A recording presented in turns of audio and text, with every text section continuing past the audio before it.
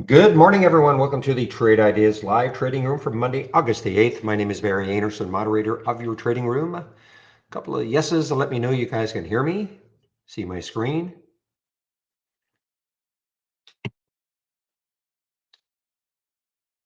Yes. Thank you, Zen. Guys, tons happening this morning, especially on the upside. Of course, with the bill passing, narrowly, we've got a lot of the solar stocks, the EV plays are going to be in play today. For how long? I don't know, but certainly solar. So if you take a look at TAN, the ETF for solar, take a look at TAN. If you don't want to try to zero in on a specific solar stock like First Solar, but First Solar, FSLR, I think it's over 100 now. At 107 now. So anyway, the solar stocks are alive, as well are the EV stocks. I'm looking at my gainers from the open list. I got a big list here, and losers from the open, nothing. Well, a couple, three, and that's it. So we've just got a lot of things on the upside right now.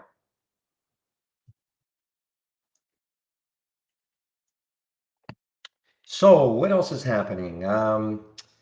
SIGA, of course, nice continuation so far for SIGA, SIGA. Little bit of a pullback, got up to almost 25, pulled back a little bit, but still excellent.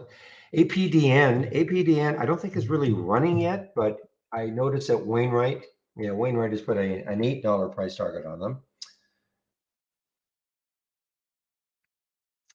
BNSO was a big list for me to get through. So BNSO.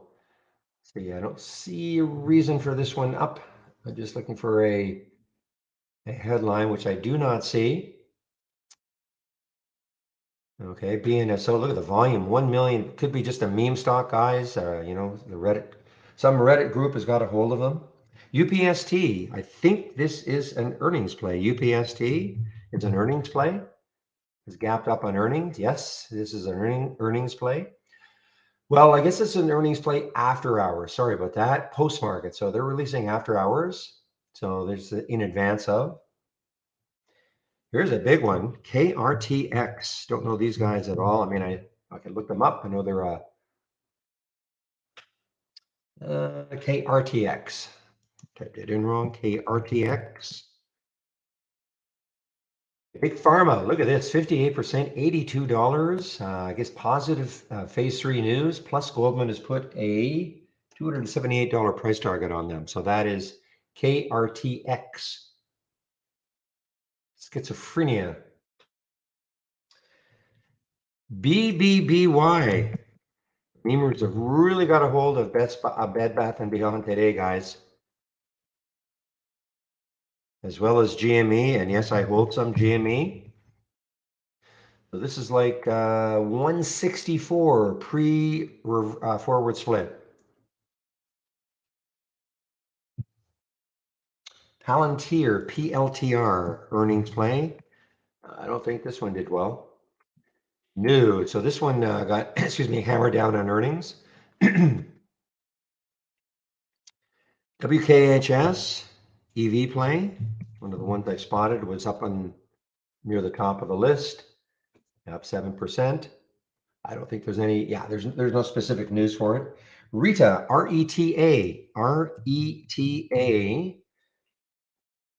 Pharma, big gap down for it, and it's an earnings play. This is an earnings play, so it's a big gap down on earnings, and that is for RETA.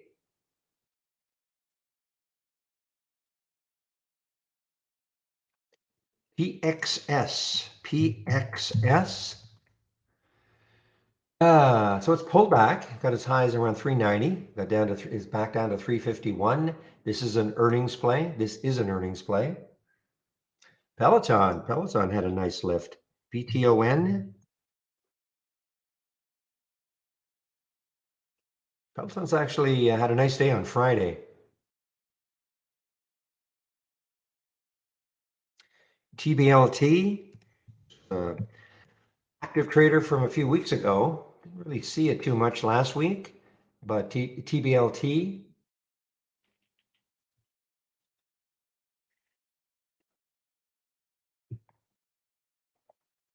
Tom Z. Fox Play.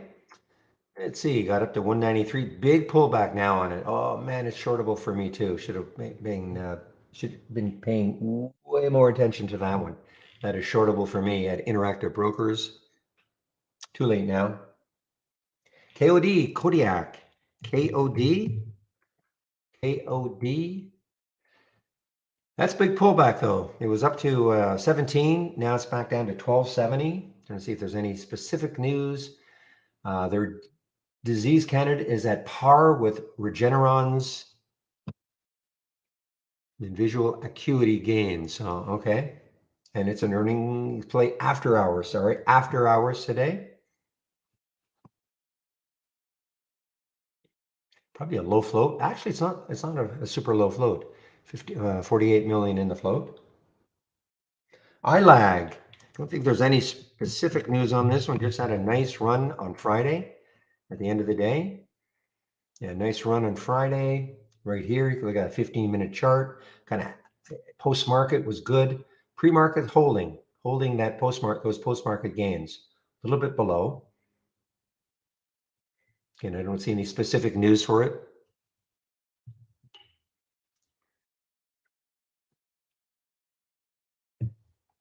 You guys are talking about Nvta.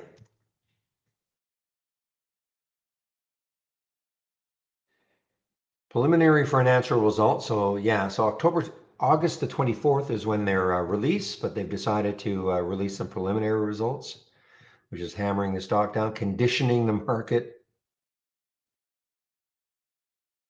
SGFI.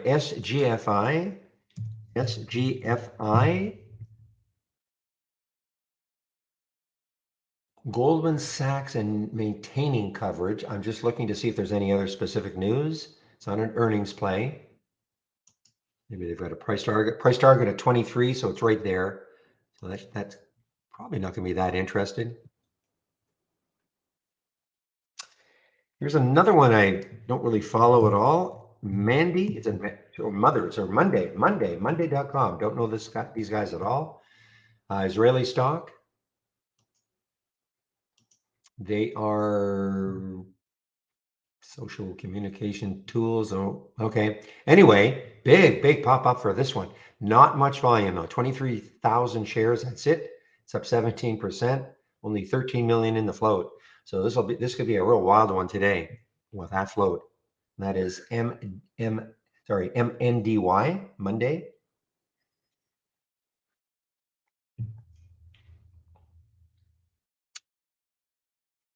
I guess it makes sense that they would release earnings on a Monday. ATRA. Let's see. They release after hours today. Don't see any specific news for them. And Blue was active, I think, on Friday. Blue was active on Friday. Actually, Thursday and Friday, pulling back a little bit. Can't remember. Somebody's going to know. I think Zach knows. This was a sympathy play for somebody for another company. I just can't remember what it was. Somebody's asking in our YouTube room what's happening with AMD, probably because of Nvidia. Okay, Nvidia is pulling the chips down or the semis down. Okay, that's my uneducated guess, as somebody else pointed out in the main room.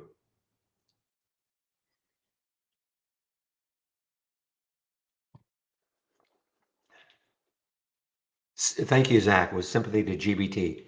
That's right, and GBT is a buyout. Thank you very much. So, guys, the trade of the week is BJ, and that is live at 70.88. So, I'd wait for the market to open. First of all, how you trade it will be up to you. It looks, yeah, I mean, it's almost at an all-time high. So that is the trade of the week.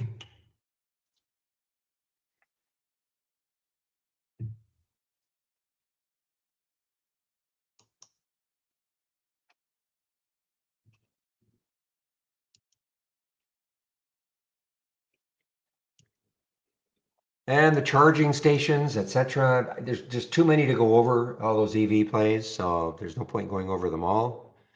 ASAN though, ASAN that was that gapped up and not an earnings play. Oh, this is the one. Okay, they're trading higher in sympathy with competitor Monday at MNDY.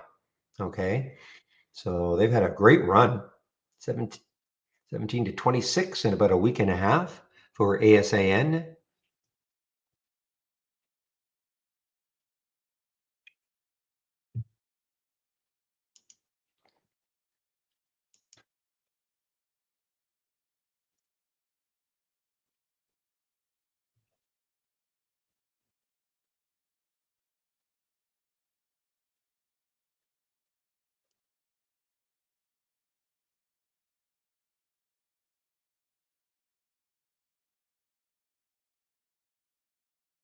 Gee, wow, no kidding. I mean, just looking at some headlines here. Yeah, Bed Bath and Beyond, ninth day in a row. One, two, three, four, five, six, seven.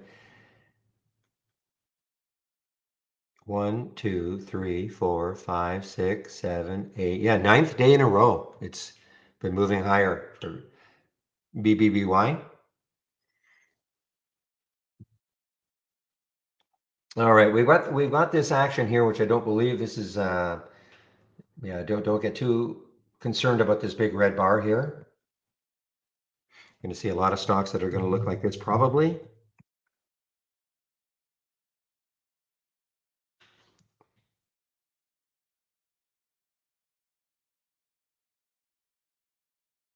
Yeah, see these giant red tails here, so don't get too concerned about that. ZLab is okay. ZLab.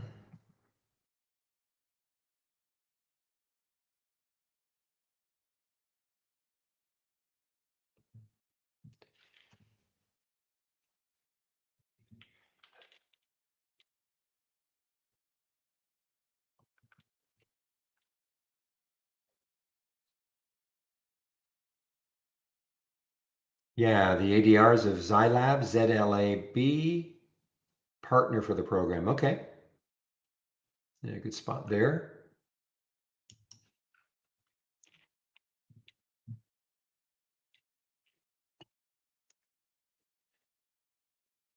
Yeah, Jim, it's nothing. It's some kind of a rebalancing that goes on, so it's nothing. Because if you look at probably take a lot of the big stocks, they're going to look exactly the same with those big bottoming tails. Yeah, they're looking exactly. There's Microsoft right there. So nothing to be concerned about in that regard.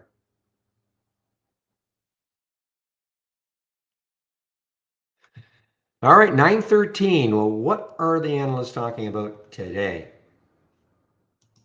in terms of upgrades and downgrades? Okay, there are a few more upgrades, but still more downgrades than upgrades right now.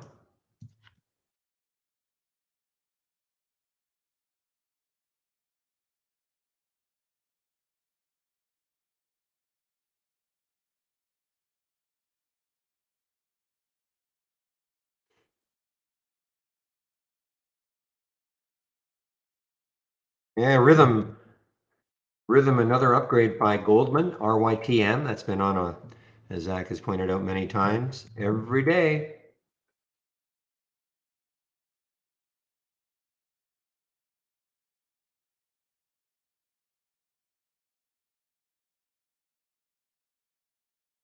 A couple of upgrades for CTVA.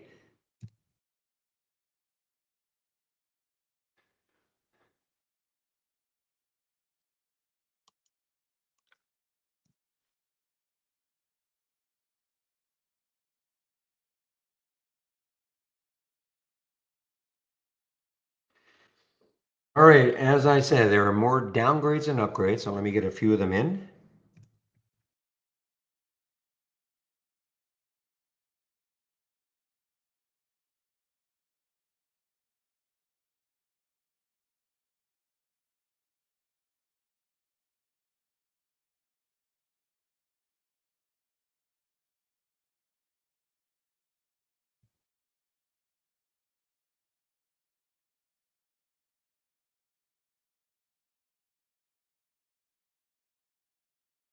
Just a few more to go.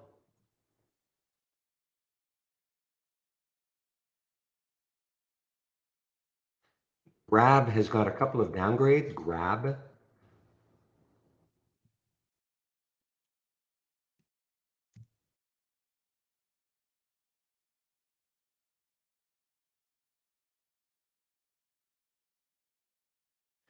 All right, there are some of the upgrades, some of the downgrades from briefing.com briefing.com this morning. It's funny, you say that about rhythm, and obviously, this is not a buy recommendation, but every day when it keeps going up, okay, it must be extended now, maybe today, maybe today, maybe today, maybe today. It's amazing sometimes.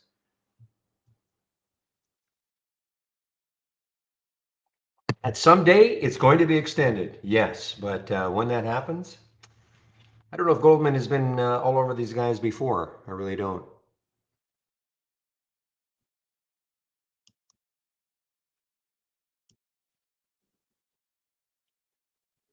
All right, let's take a look, excuse me, at the major sectors. I haven't looked at the price of oil at all, so I'm not going to predict where I'm going to see what XLE is doing. So what you're seeing here, these are the major sectors.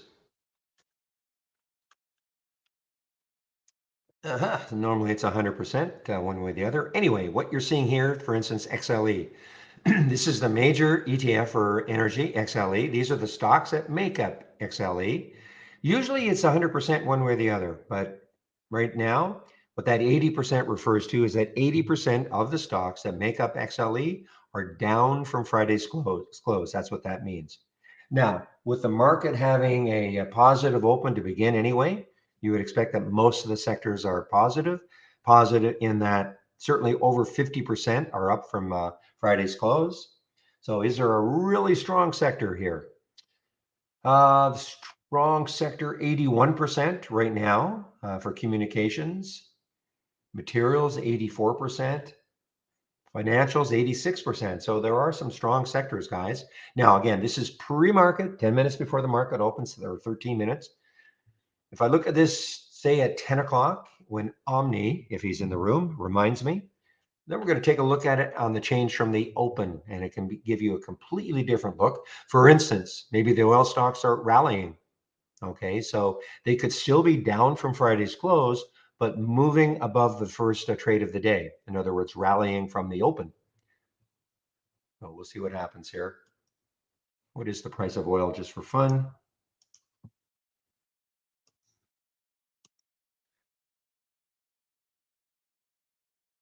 Yeah, 87. On 87, I'm on a bit of a delay, but hey, give me one moment, please.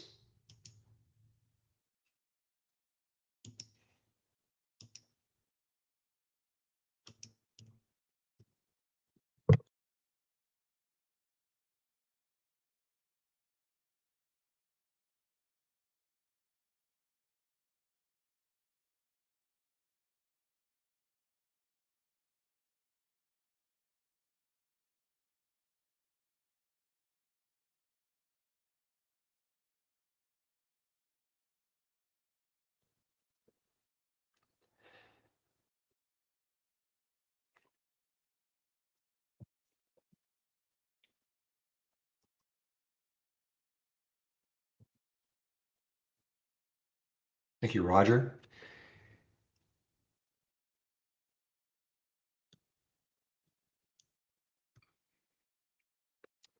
Okay, so well, of course, I'm going to wait for my races to start, guys.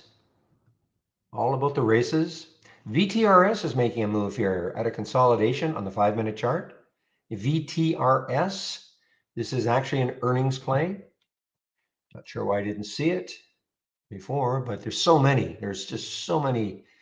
That's either earnings or news about solar or EVs, and then just other companies having specific news. Lots of activity this morning.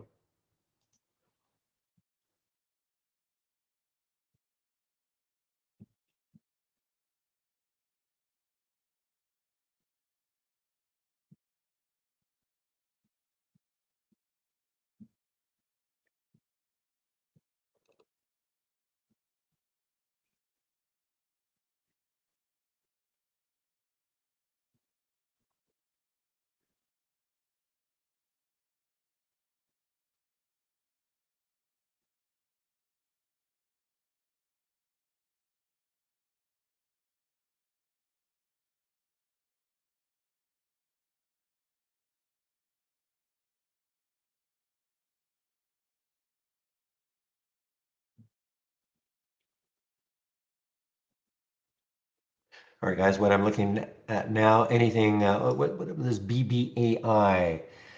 BBAI was very active last week. Of course, it got all the way up to 434 and it pulled way back down here. So this actually has earnings after hours tomorrow, BBAI.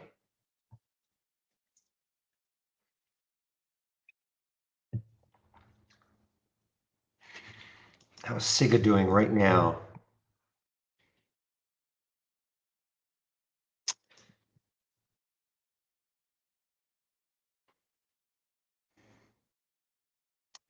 This is a big float, 1.2 billion in the float. So this is going to take a bunch to move it, but it is an earnings play, VTRS.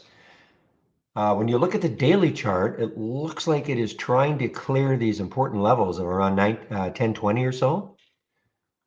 And the next high in the weekly chart, 1023, 1033. I mean, I just don't see it having enough room with that float. 1.2 billion in the float. That is going to take a bunch to keep moving it.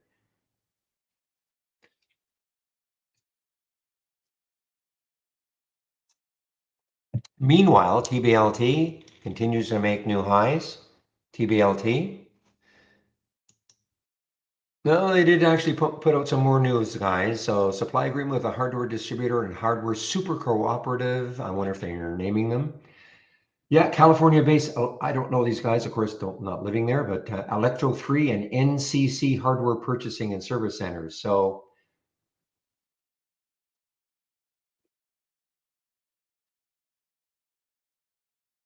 they're increasing its presence in Spain's hardware marketplace.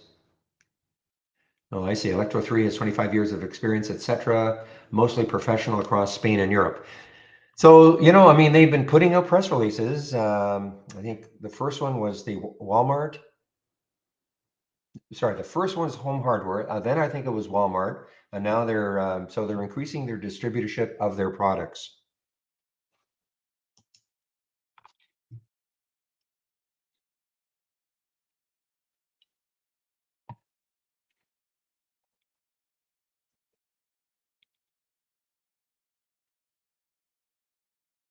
EBLT. So what was the high? Next high is looking left, 763, and after that, 845. So let's see if this keeps moving. Low float, of course. This one, has the capabilities of doing something really crazy. Sort of have this MEGL. I wonder if this is kind of it. MEGL. Nice spread, 190, 200.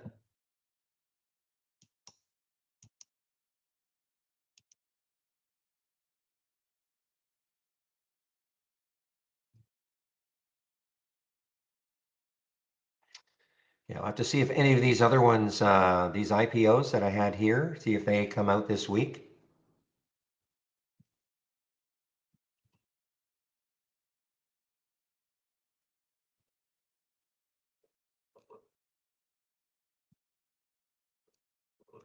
Okay, guys, if you want to follow something that has just been really, this is sort of obviously their competitor, this is BBWI. I'm assuming it's a competitor.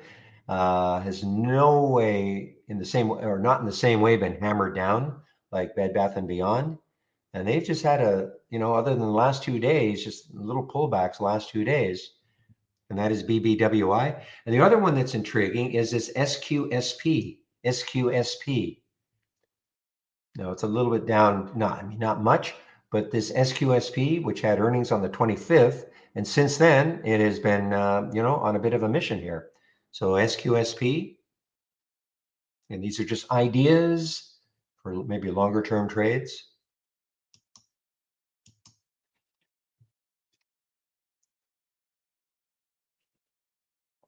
And this TH just keeps hanging around, just hanging around. Had a great month last month. Has really done nothing this month. It's not a low float. I mean, it's a low float, 26 million. So I'm surprised that it's just kind of stalling here.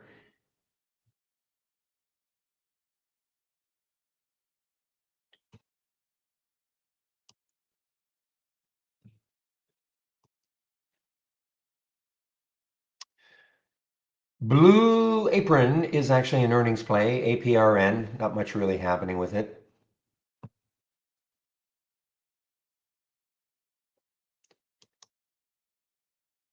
Party City Holders, or Holdco, this is another earnings play, PRTY, nothing's really happening with it. Just looking at some of the other earnings plays that haven't, now Clovis is an earnings play, look at this one, CLVS, got hammered down, almost an all-time low.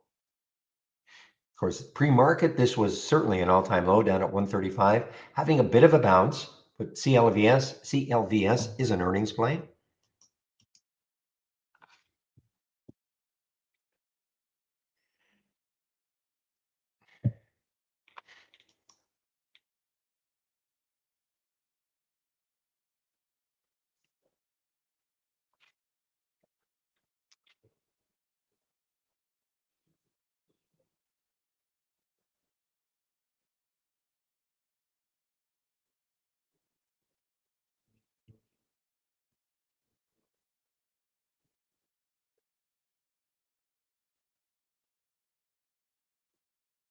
ASAN, guys, continues to make new highs pre-market. Sympathy play with Monday, MNDY.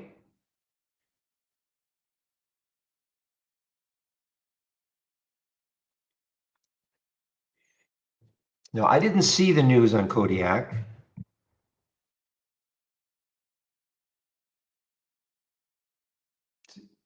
Now I see it. Yeah, 29% on the eye treatment study. No, I did see the news. Yeah, Canada on par with Regeneron's Eylea or Eylea. I did see that news. But yeah, that was the problem though. I mean, look, got up to 17 pre-market, back down to 11.55. That's a big, big sell-off. And shoot, that was also shortable for me.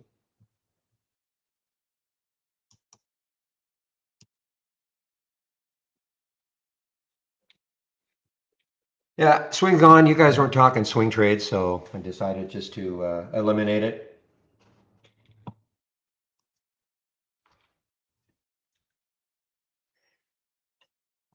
Makes it easier for me to keep an eye on what's happening with just really two tabs.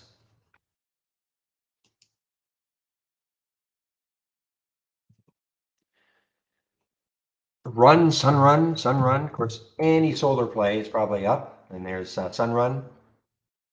But if you don't want to play a specific stock, you might just want to take a look at TAN, TAN, solar ETF. May not be quite as exciting as obviously an individual stock that is running, but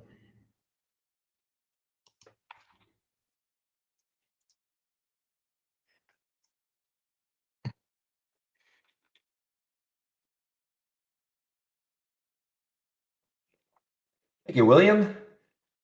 1 minute to this open, guys. So yeah, let's have a great start to this trading week. Last week was super exciting. I anticipate exactly the same. We've got tons of earnings plays.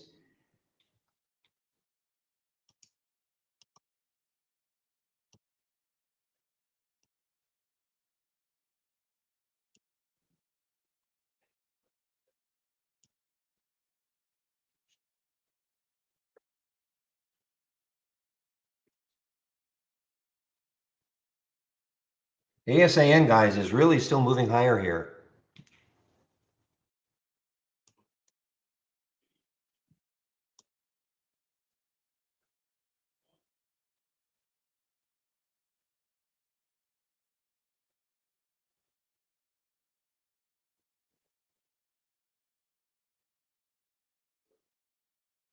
All right, we are now open.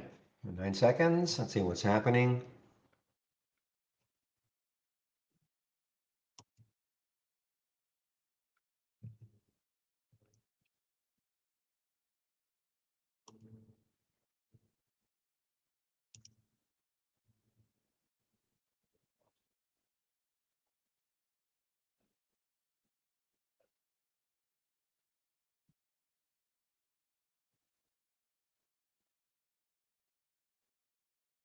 All right, Bed Bath & Beyond making a high, a market high.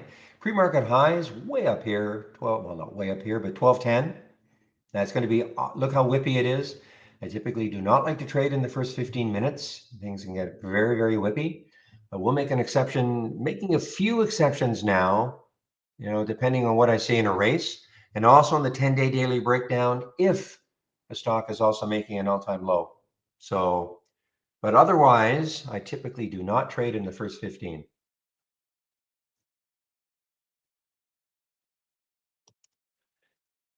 Bonso, BNSO. Actually, it's starting to move down.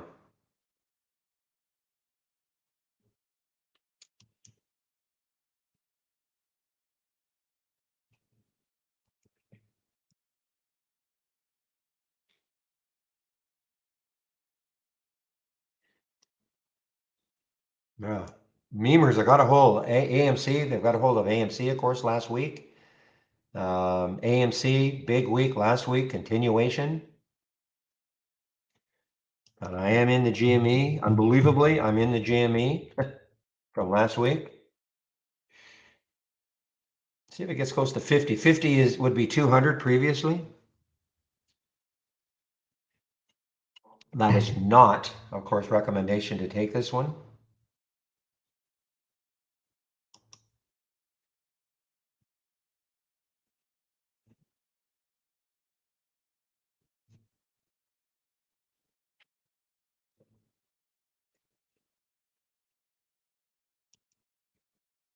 Yeah, wow, the memers have just really, really, now they've got a hold of it.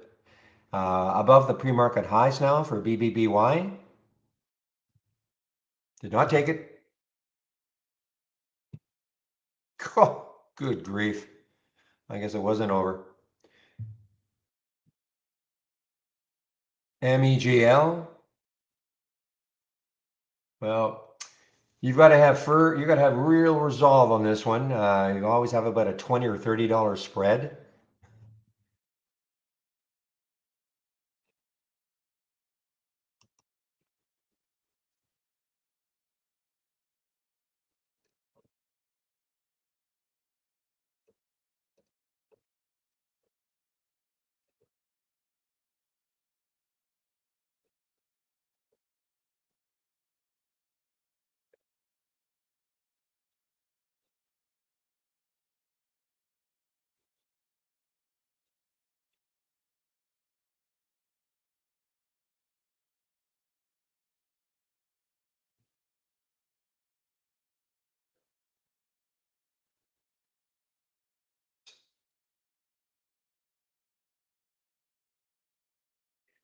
Crypto, guys. So, boy, last week's trade of the week, Riot.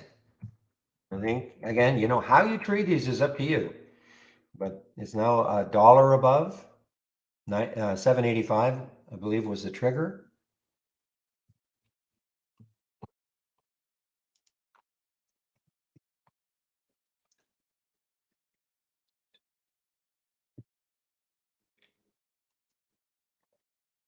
Look at Kodiak now, guys. KOD. Look at Kodiak now, really starting to give it up. That was shortable too. Wow, what a short that would have been. 17 down to 10 now.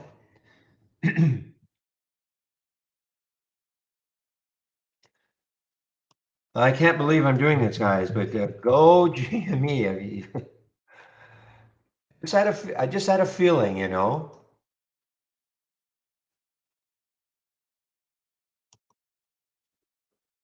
Once they did that forward split, that there'd be a lot of people maybe wonder. I mean, it makes no sense. I know, I understand, but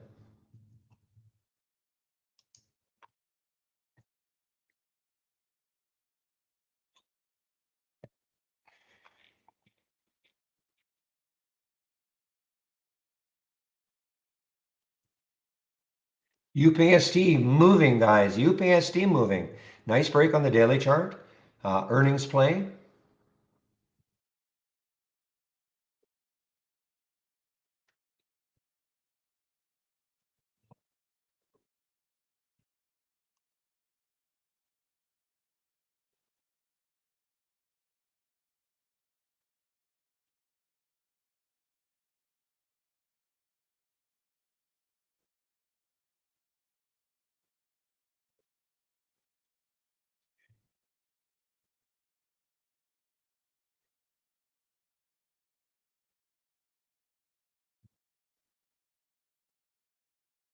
WTI, just looking here, WTI, another earnings play. See how many earnings plays we're getting now? Friday, David, Friday on GME. Said in the room, I was embarrassed, but it's just a stock play. Whoa, GME just got halted. Oh my goodness, GME just got halted.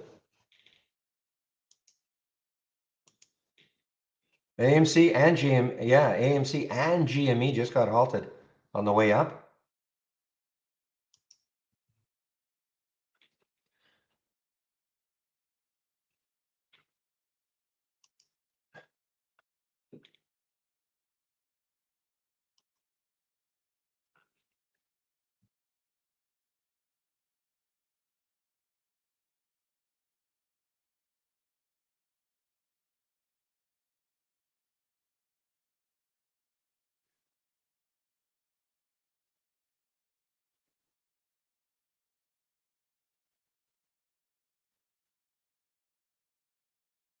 Okay, let's take a look at the market. So the NAS is up, Dow's up, SPY's up. Okay, no disconnect. So that when Nvta, it could have had a big effect, of course, on NAS. Not too much right now, anyway. Nvidia trying to recover a bit.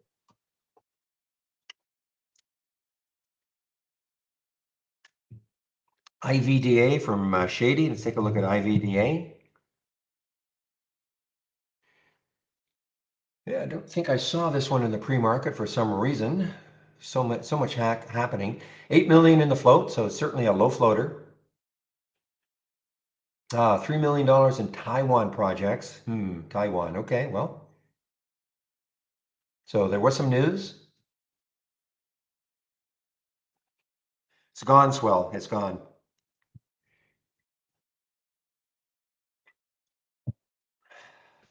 And that's all I'm going to say about it.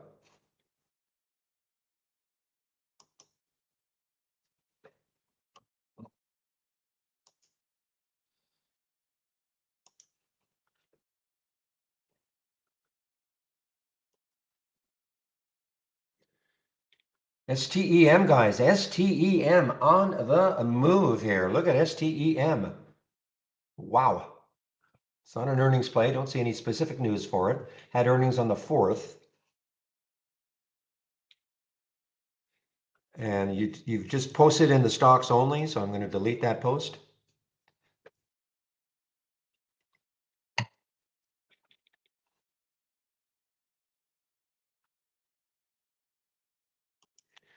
So there's ILAG, guys. ILAG again from Friday afternoon, late, and then after hours. Look at SIGA. Boy, it's all over the place. I think it got up to about 25, and it's dropped a couple of dollars now. Yeah, so it dropped a couple of dollars now. It looks like it's resumed. MEGL looks like it's resumed. Hard to really know what to do. Well, you, you've got to hope then if you buy this thing, you've got to hope that it goes to like $300, $400, $500 because you've got that spread to deal with.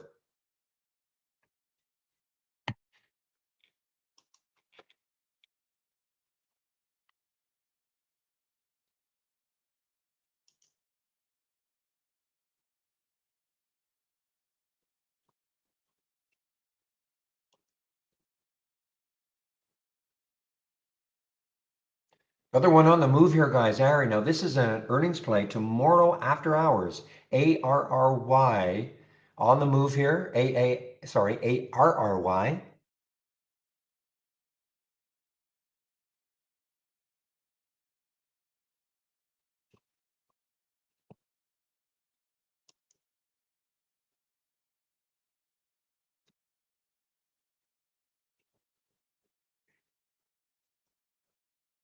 Okay, FTCI guys on the move, coming right into that 200-day moving average. 549, 550, the price right now. FTCI, and this is a solar play. FTC Solar. And AUI partners to shorten the build times. Okay, so this is a solar play, FTCI, but it's right at the 200-day moving average.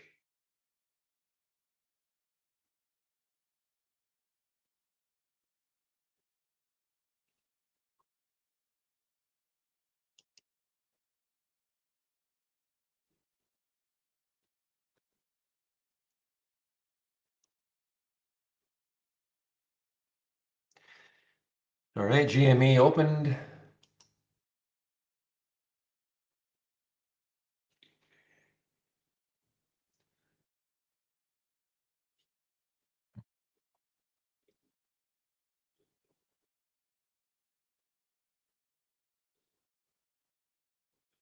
HCAT on the way down a little bit, HCAT on the way down a little bit, challenging that whole number of 11.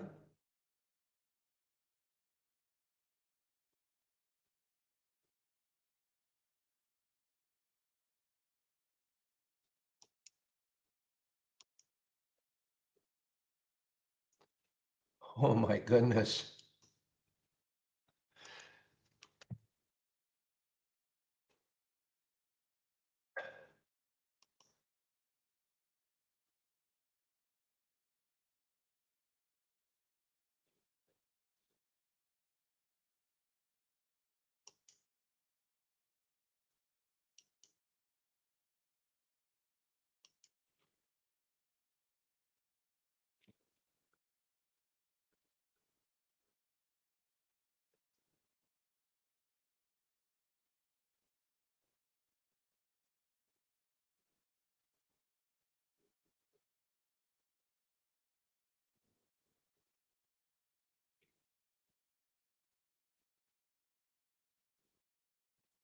All right, guys. Bed Bath and Beyond, probably a pullback by now. Yeah, a little bit of a pullback by now. Wow, big pullback actually, guys. I mean that again, that's why I don't like trading in the first 15. I mean, look where it got to. It got up to 1325 and it's pulled back below 12. That's a big percentage pullback. My opinion, my advice, I mean, if you're new to trading, I wouldn't trade. If you were new to trading, I wouldn't trade in the first 30 minutes, believe it or not. But I typically don't trade in the first 15 unless I see. Oh, look at Revlon now. REV. Boy, this is interesting because it is the next high looking left is 1074 for Revlon. Next high 1074 for Revlon.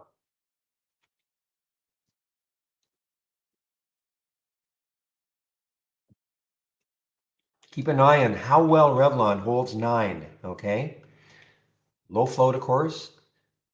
Now, I don't know what people are expecting. Probably not not much. They have earnings tomorrow after the market closes. Can't imagine, the market is expecting very much. SIGA is really taking it on the chin now, guys. SIGA really taking it on the chin here.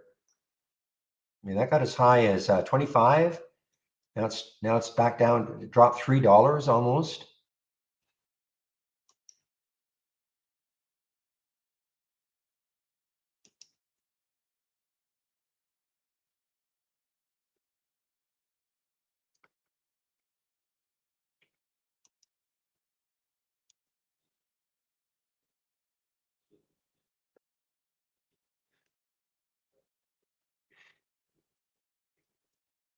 Market is surging though. Market is surging here. Look at this.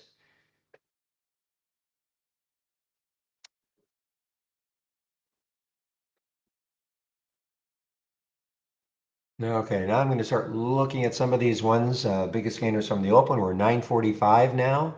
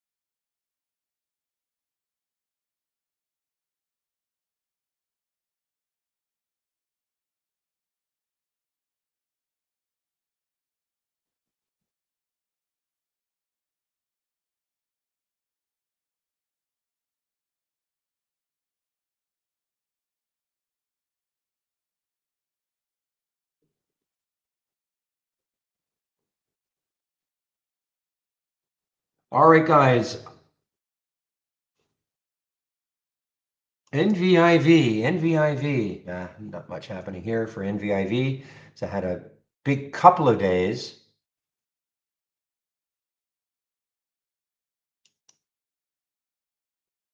You know what? Beyond Meat continues its recovery. I mean, that's a massive recovery. Low on Friday was 30, and now we're at 43 for Beyond Meat, BYND. Well, we can make fun of it, but boy, oh boy, this has really had a nice recovery for BYND.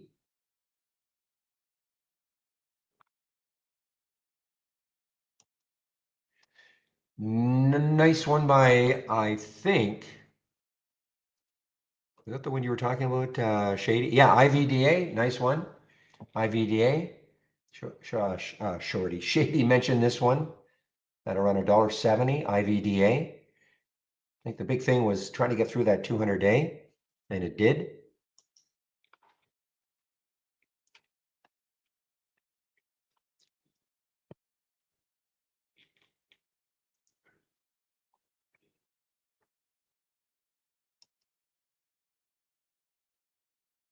Okay, guys, FTCI, let's see what it's doing at that 200-day moving average. 549 is the 200-day, 549. It's struggling to get through it, and this is shortable for me.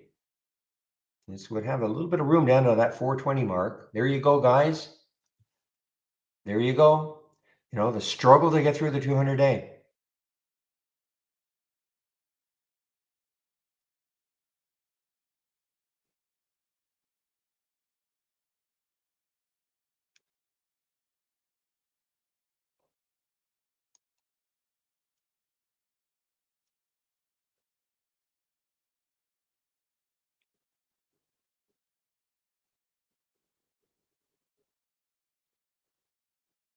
Sono on the move.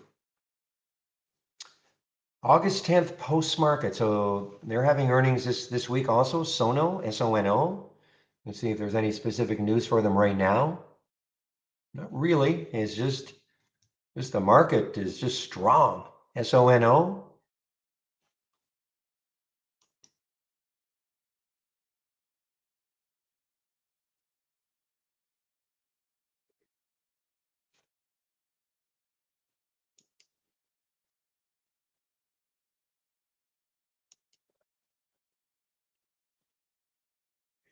All right, keep an eye on Sientra, S-I-E-N. Another one having earnings later this week. What do we see when we look left? 160. Let's see. Yeah, to me, there's just too much resistance. You know, it's not a crazy low float, so it's going to take a bunch to move this. I don't see any specific news on it either.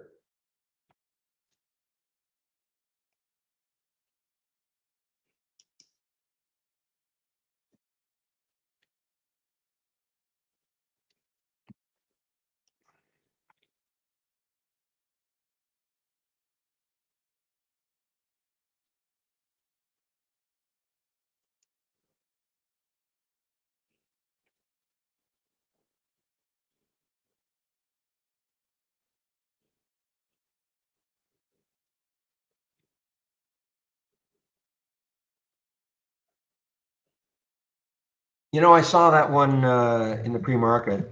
These are the ones who do stream. Is this this is not an EV play, right? This is streaming in Spain and oh, have they changed? Have they changed their business model? I could have sworn these guys had something to do with streaming. Well, yeah, mobility, media. They were streaming stuff in Spain football, I think. Now they said, okay, why don't we join the EV play? Okay, why not? Or become an EV play?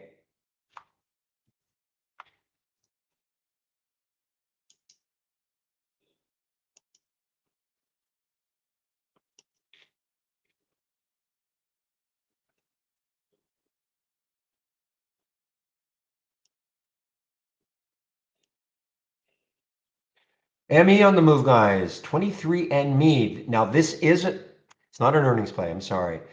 After hours today, an earnings play. ME. So, in ahead of earnings, this is really ripping here. It's a big float though, $250 million in the float, ME.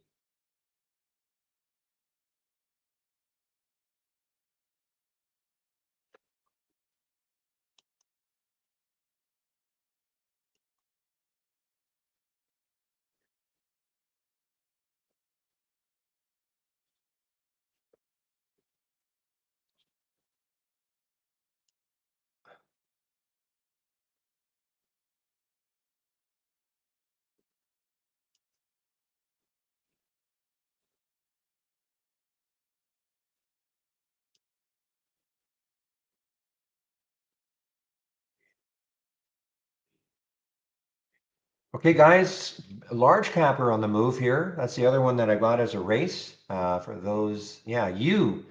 And this is an earnings play again after hours tomorrow.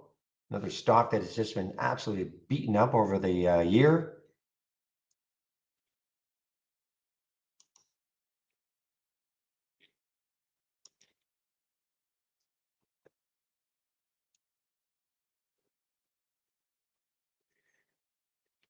Another one just romping here. Ally, ALLY.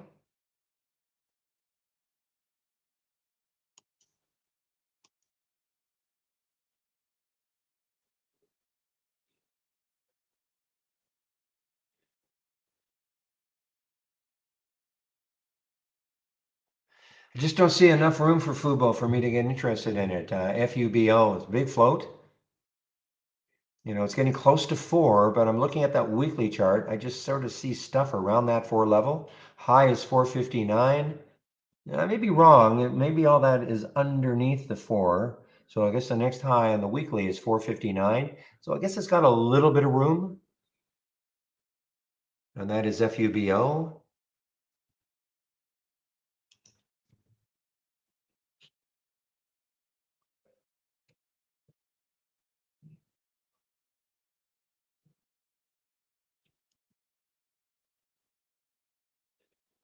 Um, Maybe IVDA. Shady called this one early. This is low float madness. 8.6 million.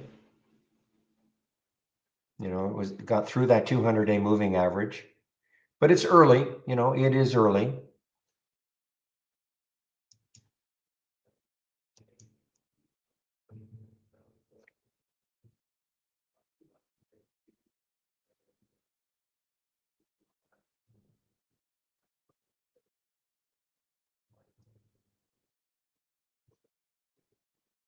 All right. Well, okay. I thought this was on the way up. Good. Well, I should say good. But AMTD on the way down now, guys.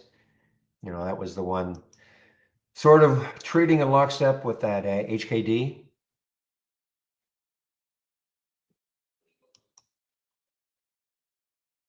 Yeah. So, I mean, I think this has got to be over. MEGL and halted on the way down.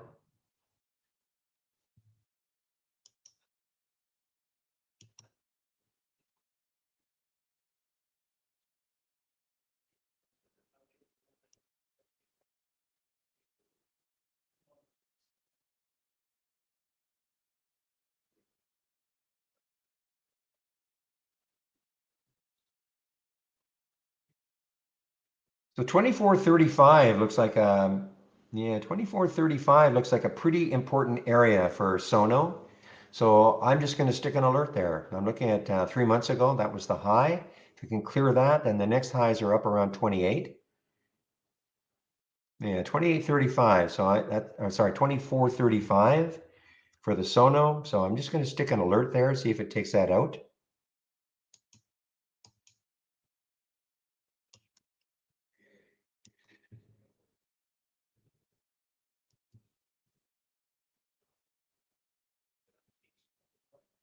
Pets, PETZ, guys. This was super active a few days ago. Got up to 313.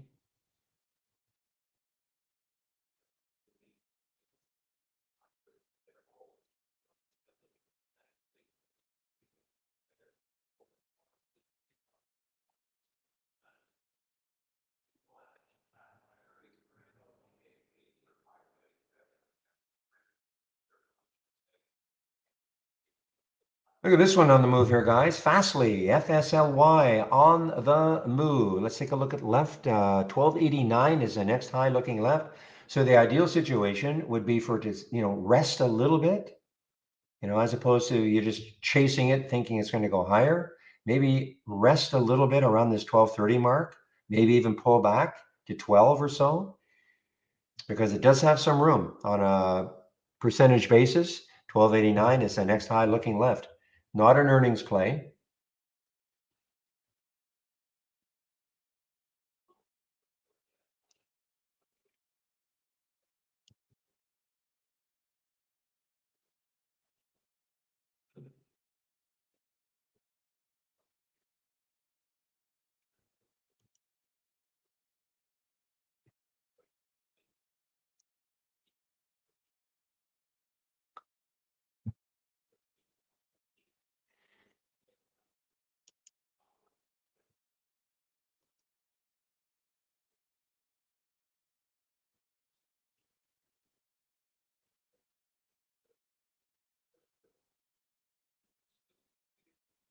Well, that's why we wait, guys. Look at the alert I put for FTCI. I put the alert up here around 550. It did not take it out. The 200-day moving average is 549. That's why I put that alert at 550. Did not take it out. Now it's down through the VWAP also. Using the races in conjunction with price alerts will save you probably a lot of grief. Let the price come to where you want it to.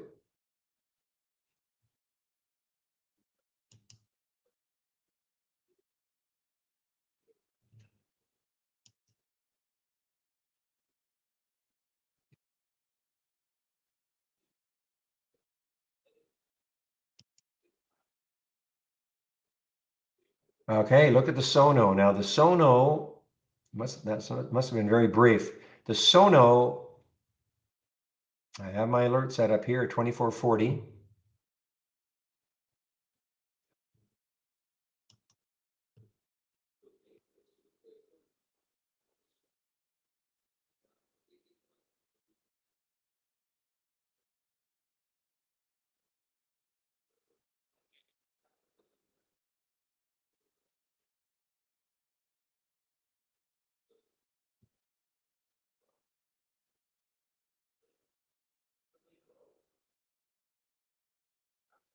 Boy, this Diebold, DBD is super interesting over 5. Just look at it. Look at the next high in the monthly chart is 687. Next high in the weekly chart is around 528, and then that 6 level. So, boy, if it can find its way to get over 5 and hold and then start to run from there, it's not a low float.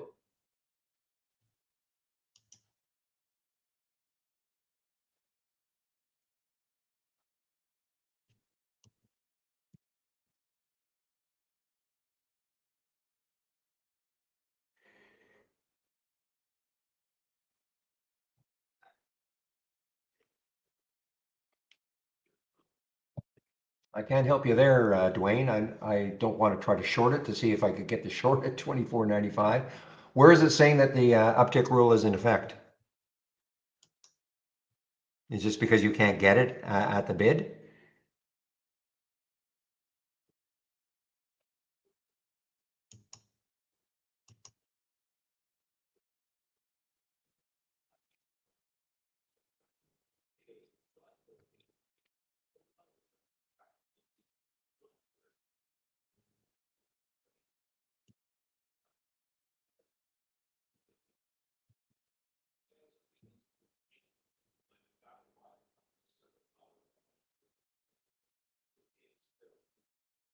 Groupon, GRPN. Okay, this is interesting. Over 14, low float, has earnings after hours today. Okay, so it's a little bit over 14. The next high looking left on the weekly chart is 16. So this is an interesting one in my opinion. Let's see how well it holds 14. Okay. And again, it's a reasonable low float. So this could have some movement. It's not a lot of volume yet. It is 5.7 times normal. Maybe in anticipation to tomorrow's release. of earnings after hours.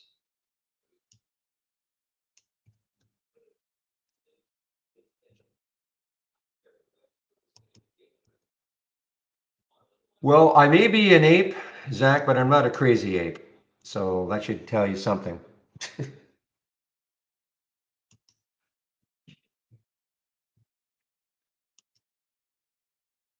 Oh yeah, no, no, no. I'm not.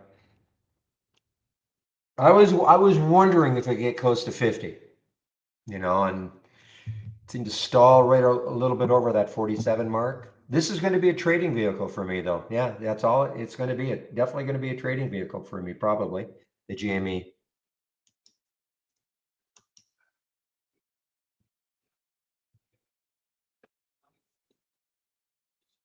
Look at Siga. Siga's just really taking a header here.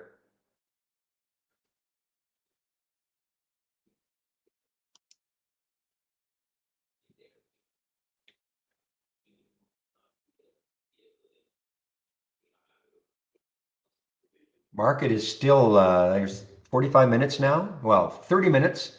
We're 2 minutes into the third 15-minute candle.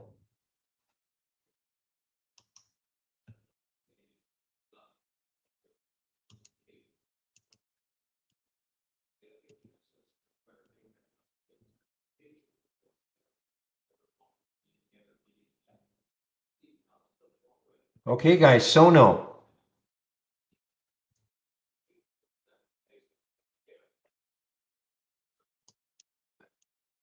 Sono, Sono. Big level for it to try to hold and maybe move from here because it's got the room, got some room. Sono.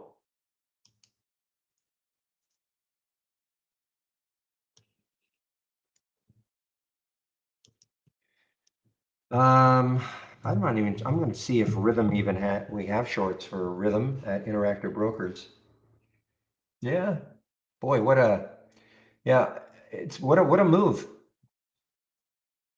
$12, basically a double in 5 days, less than 5 days. I mean, this is the fifth day, but we're just starting.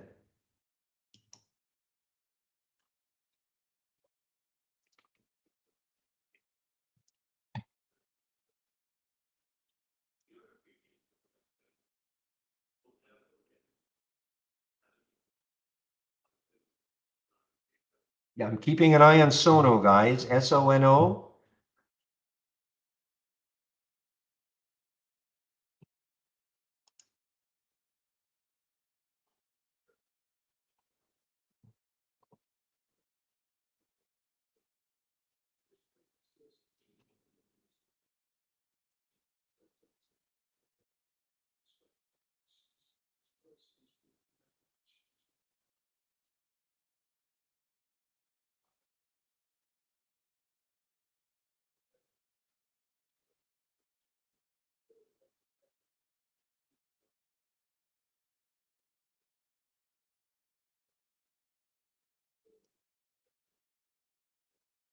Wow, TBLT continues to move on more and more news. Their products being picked up by various distributors now around the world, Spain and Europe. TBLT.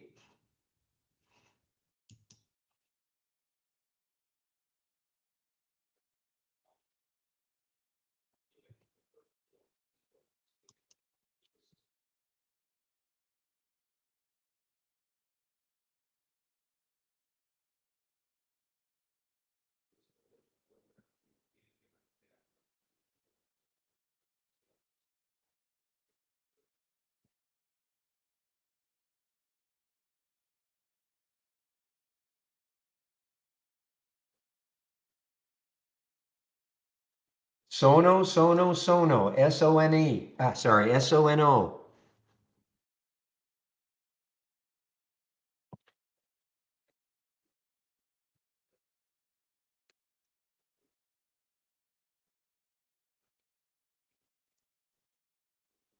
Remember, I can't tell you what to buy, guys, but I'm just pointing with some opportunities. Time for a sector status check. Yeah, why not? I'm just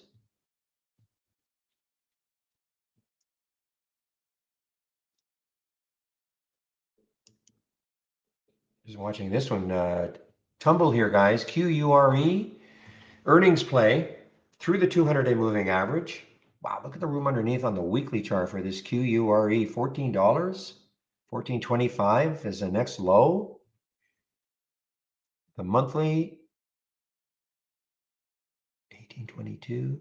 So 1822 is the next low on the monthly chart for QURE. After that, I mean, this has got really no support. QURE.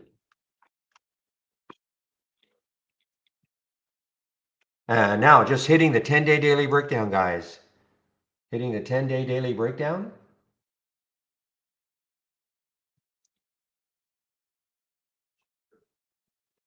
Okay, let's take a look at the sectors now in a different way from the open. Now let's see what happens, especially energy. Most of the, I mean, because the market's still strong. Now look at this. So if you recall, if you were here about 10 minutes before the market opened, and we looked at the major sectors, and we looked at XLE, and at that point, 80% of them were down from Friday's close. Okay. So obviously oil has rallied a little bit. I am not looking at the price of oil or anything like that, but right now 95% of the stocks that make up XLE are above the, now 100% of them are above the open. Okay, above the open, their first trade of the day. And there's really no, financials have weakened a bit because I think financials were about 85% above the close of Friday. So they're weakening a bit, you know, about 50-50 from the open. Look at retail. Holy smokes. I can't remember what retail was from the close on Friday, but almost 100% of the retail stocks are above the open.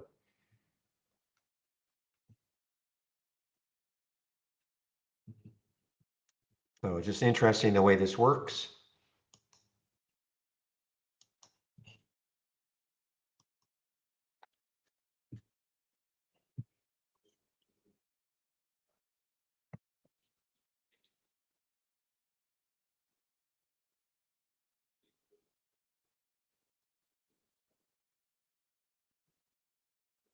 So SIEN guys, oh, it just took a little tumble. I was just going to say this is number one. It's an AI alert, but a little bit of a tumble.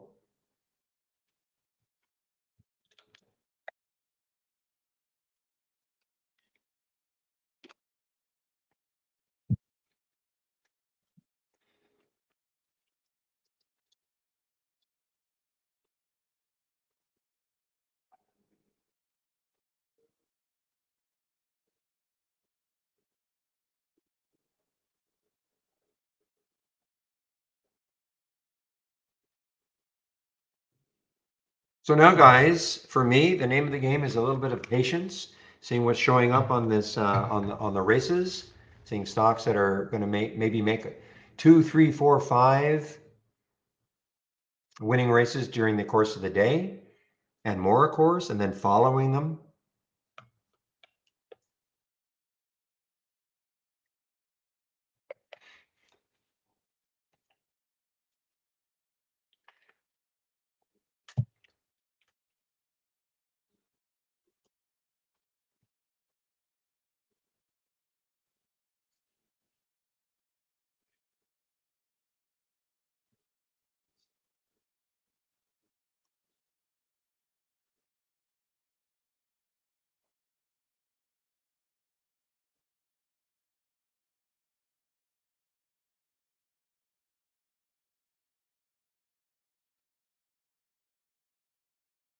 All right, guys, Sono on the move. Sono is on the move. Of course, it's a retailer, so retail is strong right now.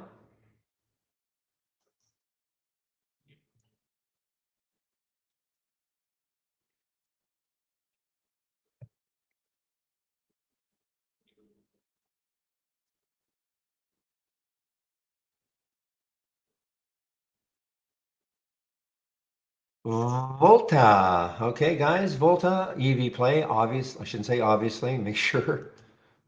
Yeah, EV play, Volta, EV play.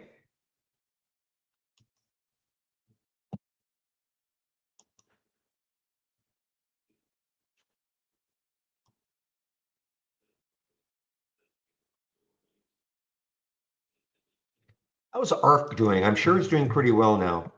I know it's bounced way off the bottoms. Yeah, look at this. Look at ARC go, guys. ARKK.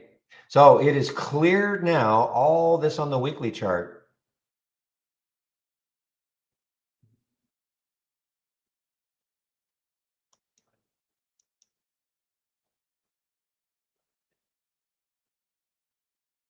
I mean, it's still a third of where it was, but nonetheless, I mean, it is crawling off the bottom here.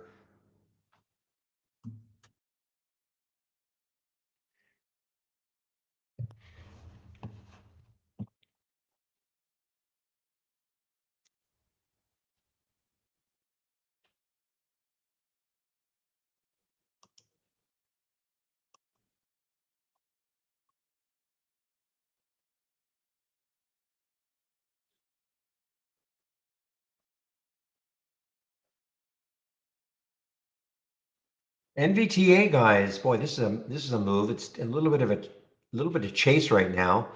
305 is the next high looking left on the daily chart. I mean, that's far enough away on a percentage basis, but I'd love to see it just kind of base a bit rather than try to chase it right now. And that's the NVTA.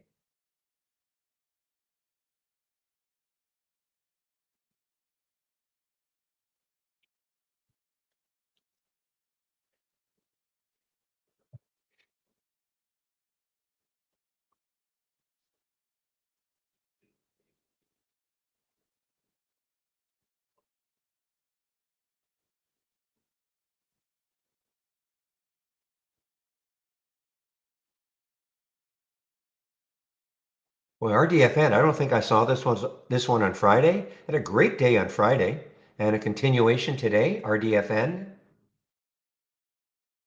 And when you look left on the weekly, 1149, 1143, 1186. So it's got a little bit of room, maybe to the 12 level.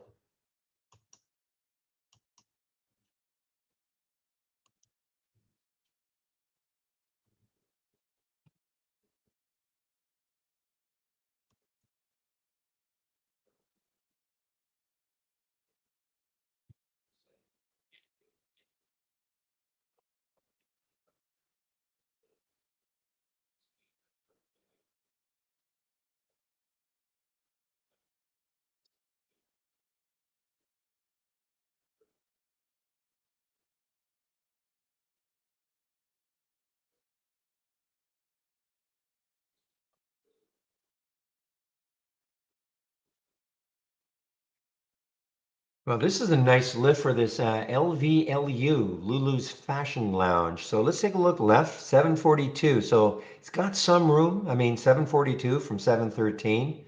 I mean, it's got some room, not a lot. I wish it were more of a straight shot to that 678 level, but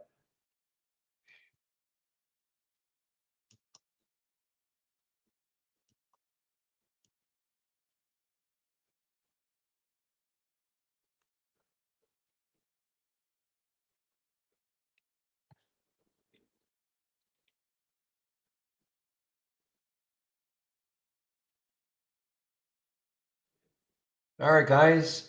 I got bounced out of the Sono. Had a little gain in it. I was looking for a lot more, so I'll take a look at it later.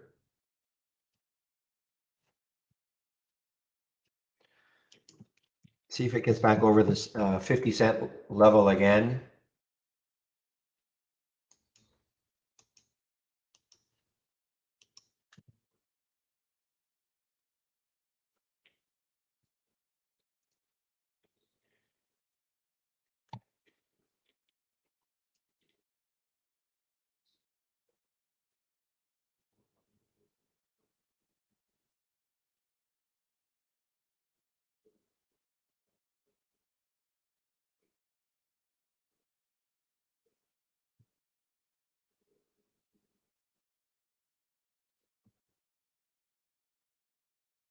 COMP, COMP. I mean, these things are just so extended right now, but COMP on the weekly chart, 468 is the next high. If it can get through that, then you've got five. I mean, not a ton of room, not a ton of room. I'd like to see a lot more room. When I say room, I'm talking about when I look left on a higher time frame, say a weekly or daily or monthly, I'm checking to see where the next high is. And if I see it, if I think it's too close to the current price, then I just take a pass.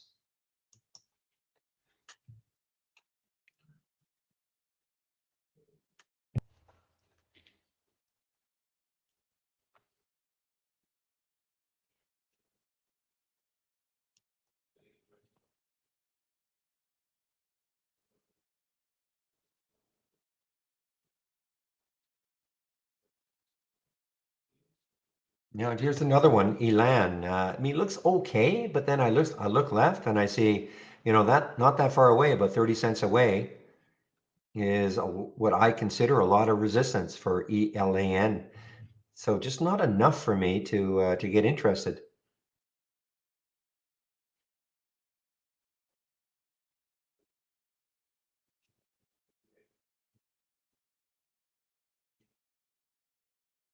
It is an earnings play. So Elan is actually an earnings play though this morning before the market opened.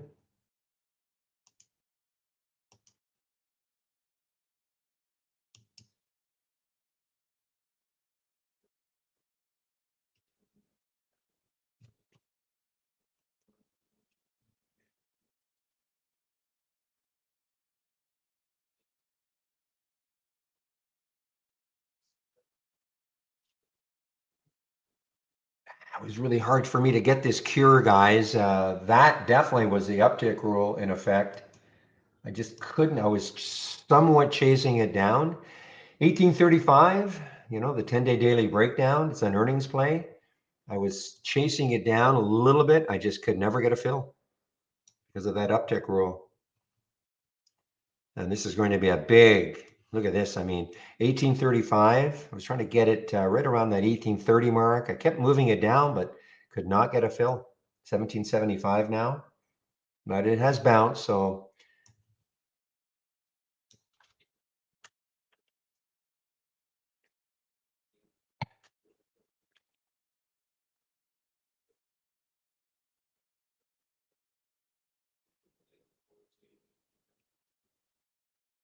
not seeing what I'm looking for right now is something, with a big percentage move. Not seeing too many right now. The IVDA is it's interesting.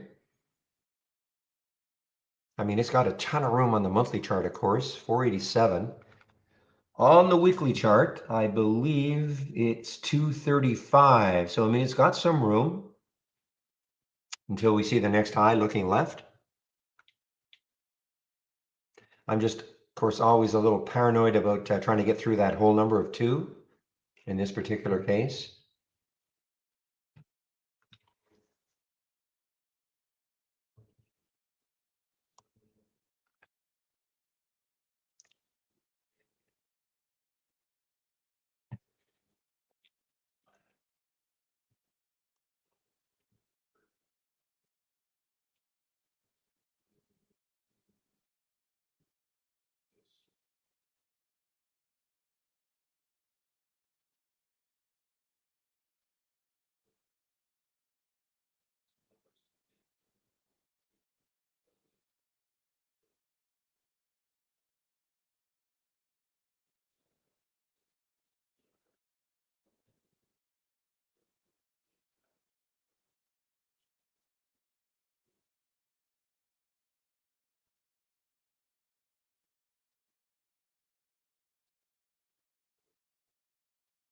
We start taking a look at some of your bouncers here, Zach.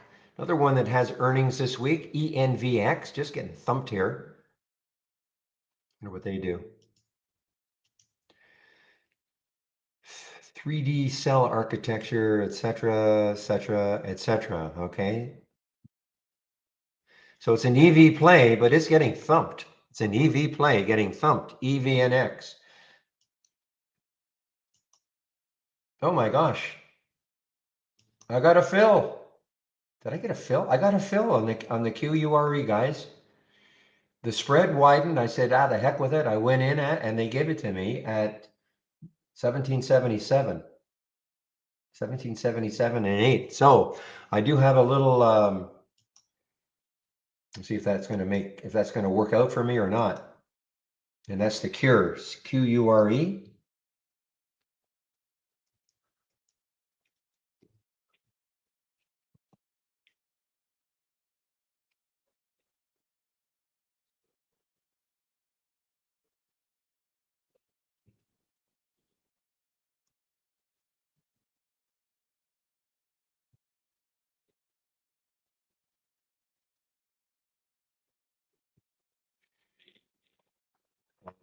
Maybe that's why they gave it to me. I'm going to try to hold on a little bit here on the cure.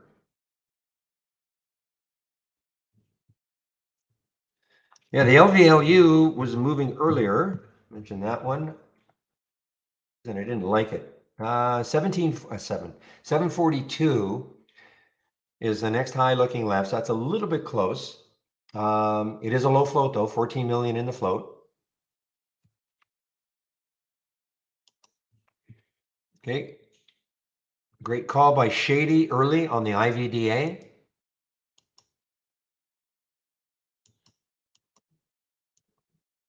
All right, that bounced me out of the cure. Maybe that's why they gave it to me. I took a little loss on the QURE. Keep an eye on it if it doesn't if 18 really proves to be a tough one to get through.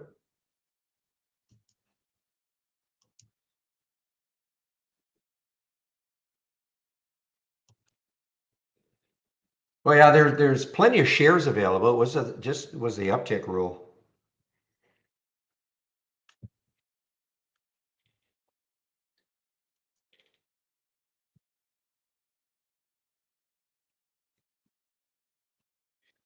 And we have boy, this one gets halted a lot. This top TOP just got halted on the or got it resumed.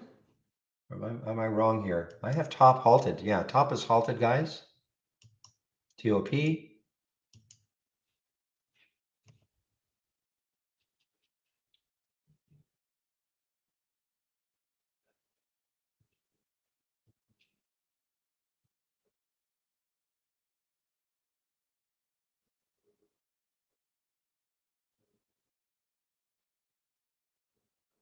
Well, is there news on this one? I mean, I know they have earning ENVX. I mean, it's an EV play. EVs are, in theory, pretty strong.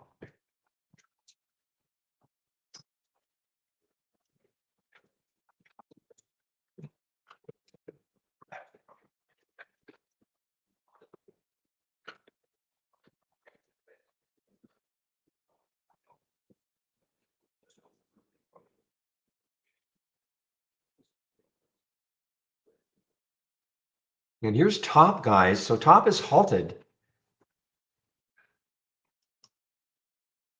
Top is halted, and where's the next high looking left? 1713. Is that right? Can that be right? Boy, this has got some room. Top has got some room. Low float, 2.5 million in the float.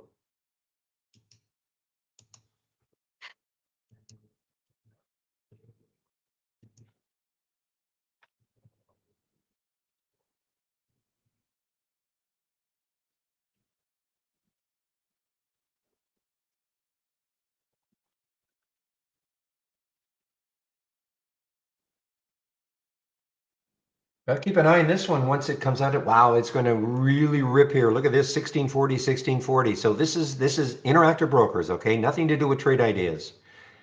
Okay, so there's the halt price for top, 1591. Projected open, 1640. I mean, it doesn't have to hold. If it's a 5-minute halt, it'll open at 1028 plus 36 seconds. So it's got another 2.5 minutes. If it's a 5-minute halt, typically they're 5-minute halts.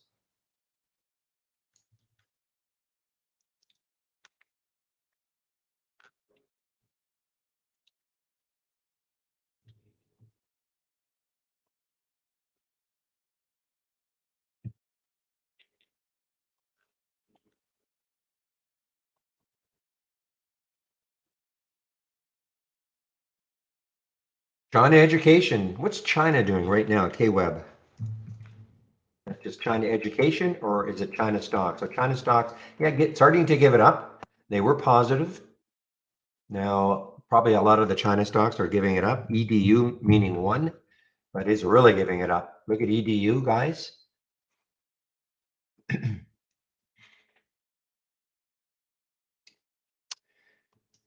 Yeah, Hellbiz is running. HLBZ on the races, yes.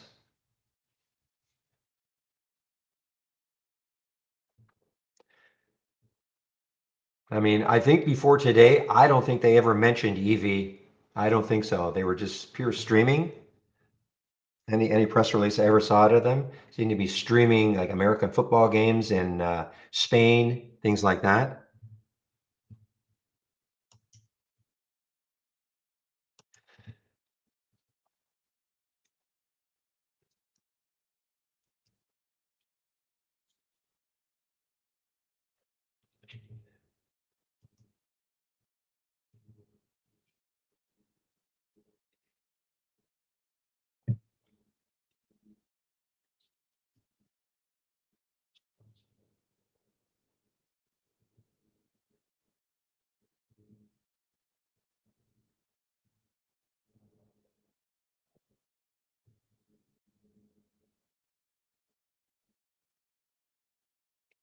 So here we are at 10, almost 10:30, and only one stock has won a couple of times, which is again a little bit strange. Saw this on Friday also, because the whole idea of creating this top list, the top 10 winners, you start to see one stock, one or two stocks that have won multiple races, into the teens. And of course, it could still happen.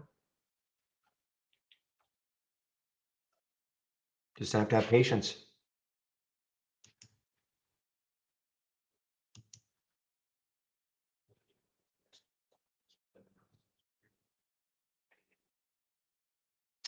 All right, guys, a bit of a lull for me now. So what I'm going to do is talk about our test drive. Man, our test drive coming up next Monday already.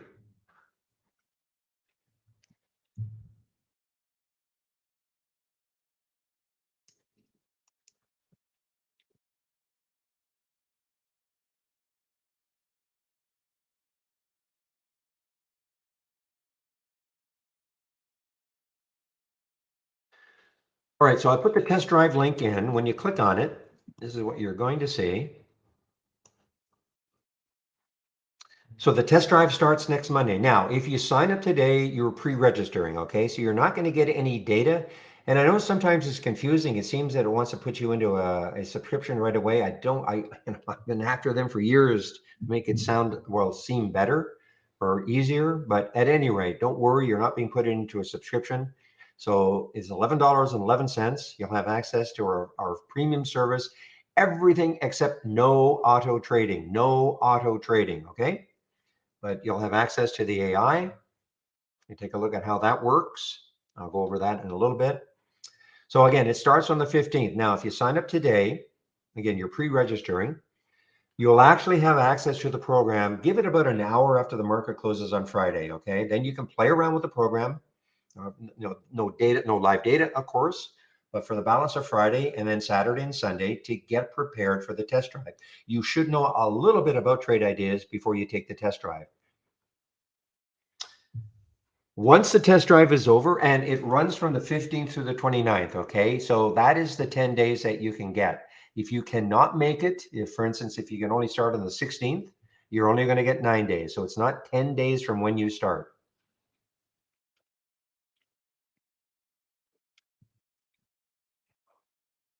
Yeah, LVLU is on the move here, guys. I'm hearing it.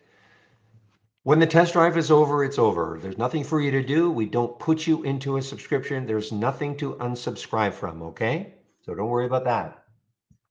We only do this 4 times a year, so take advantage of it. You think you can afford $11.11 to try us out for 10 days and go for it.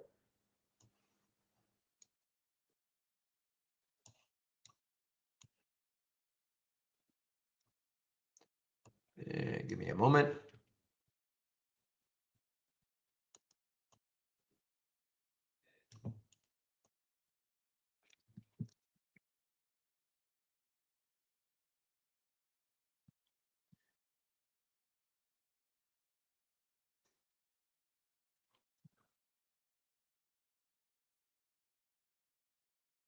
Right, I just put my homepage link in. If you click on my homepage link, this is what you're going to see. So if you want to take out a subscription right now, here's a promo code you can use, Barry4Alpha for 15% off, first month only or the entire year. Click on Get Trade Ideas, show you how much it costs. We have 4 plans, an annual premium, an annual standard, and a monthly premium, monthly standard. Annual premium is $2,000, less the 15%. That money is upfront, of course. Standard is $1,000, less the 15%, again, upfront. The big difference is the AI, which we'll take a look at in a little bit. You don't have to have an annual plan. In fact, do not take out an annual plan until you absolutely know you want the program. You can start off with a monthly. Standard is 118, premium is 228. You can apply the 15% discount to the first month only. If you maintain a monthly subscription, this is what you'll pay going forward. At any time, if you do want to take out an annual, we'll honor the 15%. So start off with a monthly to make sure you want the program. Now, if you do take out a subscription and if you're going to take the test drive, please do the Let's Get Started. At the minimum, that's what you should do. It goes over, it takes you about 30 minutes. It goes over, and there are 10 videos. It goes over the download and installation, first startup and login, toolbar and right click magic, etc. So please do that at the very least.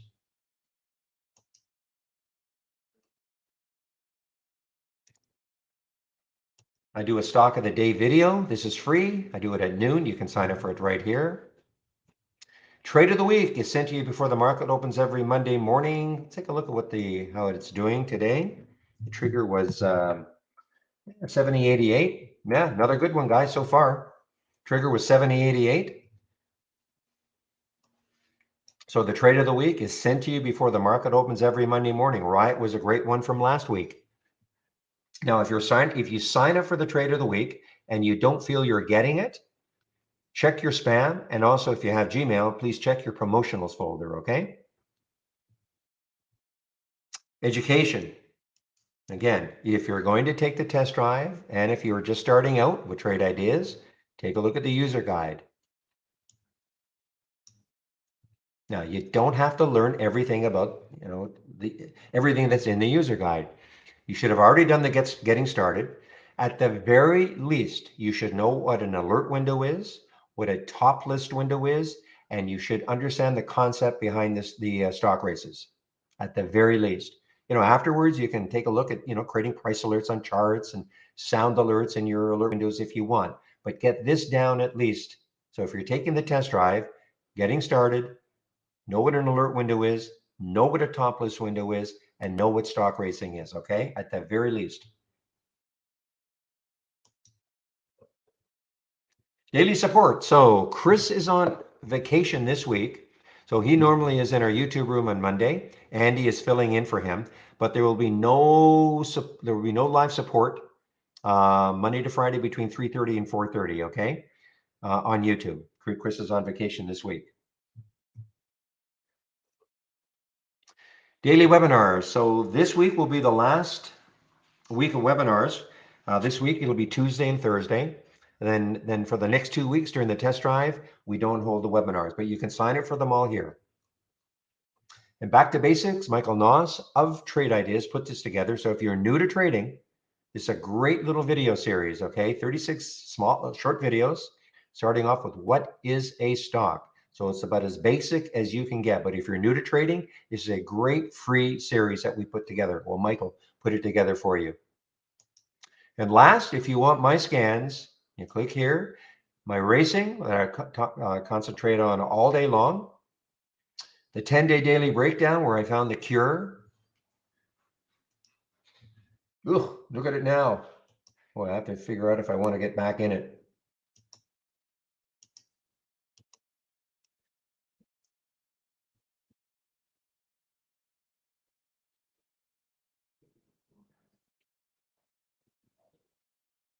Yeah, I don't think Yeah, I'm just gonna have to. I'm gonna have to watch it a little bit later for QURE, but that's where I found the 10-day daily breakdown. This is this one right there, Cure 1835.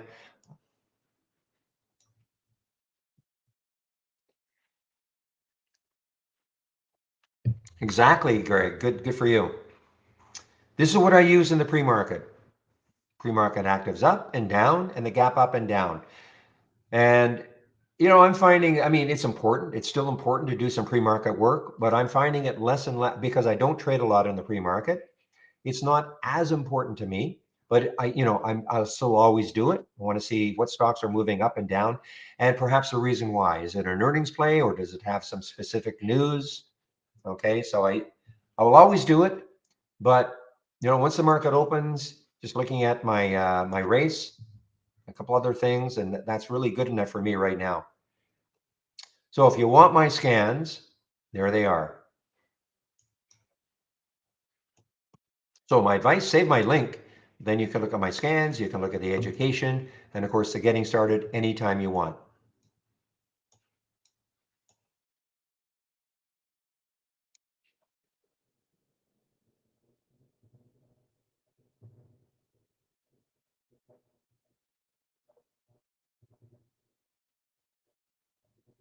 Yeah, HLBZ definitely surprised me. I have to admit, it surprised me. We've seen this one in the past, but now that they're saying they're EV instead of just streaming services into Spain or wherever, and of course EVs are hot today, so why not?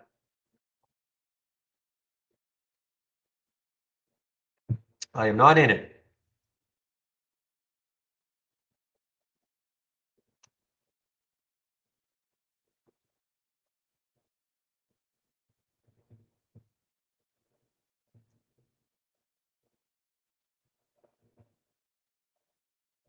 Well, this cure has been all over the place. I almost tried to get it again, but it's kind of choppy. PURE, kind of choppy.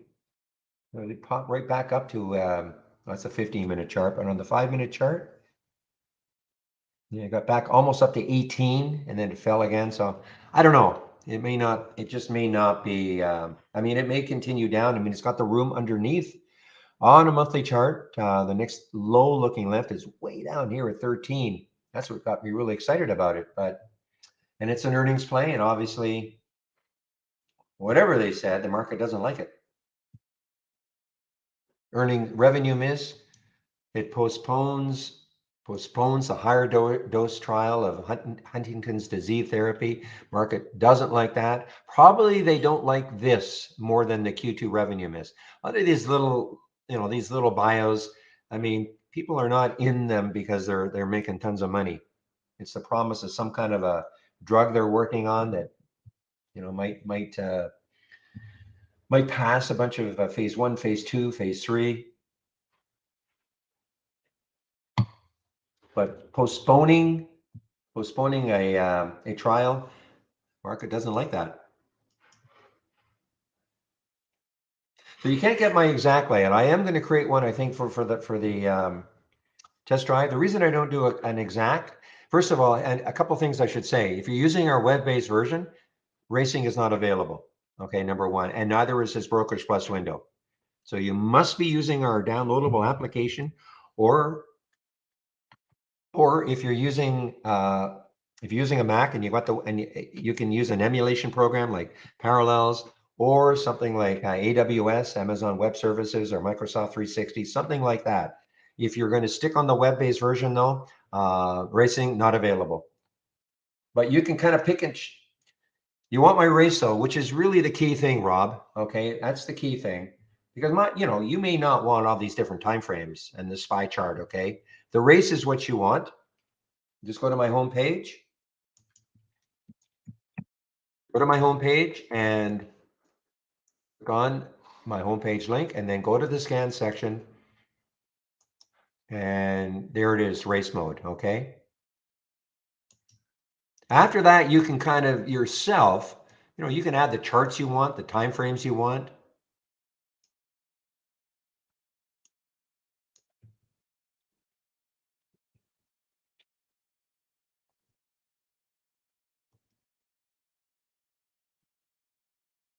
All right, TOMZ. This could get going, guys. Takes if it takes out that little high of 160, the pre-market high was 190, 194 or so. This is a POX play, so this could get rolling.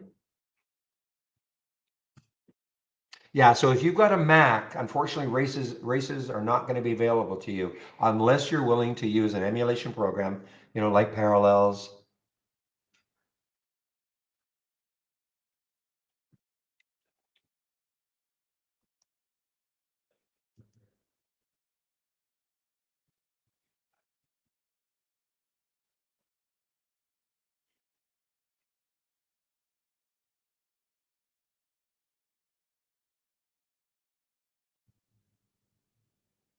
But let me go over the races.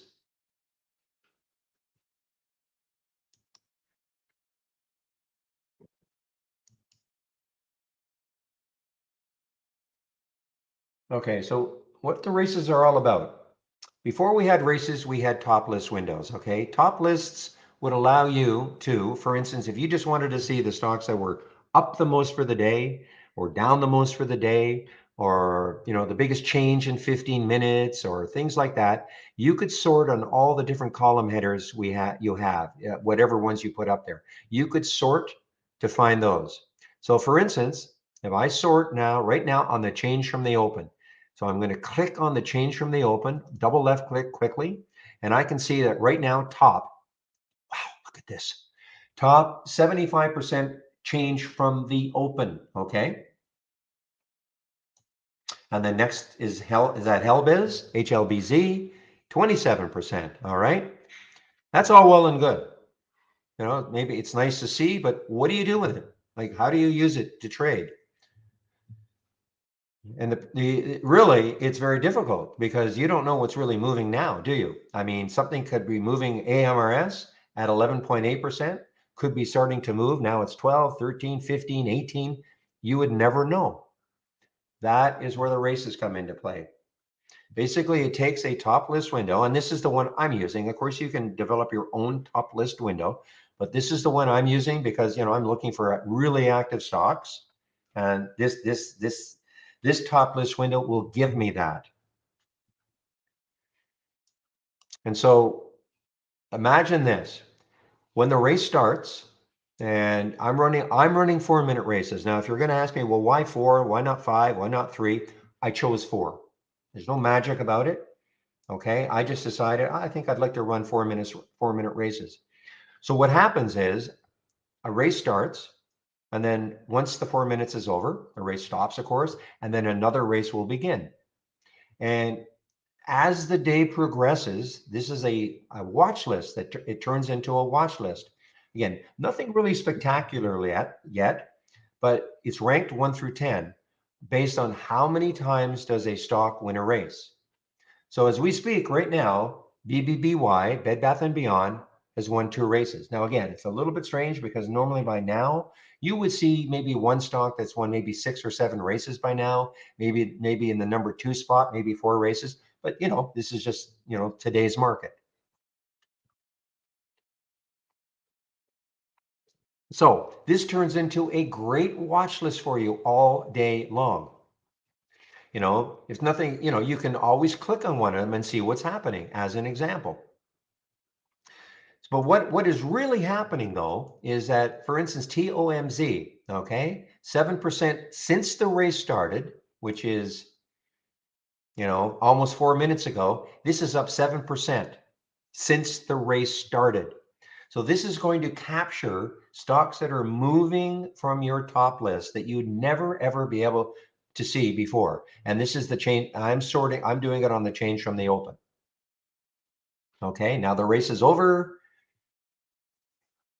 And TOMZ is floating to the top, you can see. So it has won 2 races.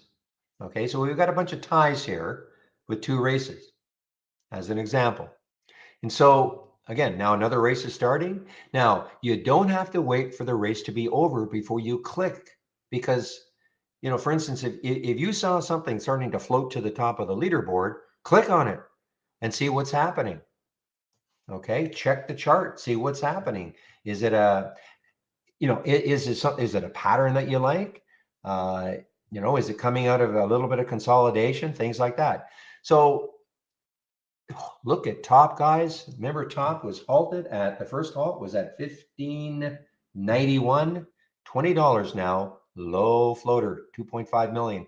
Low floater on the move.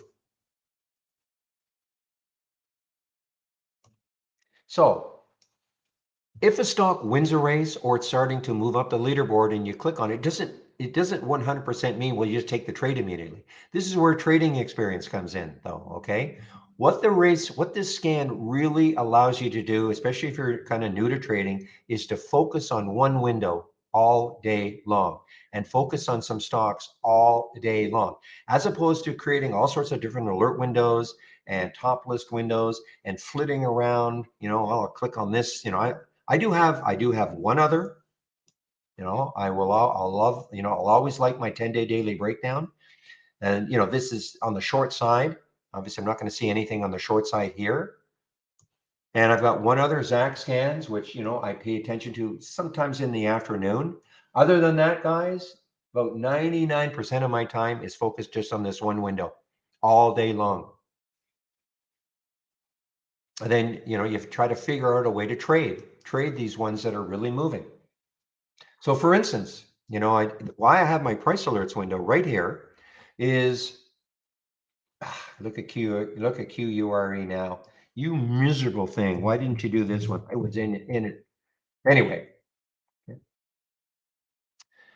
So for instance, take a look at top right now. Now you might look at top and go, I don't know if I don't want to take it now. It looks like I'm chasing it, but what if it pulled back to, I don't know, below that 5-minute candle, that previous 5-minute candle, which is 1825 or so? Would I be interested? Okay, well, maybe. So why not put a price alert there? So I'm going to right click on the chart, create price alert. And there's the price, 1825. Of course, I can, make a change. If I want to make it 1840 or 1820, I can do it. Otherwise, I'm just going to save it. And you'll see in the price alert window, it shows up at the bottom. Okay. If the price alert hits, then top will come right to the bottom, right to the top of my price alerts window. And your price alerts window, you can access it from new on our toolbar and then click on price alerts. Okay, and if you've never created one, of course, it'll be blank. So this is a great way, in conjunction with following the races, using your price alerts, and then you don't have to stare at it anymore, at a chart anymore, or even you set a price alert where you think you might be interested, and if it triggers, then you click on the alert. You'll check it out on the chart, and you think, yeah, I'm interested. But this is why you have to practice trading too. That's why we've got a simulator. Okay, so the question in our YouTube room, well, I guess we've got a couple of Jamies in the YouTube room. So Jamie, you have to be in the latest beta, okay? Because one of the options, if I right click, launch, see if you do not see show company logos, okay, you have to be on our latest beta. And I'll just tell you, the next production release, I don't think you won't even have the option for the cars. It'll just be the logos, the company logos. Okay, so but you have to go to our homepage. If you don't know how to do that, I'll give you a homepage. I'll give you the homepage link. Well, actually, if you go to my homepage,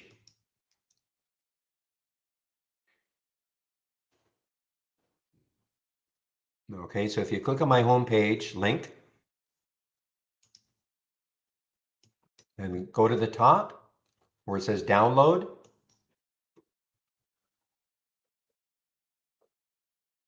then go down to the beta and download it, okay? And the production version that we're going to be using, assuming there are no bugs that we can find, will be a new production version that I'm testing right now, and that'll be the production version for the test drive. But right now, if you do, you can just download the beta, and then you'll have that option to use the company logos as opposed to the race cars. Okay.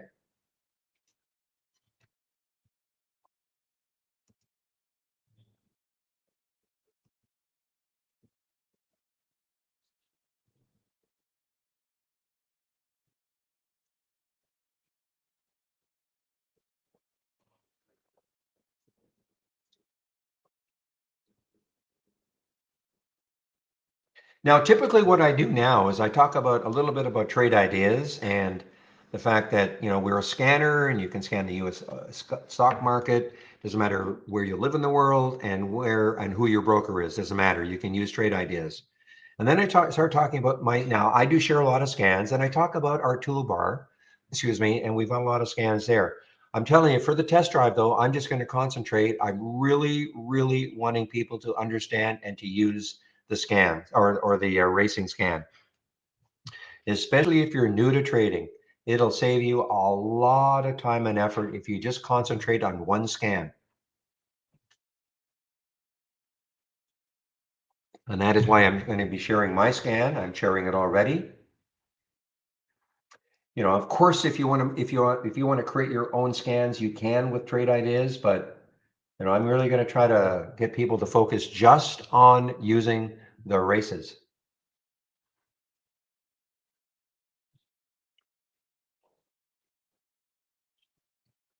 And then the simulator. So again, this window that we call here, that you see here, this big blue window, upper left, we call it Brokerage Plus.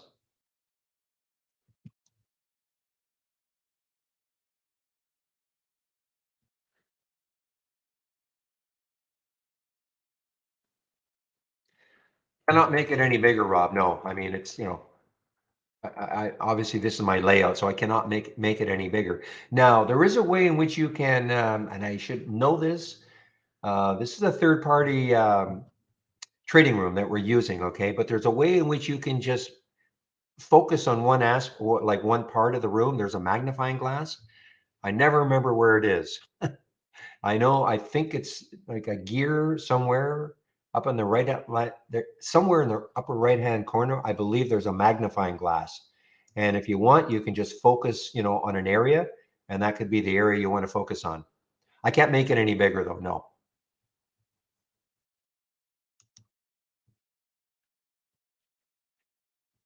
Somebody somebody must know, Pepe or somebody knows where the magnifying glass is. And I promise I'll write it down.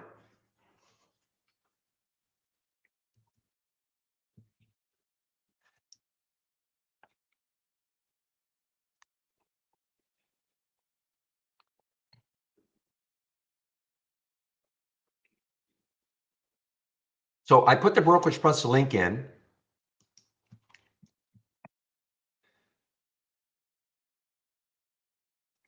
So when you click on it, there are two videos. There's a short video if you have an interactive broker's account, or, oh, there we go, our nonsense in YouTube.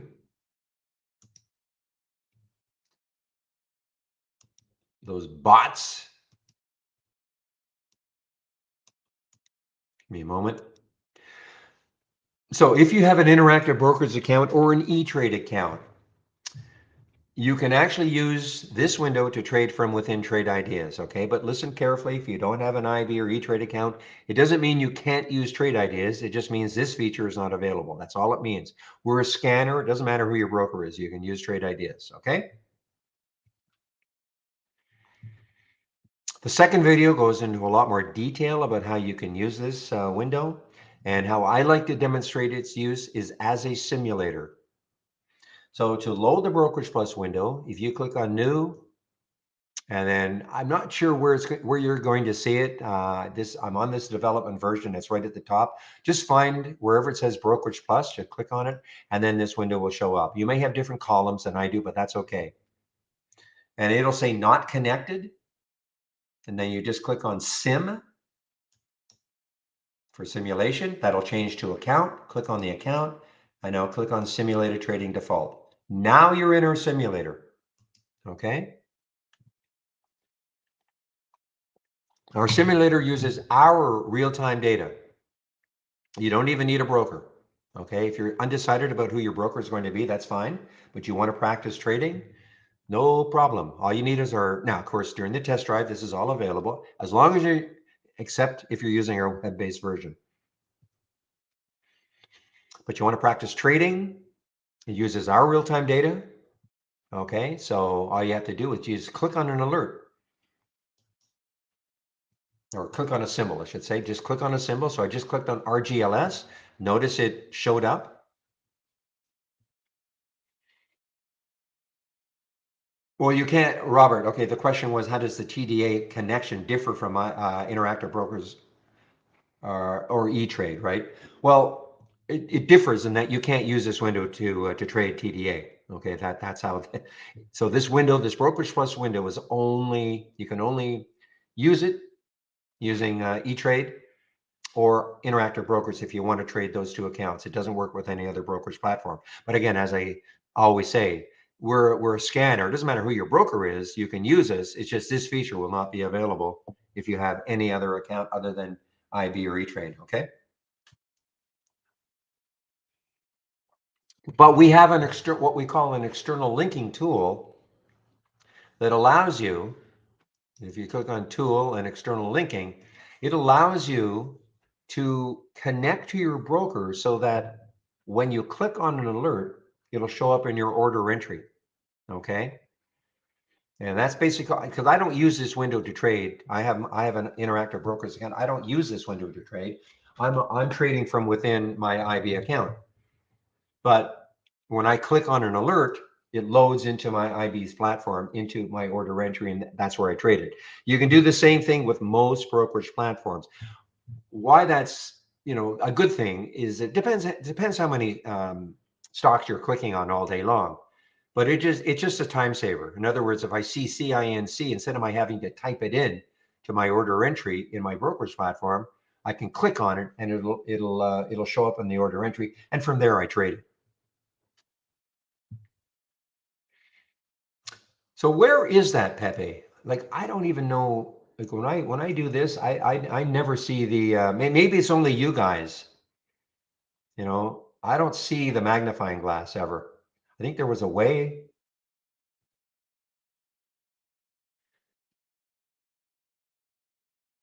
Expand the alerts area.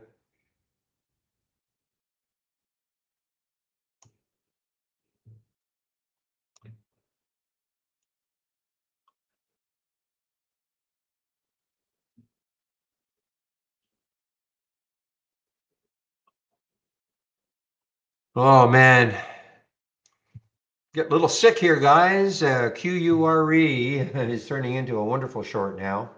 It sort of bounced me out of it. I tried to get back in. I couldn't get it where I wanted it. And I said to heck with it. And now, wow.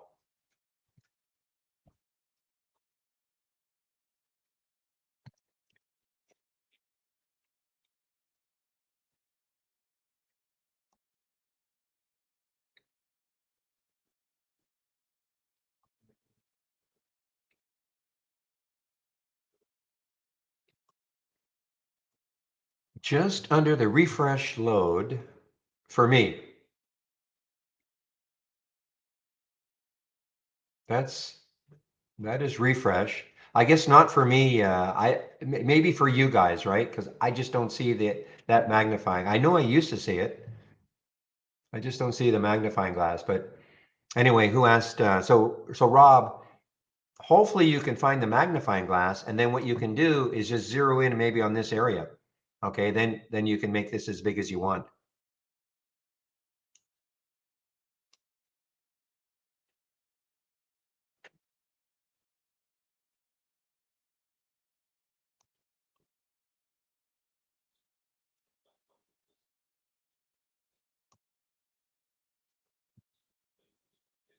It's almost transparent. Okay.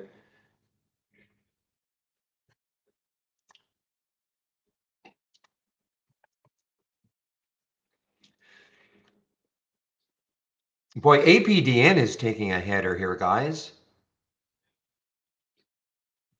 So much for who had that $8 price target? Wainwright. Okay, guys, now I can maybe spend a little more time on, and if you have questions, so I've created a trade ideas questions, okay? Trade ideas questions. So if you've got some questions meaning anything other than account, okay? I can't help you if you have account issues. Um, I can help some technical issues. If I can't help, then I'll direct you to our technical people.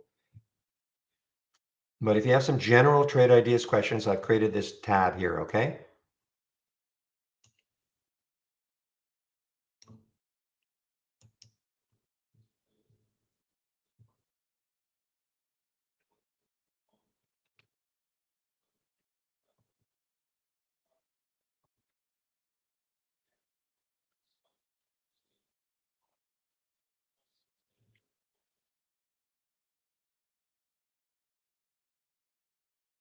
Halted, yeah, VCNX halted. Where could this open? So 151 halt at 137.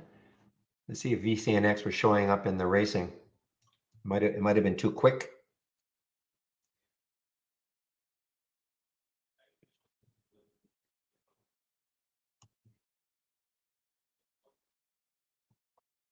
Okay, guys, IVDA, again, a really nice call, shady early on in the day.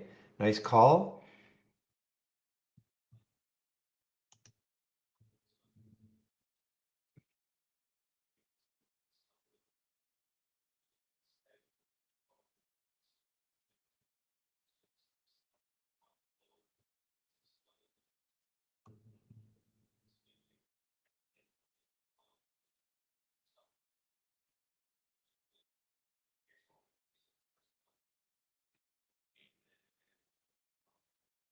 How to open, okay, somebody in our YouTube room, how to open the sidebar with the icons of all the various layouts. Well, okay, I'm not 100% sure I know what you mean, but we have a lot of layouts here. If you click on new from our toolbar and then click on docked channel bar, these are all theme-based layouts.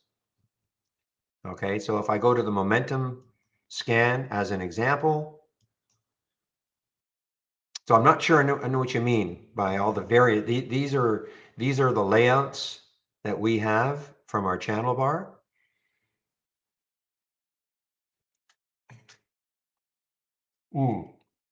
Okay, good. So if you wanted this momentum scanner as an example, we've got this one, AVDX is showing up. Okay, you can kind of see what's happening there. It made a new high at 1103 and the price was what, 832. And again, I'm not going over a lot of this because I really want people to focus on using the racing. But hey, if you wanted this scanner as an example, or any other scan that you see from our channel bar, remember all these channels, they're all theme-based channels. Then you could take this, look at SRGA. What is it doing? Yeah, look at this big move. So you right click on the scan you want, right click, and duplicate into a free floating window. So what you're doing is you're taking it out of this layout so that it's free floating around, and it popped up on another monitor, and here it is free floating around. Sounds like a good song, right? Now, if I right click, configure, and summary, this is telling me what the scan is looking for. So in this particular case, it's looking for stocks between $1 and $50. The volume is at least 100,000 shares, etc. Okay. The key thing is these are filters that we use, and all the filter values in this particular scan have to be satisfied. If they are, and a stock makes a new high for the day, well, no, that is a layout, Robert. It's a layout. I mean, they're all these, everything in the channel, every single one of these are layouts.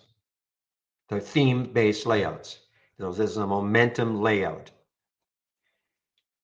So again, if you like this scan the way it is, or you could make a change if you wanted to. Maybe you want to make it between 10 and 50 instead of 1 and 50. Say okay. And now it is changed to 10 and 50 instead of 1 and 50. But the bottom line is this. You can go through the different scans on the different channels that we've got. If you saw something that you like, you duplicate it into a free floating window. If you want to make a change, maybe a different price range or something like that, or if you like it exactly the way it is, then all you have to do then is right click, save or share to cloud. Once you do that, it's in your cloud. And then you can kind of go back.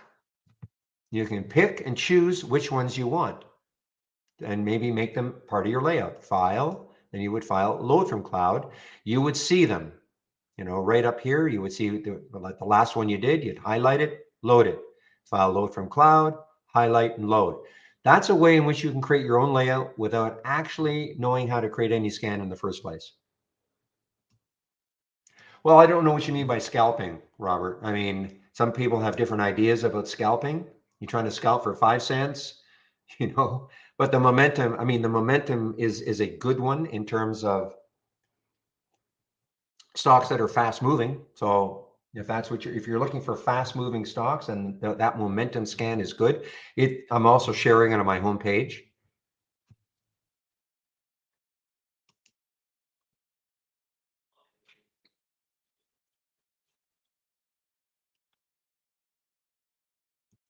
Scalping means a lot of different things to different people.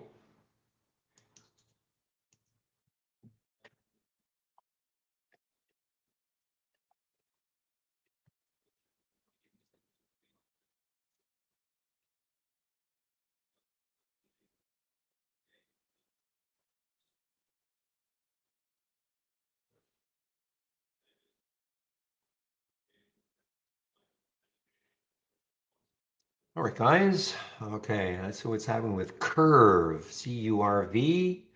Aha, little move here for Curve. Look left on that daily chart. It's got some room. Can't even see anything. Looking left on the weekly chart, 616 looks like the next high. So it's got a little bit of room. 5.7 million in the float. Yeah, so there's nothing. I mean, we may have a penny stock mover. I'm not sure, but you can create your own scan. Low float stocks, 10 to 20 cents.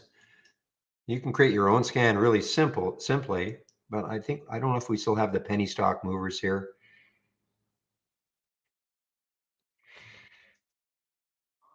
But for instance, you could take that momentum scan and you could just change the price range to 10 to 20 cents.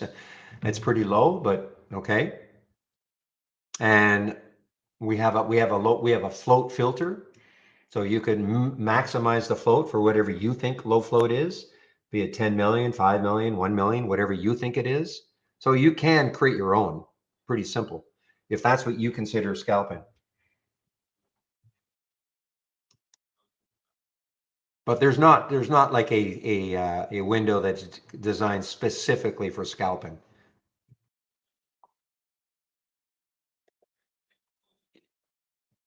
But what you're talking about right there is very easy to make. Are you a subscriber or just kind of poking around?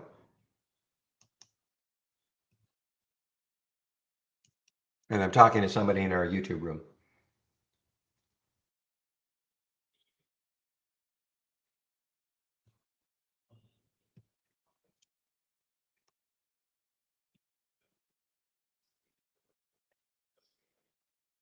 Okay, well, if you're a pro subscriber, you could easily construct your own. I mean, just start an alert window. Do you know how to create an alert window?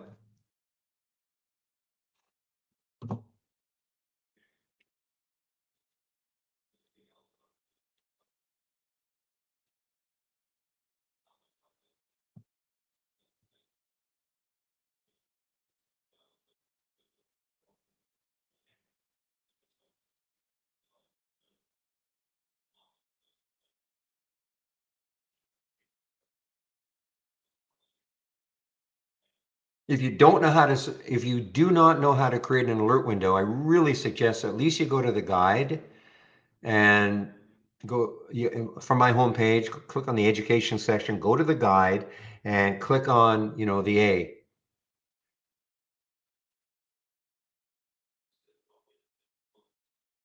But if you're a subscriber, Robert, that's very simple. You should know how to create that yourself, honestly. Okay, because you're just, I mean, that's very, very simple. Now, minimum profit 10 to 20 cents. I mean, that'll be up to you. I mean, so what would happen is if you create your alert window, and I don't know what trigger you're going to use, a new high, and so if it moves 10 or 20 cents, you're going to take your profit.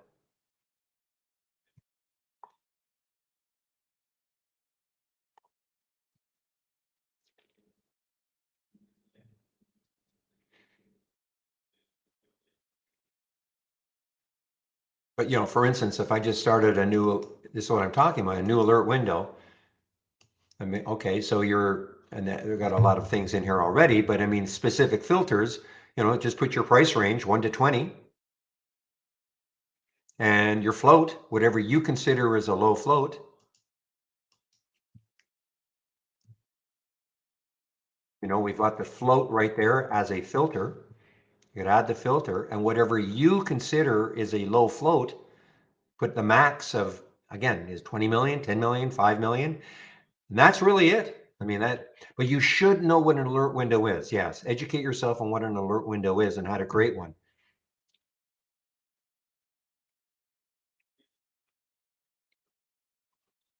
You should do the let's getting started. Take you 30 minutes.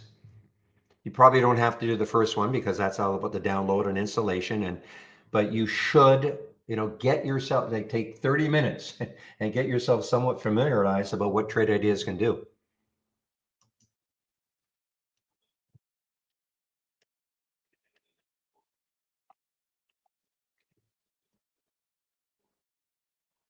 All right, let's see, clips, CLPS. Now, I noticed I had an alert for tops. It came back down to a level.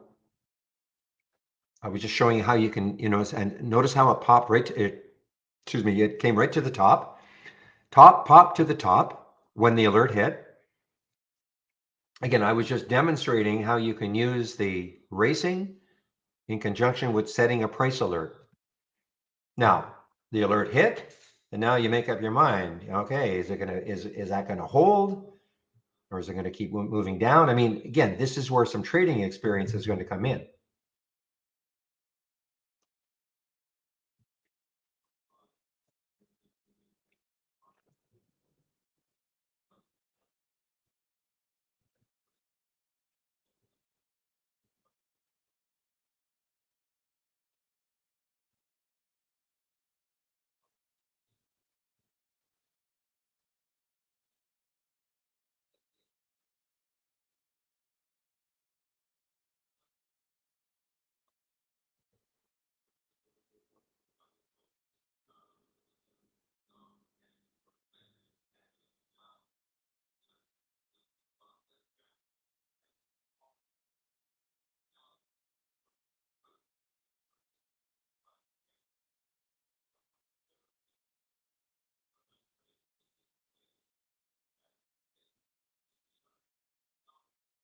Okay, clips, CLPS.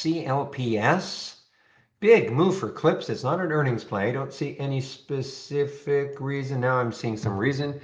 The company announced Sunday a new generation of loan management system development to facilitate the digital transformation for banks. All right, so there's your news, and this is a China stock. Okay, this is a China stock, or Hong Kong, I guess. Hong Kong, well, Hong Kong, China. So that is CLPS.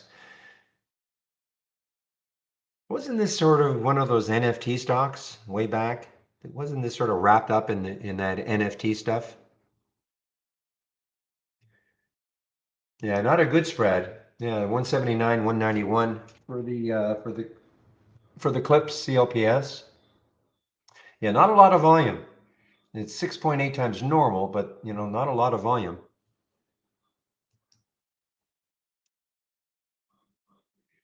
I saw Sava.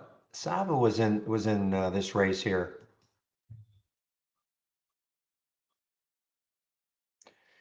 AMC arguably did better than GME. AMC really didn't have much of a pullback. GME had a little more of a pullback, but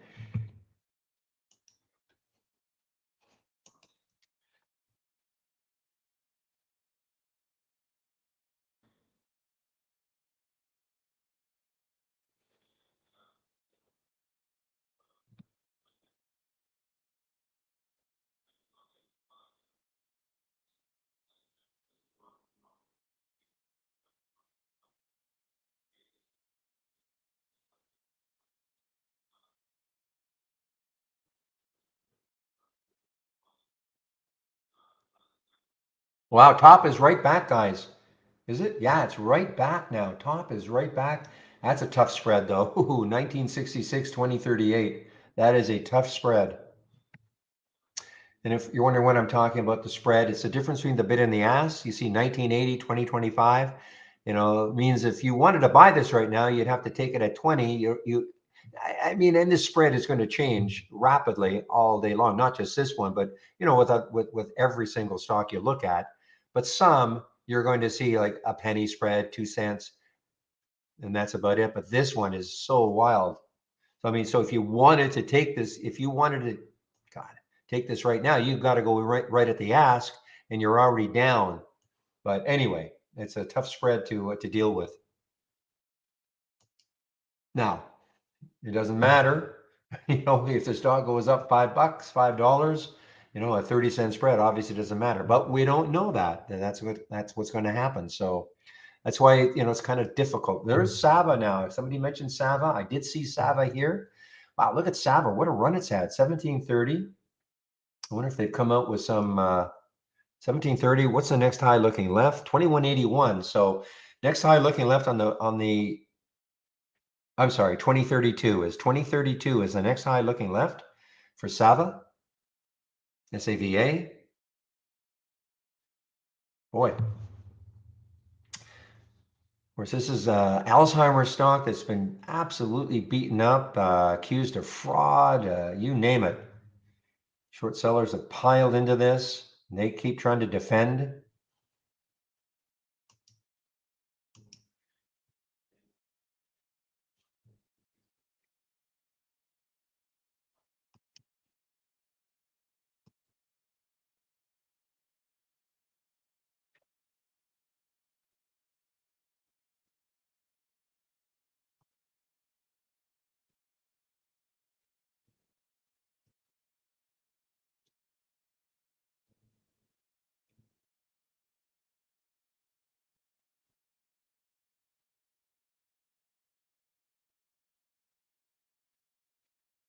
So, Robert, as you educate yourself on alert windows and anybody else, okay, if you're ever wondering, well, does Trade Ideas have this? Well, take an alert window and you right click, configure, and click on the search. So, for instance, you're talking, I mean, obviously we must have something about price. How would I set a price range? So you just type in price, here's your filter, okay? Volume, you want a minimum volume, just start typing in volume. Here are all the volume filters that we have, okay? Anything to do with volume. As an example, you were wondering about the float, FLOT, just type in float. What do we have? So we've got the short float percent, and we've got the float turnover. So, how much has the float turned over? So you divide the float 40 into how much volume there is today. That gets you the float turnover as an example. So, and others, I mean, I want to go over a couple more just to show you. So if you saw something to do with RSI, this is what we have. So if you wanted a 10-minute RSI, sorry, we don't have it. Okay. MACD, MACD. This is what we have for MACD. If there's something here, if you don't, if you wanted like an 11-minute MACD, we don't have it. Okay, so that's a quick way to find out. Okay, do they have this Ichimoku? We don't have anything on Ichimoku. Okay, just type it in. Nothing's coming up. As an example.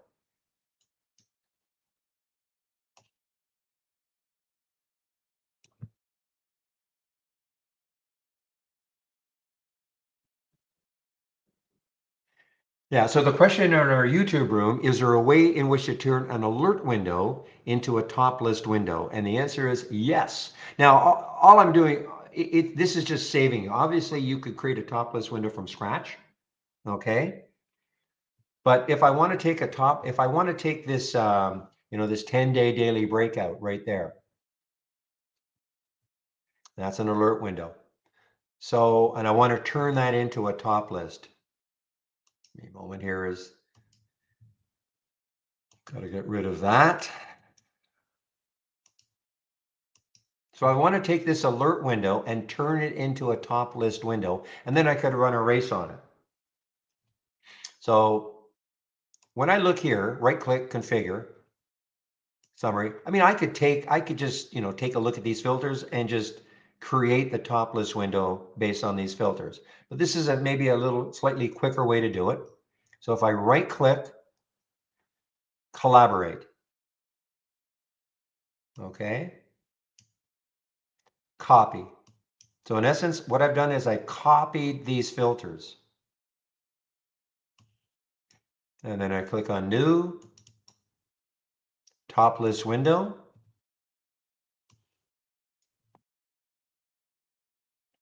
I'm going to say okay. I mean, I could start from, I'll start from scratch, but I'll start from scratch, load the settings, say okay. And now this is just a really general top list window. Okay, nothing's really in it. Then I right click, do the reverse, collaborate, and now I'm going to paste. Okay, so now when I right click, configure, I will see the same filters here that were here. Okay, so that's a quick way to do it, or of course you could just do it from scratch. And now, at this point, now if you want, you can run your stock race on it. I would probably add some columns, the columns, and maybe depending what you want to run your stock race on, make sure you've got the column headers up here. So DF, does that make sense? So the basic thing is right click, collaborate, copy. So now you've copied the filters, and then start a new top list, and then collaborate and paste.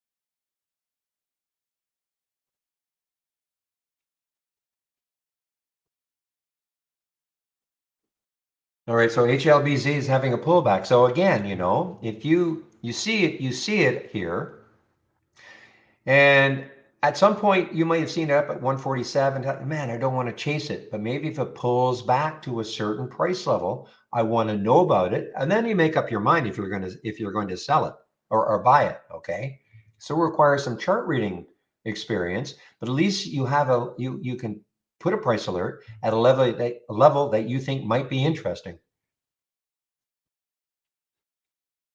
Yeah, okay, then just turn them into top lists. DF. And then run the race on that.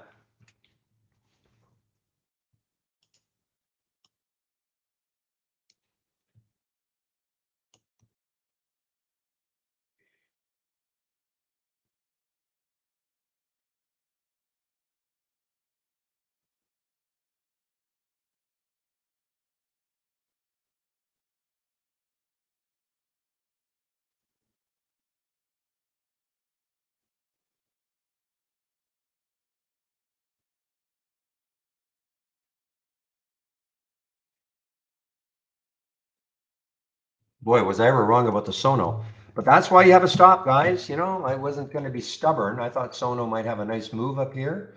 It was testing that 2450 level. It had room to run if it wanted to, and has earnings, tomorrow after or on the 10th after hours. It looked pretty good to me anyway, but didn't work. Took myself out for a small loss because I have my stop instead of being stubborn and now being down a lot more than I would have been. or I would have been done a lot more if I had not obeyed my stop.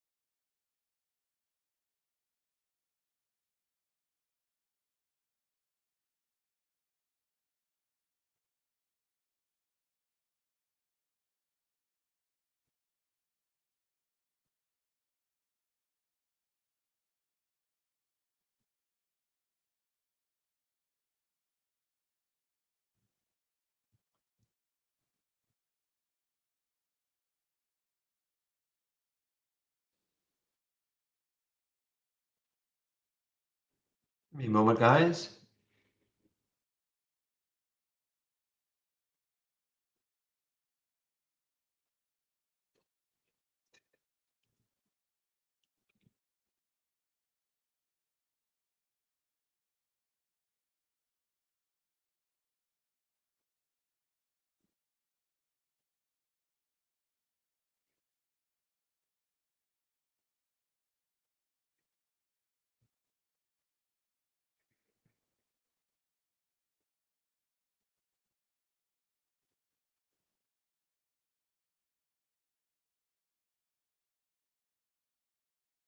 Give me one moment, guys. I'm just doing something internally.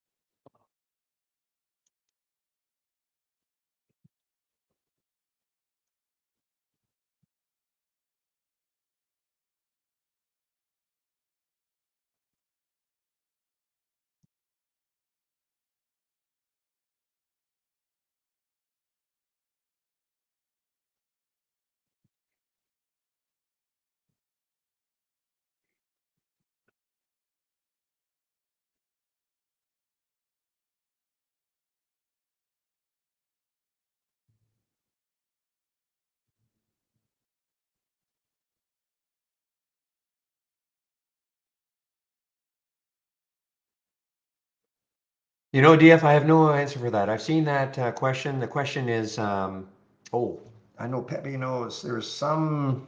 hmm, When you click on a top list or alert window, the list will scroll like you have ideas surf enabled.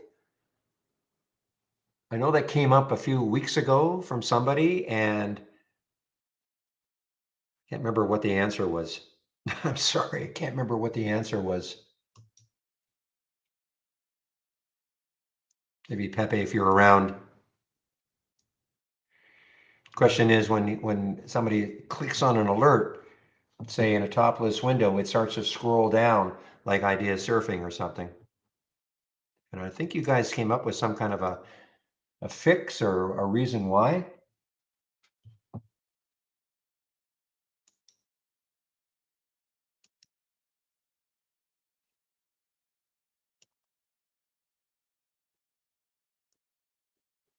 Yeah, I can't remember either, Pepe. I remember there was some weird, was it in a single stock window or?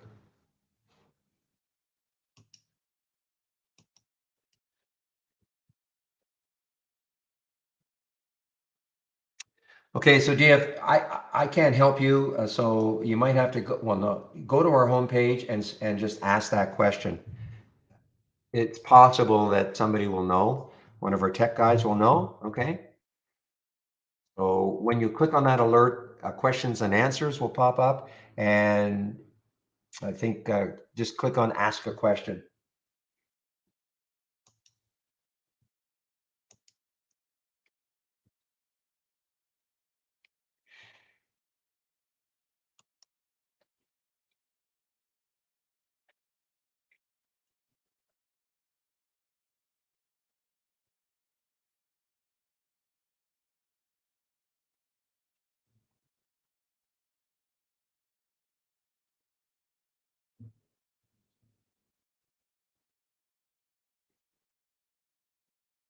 All right, CNTB guys, CNTB. What a nice few days this one had. Almost a double from underneath a dollar, 86 cents to a dollar 52. And a nice break on out of consolidation on the 5-minute chart, 15-minute chart for CNTB, China stock.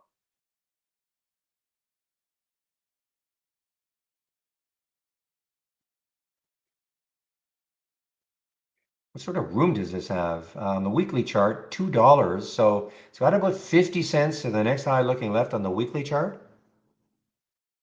Let's see if there's any specific news on it. I don't see any specific news on it.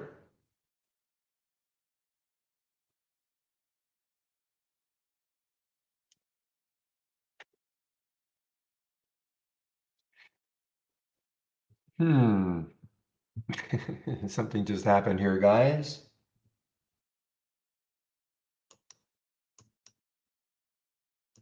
Oh, okay, good.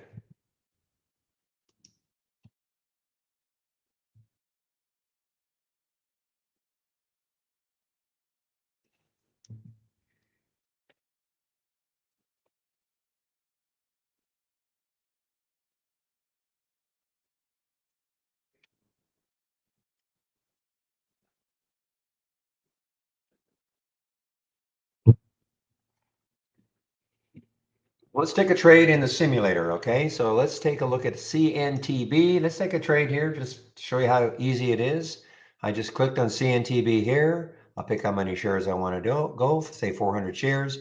Look at the bid ask, 154, 155. So you can go in at the market, click the buy button, and then send it.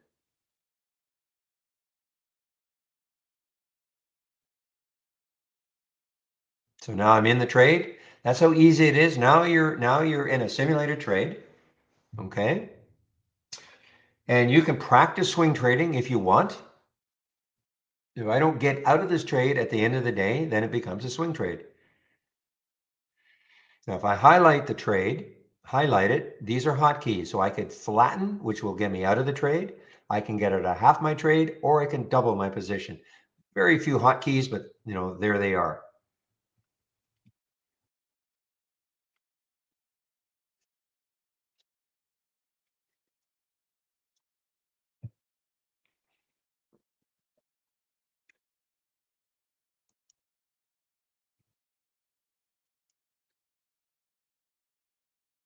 I guess it's not quite over. MEGL got halted on the way up.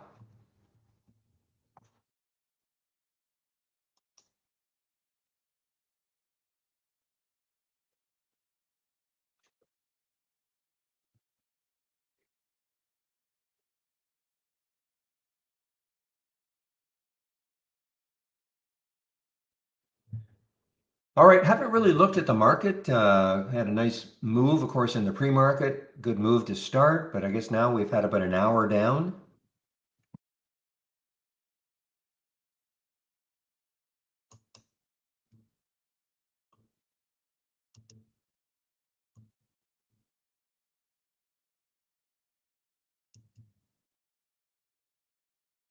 Okay, little break here for NVIV, guys. It's still negative. This was a big one a couple of days ago, but all the way up to 13 or $14. Didn't have a bad day on Friday, but it pulled back a lot on Thursday. Not a bad day on Friday. Starting to move a little bit again, NVIV.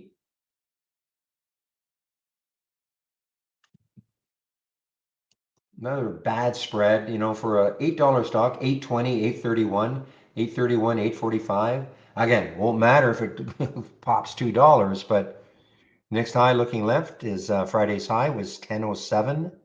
So it's got some room. Low float, 1.3 million in the float. Not much volume though, not much volume. Remember the day it had the huge move, it traded 40 million shares just about. 38, yeah, 38 million. And so the volume really dropped.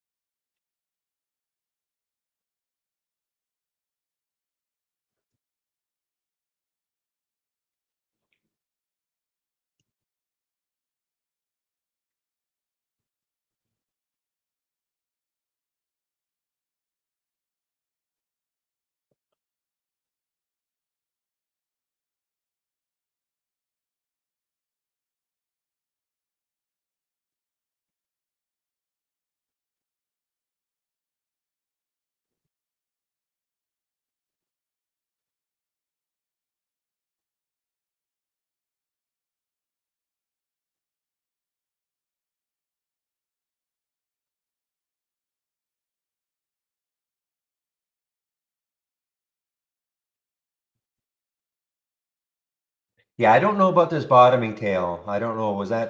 That was truly red all the way down? I mean, it might have been. I wasn't paying attention. Meanwhile, yeah, I lag. Wow, what a move. 57%. Tons of room still, guys. I mean, 578 is the next high looking left, okay? You can see if it takes that out, I mean, $26. I mean, this is one of those crazy ones. Looked like this was an IPO back here, probably a low number of shares.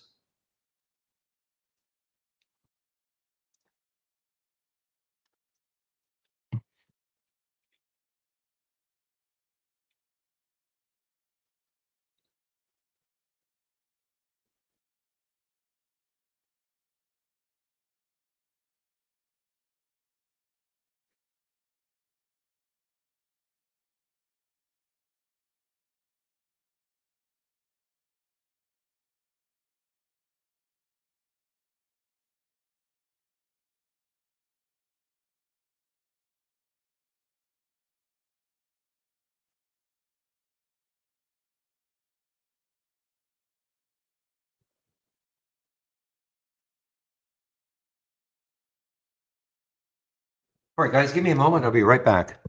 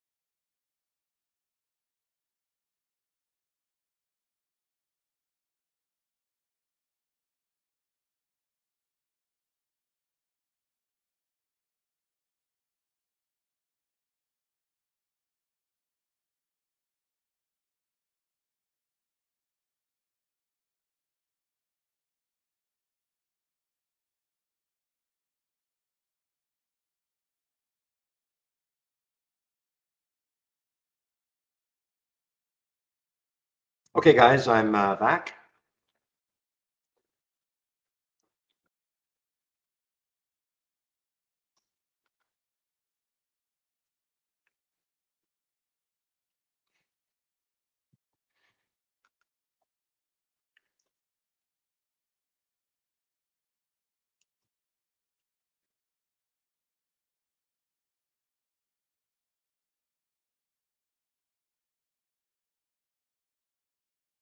All right. Oh, OST. OST was one of those crazy ones from before. Another low float, 7.4 million in the float. A few days ago, got up to 339. Trying to move a little bit here. Just not seeing a lot of follow through on these little ones today, guys. Okay. So I'm definitely picking my spots now. What I'm really looking for is maybe some stock that hasn't really been active yet to show up in this in the race and start to float to the top, especially in the afternoon. I mean, it's amazing how many times we see that. You know, it's some stock out of nowhere starts to absolutely surge.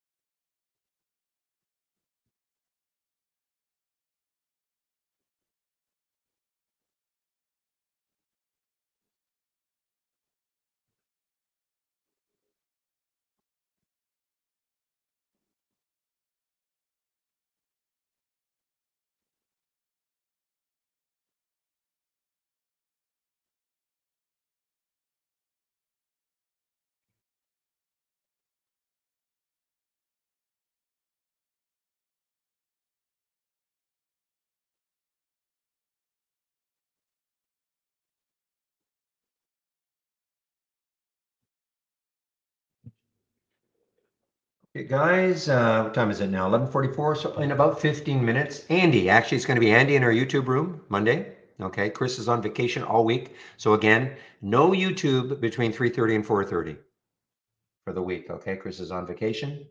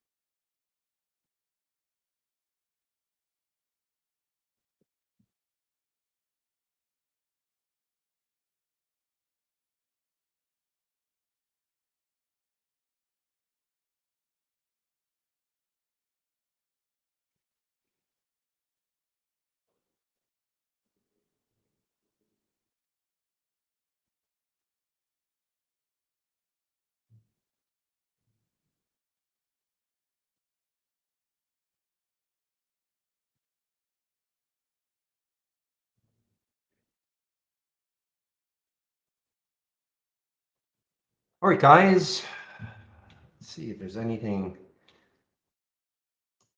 Boy, this PSTX really didn't do anything, did it, Zach? We thought, I know we kind of thought maybe it'll have like a rhythm type move, but really not at all. Had that look like pretty good news 3 days ago.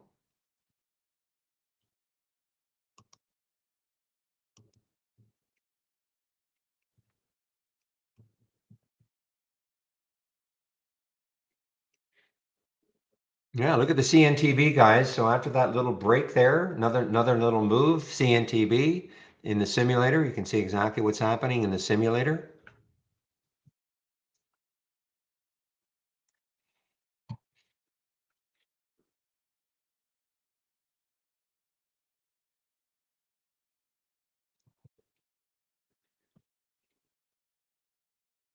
I'm in nothing right now, guys. I'm just Gonna kind of wait in the afternoon, see if we get anything surging into the races.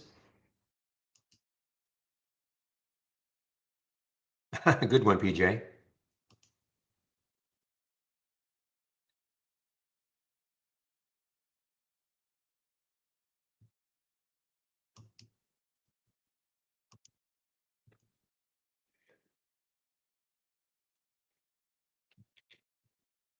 Probably, yeah. As Look Left in our YouTube room is saying, the $20 million offering for PSTX. So it's going to take a while for that to digest at 350 a share. So it's going to take a while for that to be digested. That was on the 4th.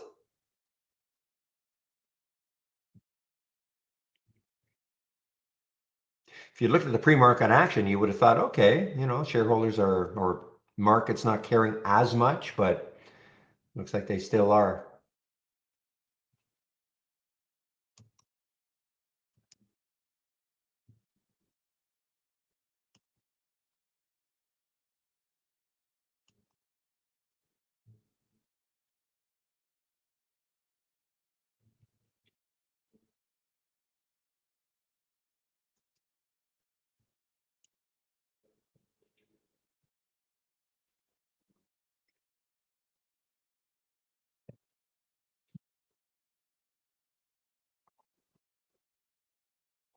This one, BRSH. Miserable IPO so far, guys. Miserable one.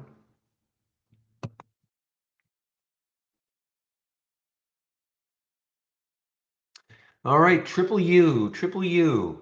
Not uranium. I always get this mixed up as a uranium play, but it is not. So triple U on the way here a little bit.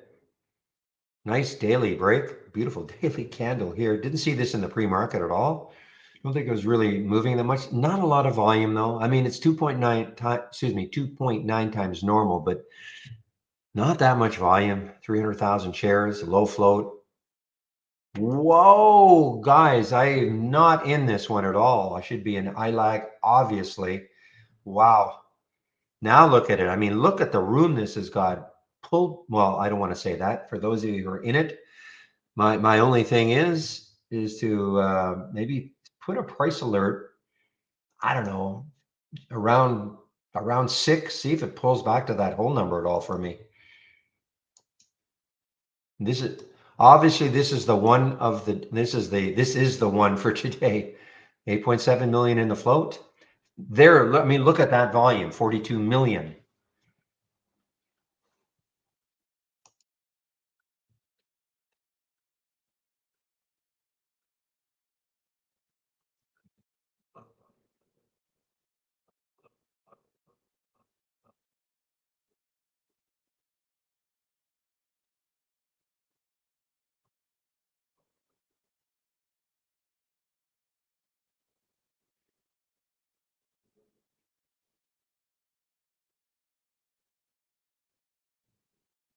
Just trying to see if there's any specific news on it. I mean, it had a decent day on Friday. Yeah, I don't see any specific news. In fact, we don't have the country flag there, but I guess it's a China stock. Yeah, China stock. We don't have the country flag for some reason there. But this was on Friday, embracing China stock. So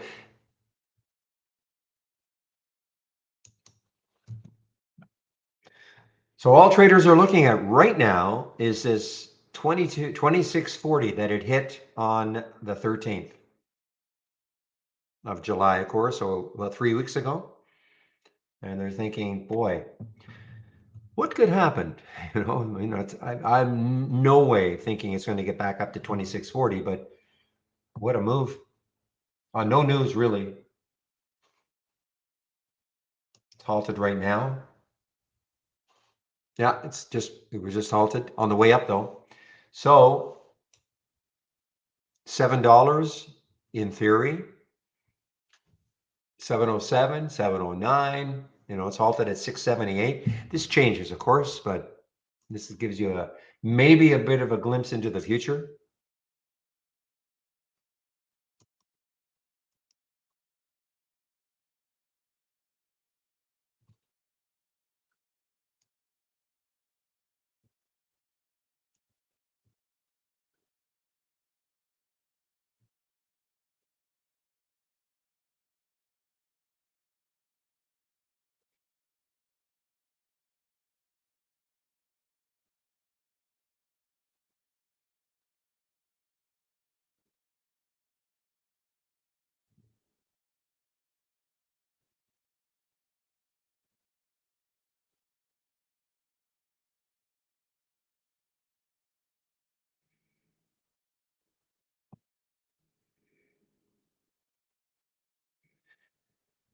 All right, GME a little bit on the move. I have none of this left, guys, just to let you know. I'm actually looking to see if I can take out the highs.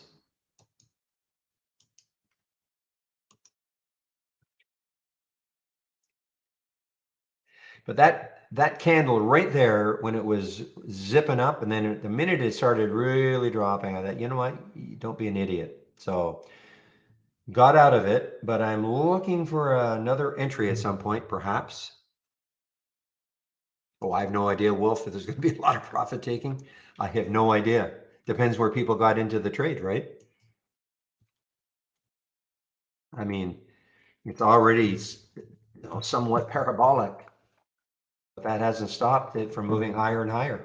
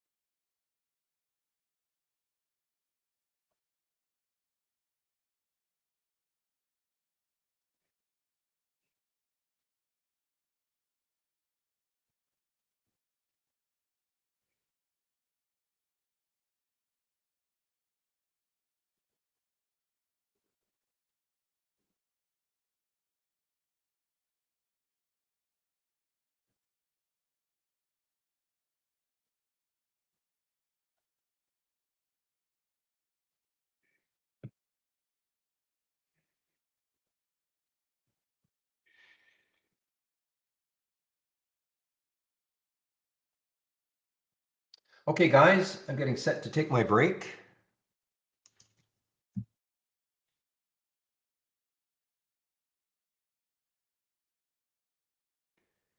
Here until Andy shows up. Should be in the YouTube room in about 5 minutes or less. So I'll put the YouTube link in. You want to head over there. When Andy is there, he'll be there between 12 and 1. So here is the YouTube link.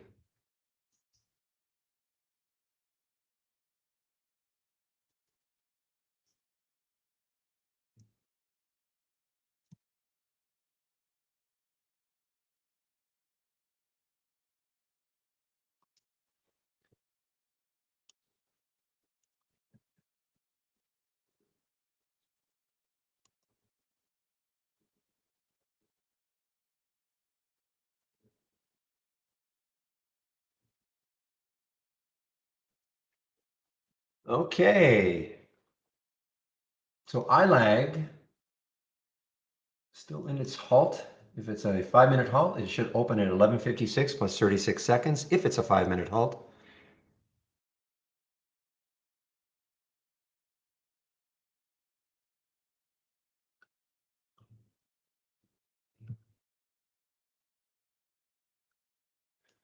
And it was. So there's ILAG open.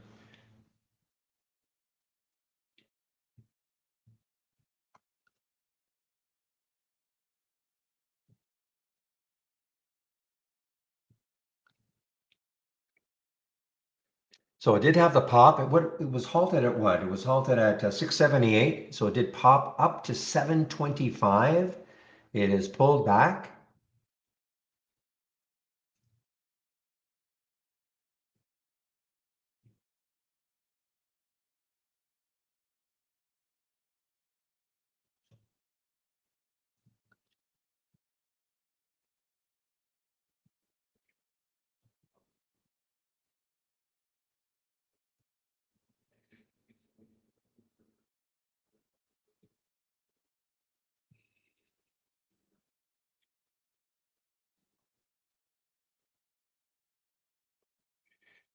Look at the OST. Just mentioned this right about here as it was starting to move up the leaderboard. OST. So guys, you know what? We're starting to get some action now.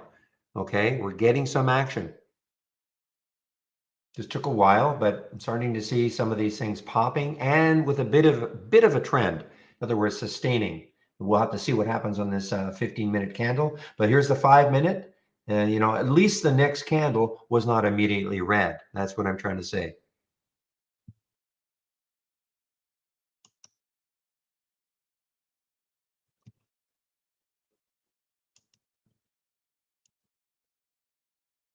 Okay, Zach. Zach in a Zoom meeting.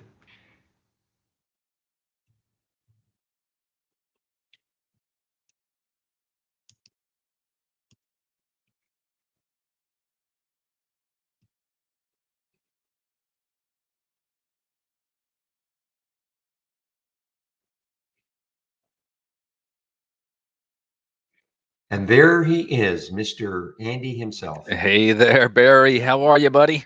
I'm okay. How are you All right. Doing good. Doing good.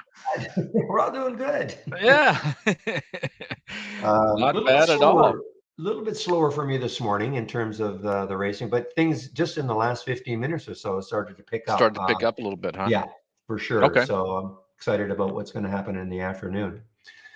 So I'll leave you now All because I'm right, man. actually, if that's okay, and That's fine. I may be closer to 1 o'clock before I show back No get problem. back in. Is that No okay? hurry, buddy. No hurry. No hurry at all. Okay. All Thanks right, for doing Barry. this. I know you're Uh-huh. taking Enjoy over your for break. Chris. So All okay. right, man. Okay. Bye bye. Bye-bye. What's up, guys? What's up, Wolf? Hi, Iris. How are you? Welcome to the Monday edition of the support webinar. Not really. Yeah, I guess it is. Seems like we do more stock support than we do at home. Just alerted. And maybe something I would be interested in on those averages there. All right, guys, welcome to the support webinar. Ready to make money. Yeah, you know what? I've been, today was a day I really been selling. I haven't, I take that back. I did take one position on JKS this morning just because the solars were so strong. A little bit underwater right now, but not much. But I've been doing a lot of selling actually today, just because we're at such a critical level in this wise. As a matter of fact, I could not even get that this morning, get that alert to go off, which was kind of at this high right here. But you can see pivot level. This is why also that I have not called anything in the eye. There's been some great calls in the eye lately, but I just I don't feel comfortable calling. I'm more looking for pullbacks now.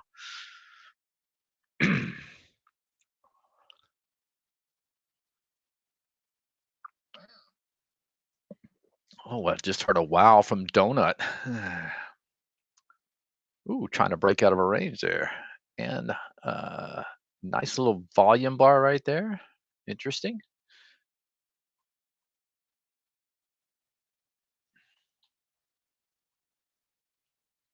Good job, Wolf. Yeah, I had one of my better weeks last week. And actually it's been a really good start to the month. But like I said, I've been Netflix was a nice winner for me. I did sell half this morning around I think 2:39 or something like that. Obviously didn't peg the top there. Let's see. I sold half of DQ got real lucky in that one. Sold half of mine up here close to 70 and it just rolled over. Yeah, these China solars, I think guys, if you watch, keep an eye on China market. And if the China market does bounce, I am really I this is why I bought JKS. This is why I've been in Seoul. I finally sold Seoul's been my biggest winner the last 2 weeks. Finally sold my soul, sold my soul. uh this morning. And I may regret it. I thought about keeping on it, but I've been in this thing about in and out from this 480.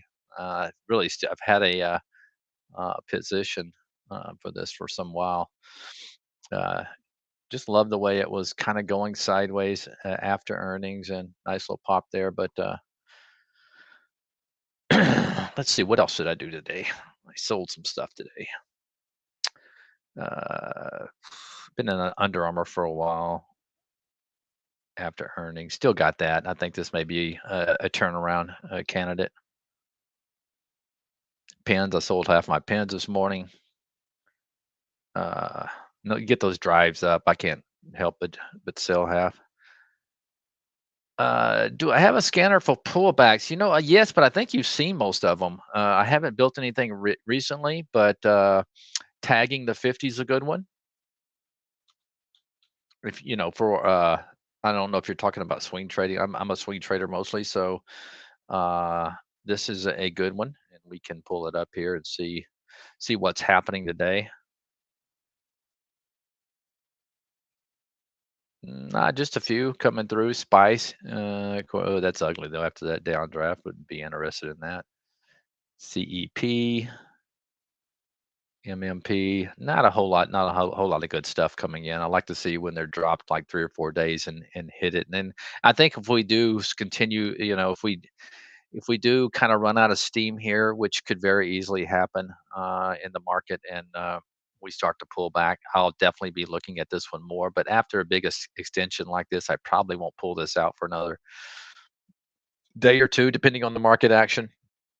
I did take some TZA today at 30.20 just as a hedge for my remaining positions.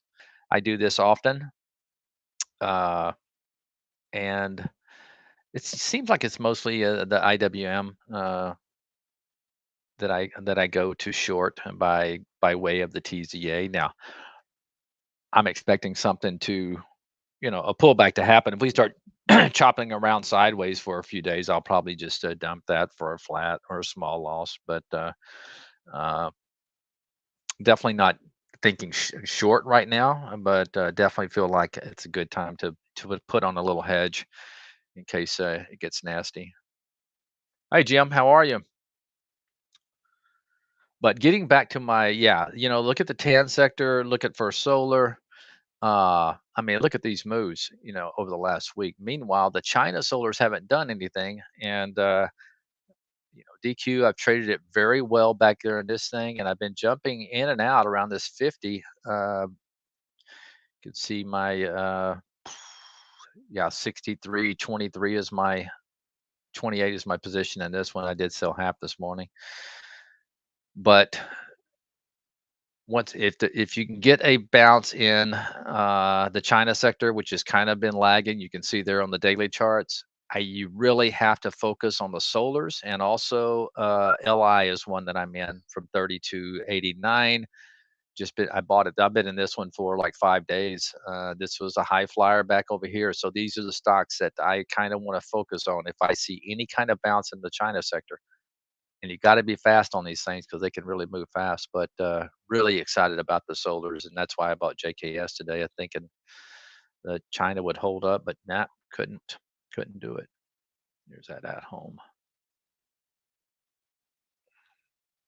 Not big on China by no means right now. I'm not. I mean, the only really things I've been playing is this are the solars in this one LI, which is an EV stock.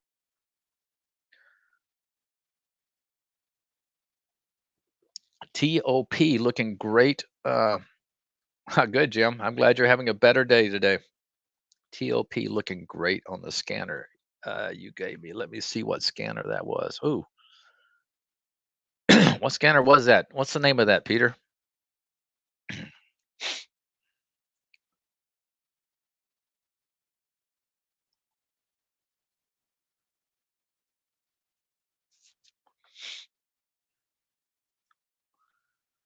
WC, the trade of the week. Let me tell you what happens in the trade. Me and Steve actually get together and we will look at scans. Okay, so we're not just looking at charts and picking stocks out of. We'll definitely look at a scan. One of the scans that this is how I do my eye homework every day. And let me know if you don't have this. I can give you a copy. Can share it with you. Uh, I'll go through and look at this and find stocks of interest, and like a lot of stocks hitting my pull back to 10, even though they're not pulling back to.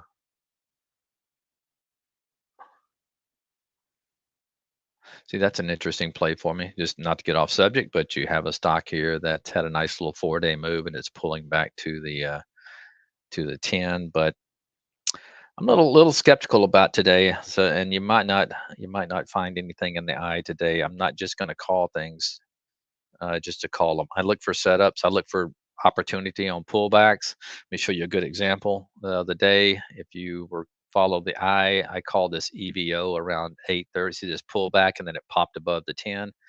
That's the kind of stuff I think adds real value. Instead of anybody can chase highs, okay? But when you're finding opportunity like this and you get those moves, I think that's where true value can come in stock picking.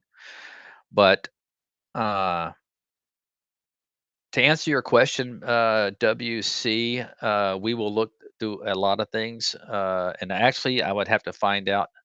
I think Steve found this on ME. Okay, he found it on the Market Explorer, which you have access to, and you'd have to hit him up on what I'm not sure which one he was looking at. So you'd have to hit him up when you see him, or send an email to us.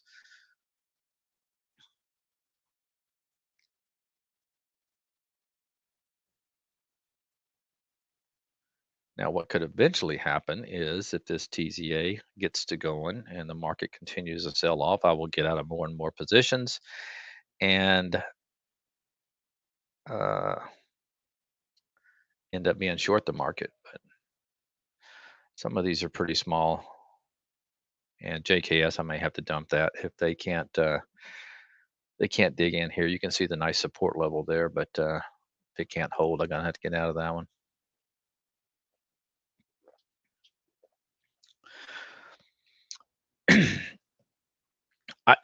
BJ, I mean,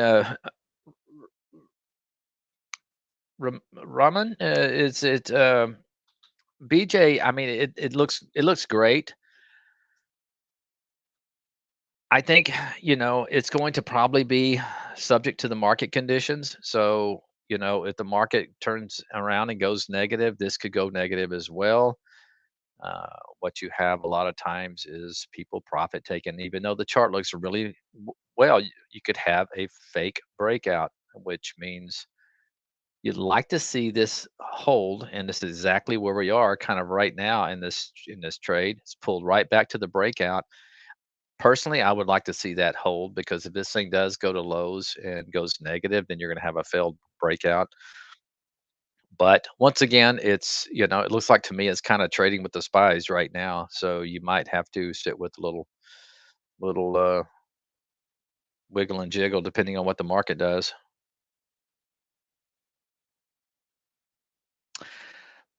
Here's one that I was calling out to my fellow traders, and and also in my webinars that I've been in. It's been my biggest trade of the. I'm in at 563.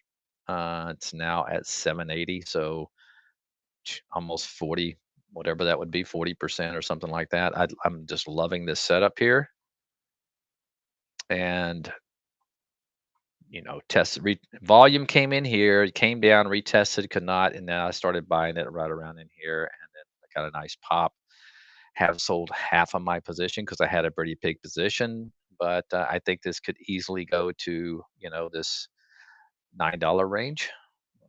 Very, very low float, only 5 million in the float. Okay, I got some of that spam coming in, and I have no idea how to get rid of it.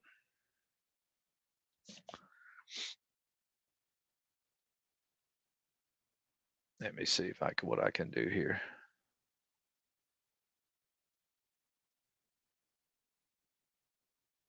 Can I remove them all at once?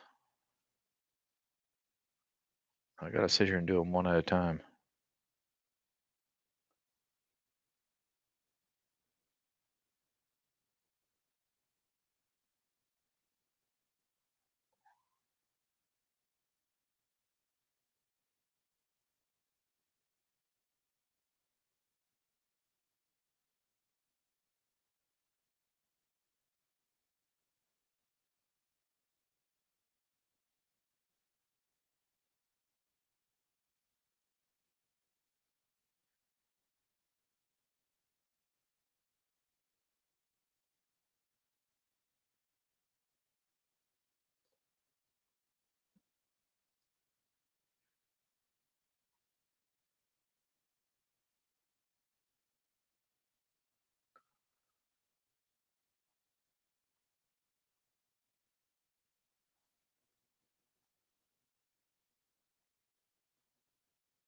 Hope I'm removing these things. I don't know. Same bot every day. That's funny. It's the first time I've ever experienced it. So hopefully it doesn't keep coming because that's no fun just to sit there and delete things. Uh, well,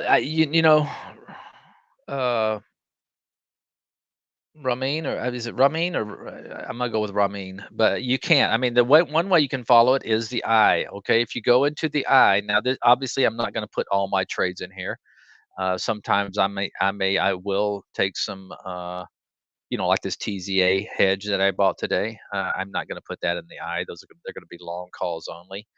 Uh, but if you want to follow them, just go to the dock channel bar and go to uh, TI Trader's Eye. And if you don't want to keep the whole docked window up, you can just take this right here, the swing trade ideas. You just you can just duplicate this window, just duplicate it in free floating window, and then you can save it to your cloud. If you just try to click in the docked window and hit save, you're going to save the whole dock. So you want to bounce it out. You want to hit that duplicate in free floating window, and then you want to save it to your cloud, and then just make that part of your default layout. And make sure you have this thing running at all times because when I do uh, take one of the symbols and put it in the global configuration in our back office, it will come out on a 5-minute high. Okay, so if you don't have this up and you pull it up 2 hours later, you're going to get alerted, but it may be a lot higher than where I called it. So if you really want to follow my calls on the eye, you want to make this part of your default layout and then keep an eye on it because that way you'll see when it first triggers. That's going to be the call.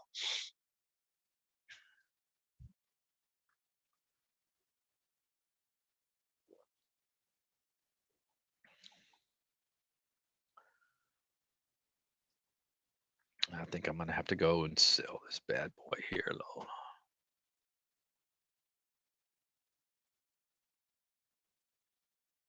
or at least put a stop in it.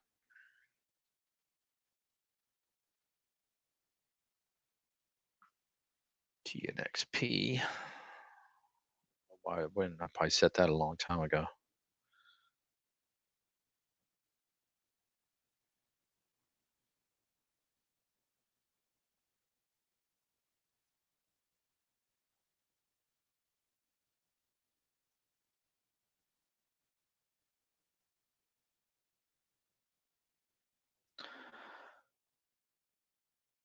You don't have the docked trader's eye when you go to your new and then docked window. You don't have the trader's eye in there. Let me share this window then. That's what I'll do. Let me pull it up because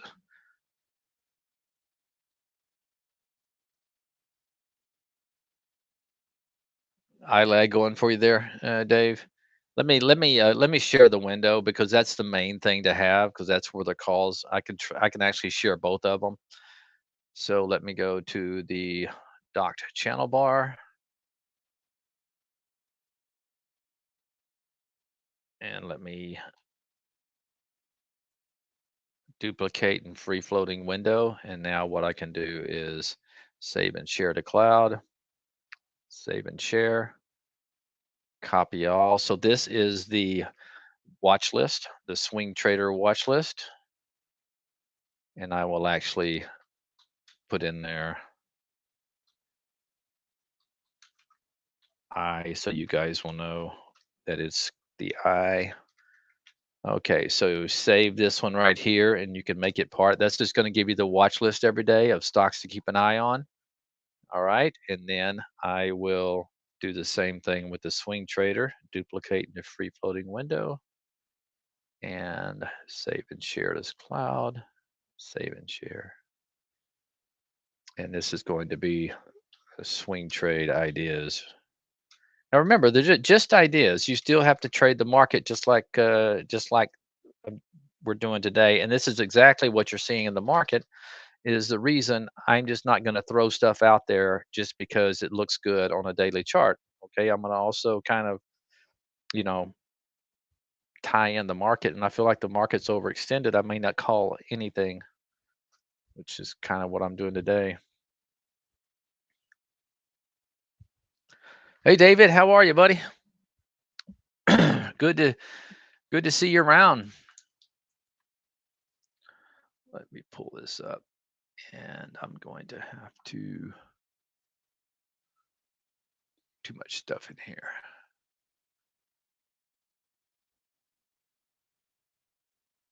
I got an alert in there set if I gotta sell it.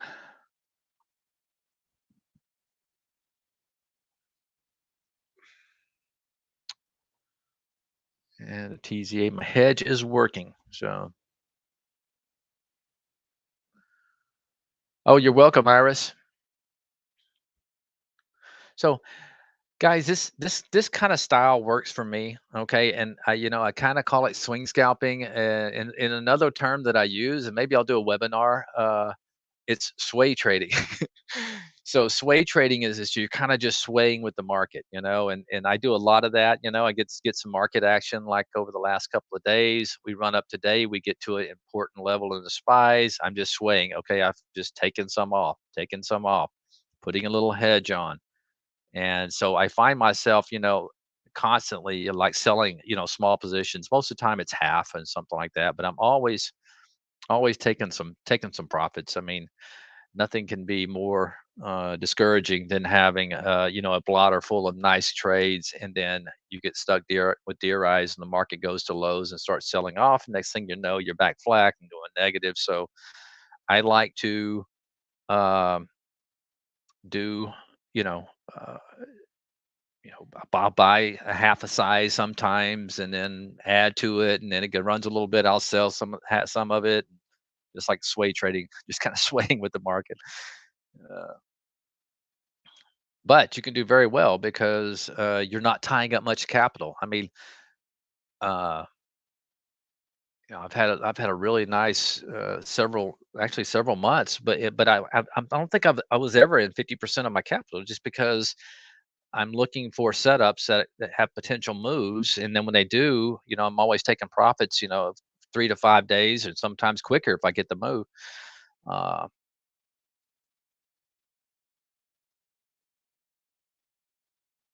here's a great a great example, is sway trading. And Hood on this earnings day, I bought uh 1011 you see down here, but my first buy was like at 965 or something like that, and then I added, and then I sold some. Then it came down yesterday, and I bought some more at 1013, and sold a chunk this morning. So now I'm probably got one third of my position left, but it's been a nice little trader just because it's okay size to where I can still bang it out. And then obviously if it breaks down, takes out this low right here, I'll probably be out of my last little chunk. But uh, it really is kind of almost a hybrid between day trading and really short swing trading. What's BJ? Let's see. What's BJ doing now? Probably selling off a little bit, huh? Yep. Came close to filling the gap, which is Friday's close. So that's encouraging if you're long.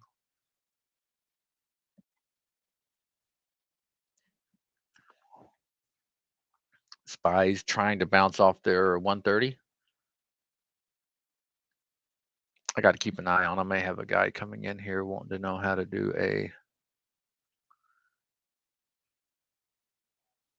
Oh, nice.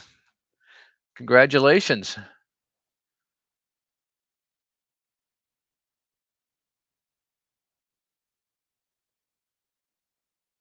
Good job, David. Good job. And I know you've been working on your study and working on your trading. All right. All right. Well, man, good to have you back. It's like good. It'd be great to see you around again. Well, I've kind of seen you on and off in here, but uh, I know you work hard at it, man. There's no doubt in my mind that you will succeed someday uh, as a trader. And honestly, in my history of my trading, there was times where I was doing consulting. Steve and I had a business bringing in money. So you can always trade better when you have an extra income. There's less pressure, there's less stress.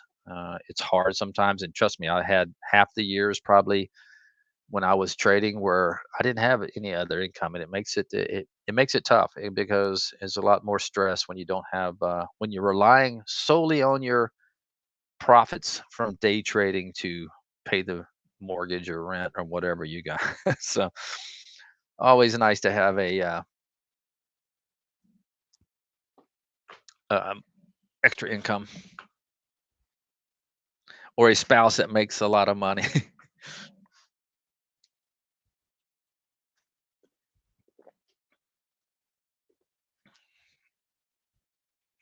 Let me make sure I didn't miss anything.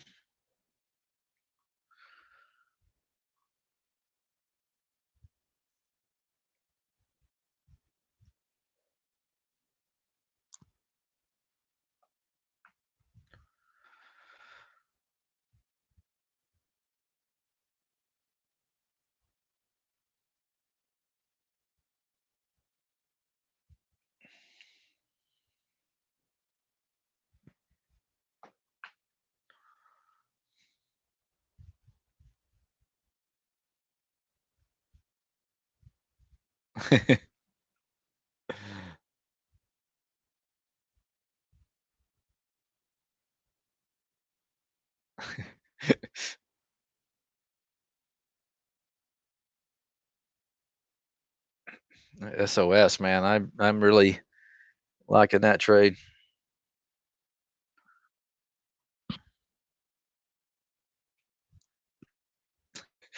Yeah, wolf, you'd starve. Yeah, it's a tough racket, and that's kind of how I got into business. I actually sold my house and used the proceeds to start trading, and got pretty dire, and then I turned the corner finally. But yeah, I mean, here's the thing: if you can, I mean, you can day trading. I mean, it's tough. I mean, I know some people that can wake up and trade like 3 hours in the morning. And then maybe have something to do in the afternoon of the job, and that's great if you can do it. I've always felt day trading though. I felt like I needed to be there, all the time because you never know when the action was going to happen, and miss something. And but I much prefer the style that I'm doing now, and you can make some decent money. Maybe not as quite much as you can make as a day trader, but a good day trader, not just an average day trader. An average day trader, they do a lot of churning, and they don't make very a lot of money. But yeah, you can do very well just taking smaller positions and letting them ride for 2 or 3 days versus 2 or 3 minutes.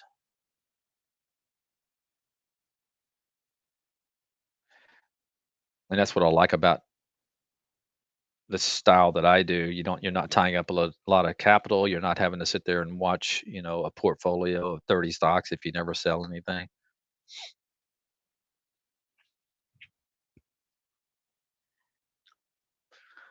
And I'm working on something new that I've never really done before. It's like I'm starting to buy like a little chunk and just I mean I bought this snap the other day at 9.50, and I didn't even put it on my blotter. Okay, I'm just got uh, a stop like a dollar below at 8.50, and it's gonna see what happens. I feel like they will get it turned around. And uh, a lot of times, if you're sitting there staring at them, you'll take profits real quick. So I'm trying something different and I may do that with like this pins. I've already sold half of my position, so maybe I'll just take it off my blotter, put a stop in, and forget about it. Small, basically an investment. See that. Make sure I pulled that trade. I think I did.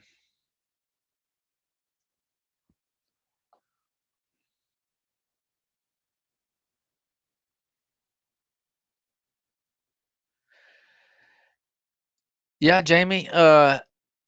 You, I'm telling you, most. people that come in and with the uh,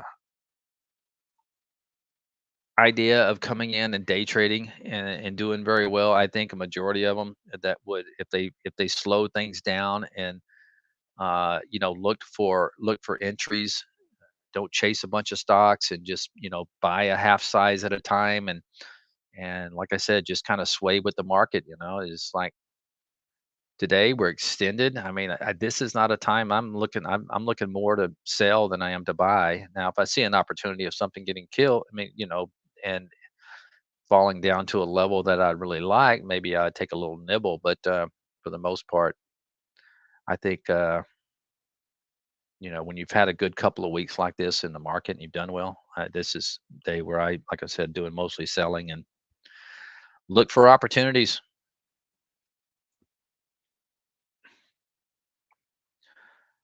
Look for opportunities maybe in the coming days, and or there's always something moving. Silver's having a nice day. GDX is having a good day.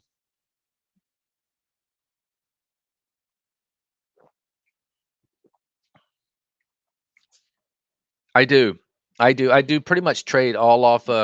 Now, don't get me wrong. I will look. There's certain things that, and I'll circle them for you. Let me pull up my pen because I've showed this before in webinars. There's certain things that I look for. For example, this SOS, and the reason I really liked it down here. Now, I know this is China, and I know sometimes you have companies that are not truthful in their state uh, uh, their records and stuff like that, their earnings reports and things like that. But when I see things like you know 300, and these are the things I look at. I look at cash. I look at current debt. I don't like when I see a little bit of cash and a huge amount of current debts. Okay.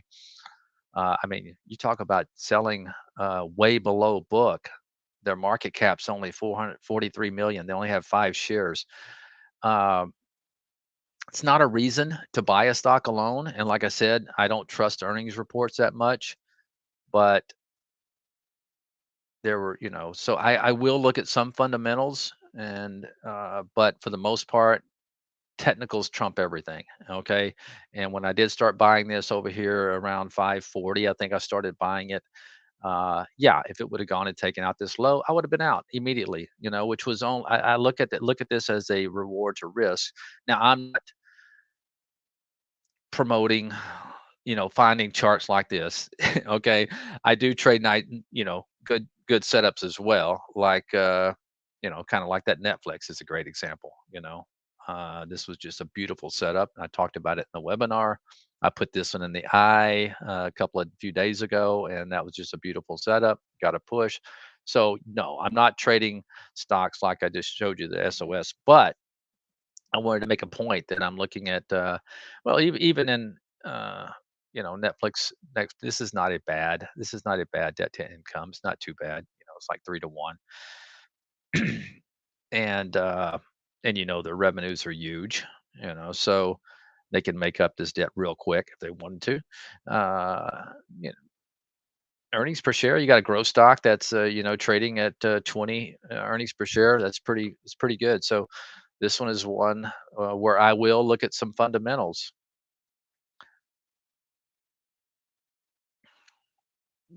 I was in Bobby the other day. This is nothing but a short squeeze. I sold it. I sold it yeah, on Friday, but I had a nice trade. But boy, I kicking myself. Steve held on to some of his. Uh, but I look over here and I see just the opposite. You got 107 million. You got 3 billion in um, debt. Earnings per share, no growth.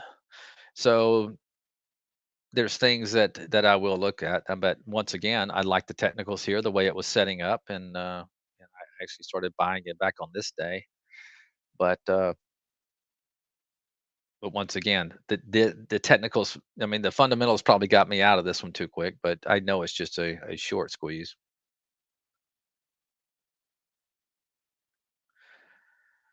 But yes, this I'll find a lot of good stuff on it. Oh, I already, let's see. Let's just pull it up right now. See what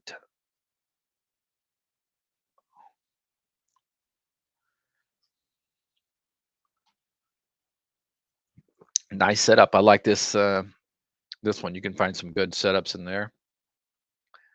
Stocks that are looking good. This right here, if it gets above 140, could have a move. I do price alerts a lot. WWE still setting up there nicely, but it's sure taking its time there. Humana. And just above all key, moving averages. I can find some really good stocks in here that are above their key moving averages. So I do my homework using trade ideas, uh, and then I look for some, the tagging the 50 that I showed you. I look at the stocks pulling back, strong stocks pulling back to the 10 SMA. So I do my homework, but sometimes the market opens up and it's gut feel. But I keep my little swing ideas up here.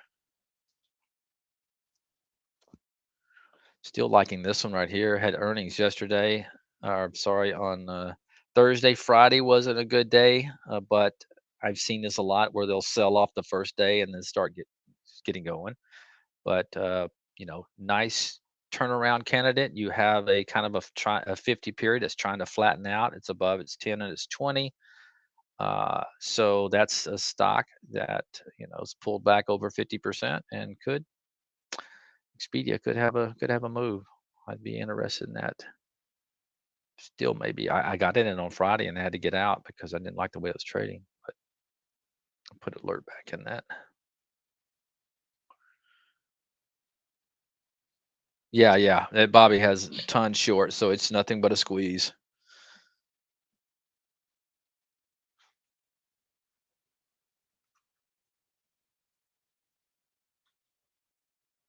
Okay, yeah, that this is the kind of stuff if I see, I'll maybe put alert down here on this uh AMD. If it comes down to this 10 period moving average, I might want to know about it. So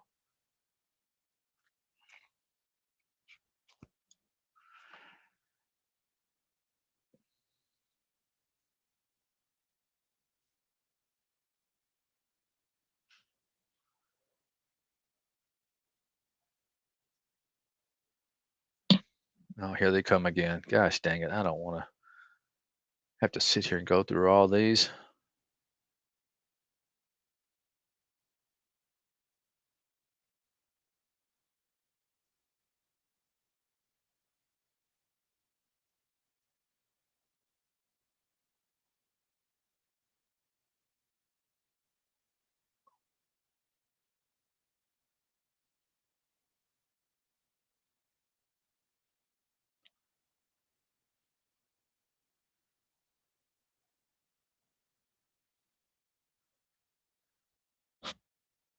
Trying to find a girlfriend. I guess so.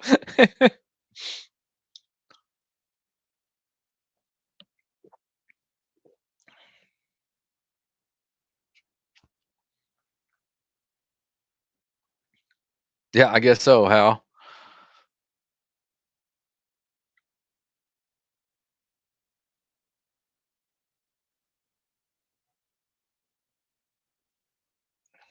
I really would like Netflix to stay above that little range there.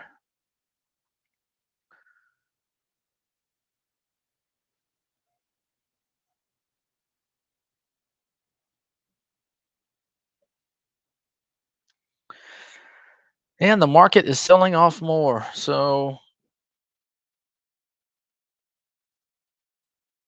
let's take a look to see. This is another thing that I'll do. Okay, if this market is going to hold, it's probably going to, come down here. Very good chance it's going to come down here to this 10 period moving average. But by the time it gets there, maybe that is right around this level right here. So let me stick an alert right there.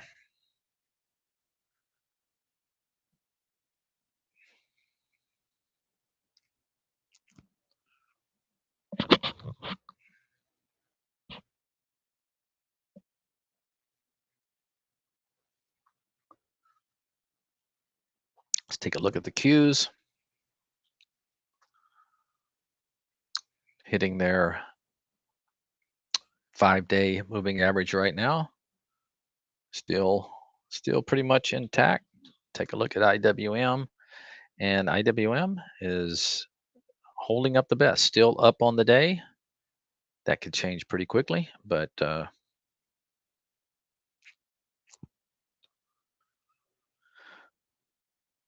yes, there's all kind of ideas that trade ideas.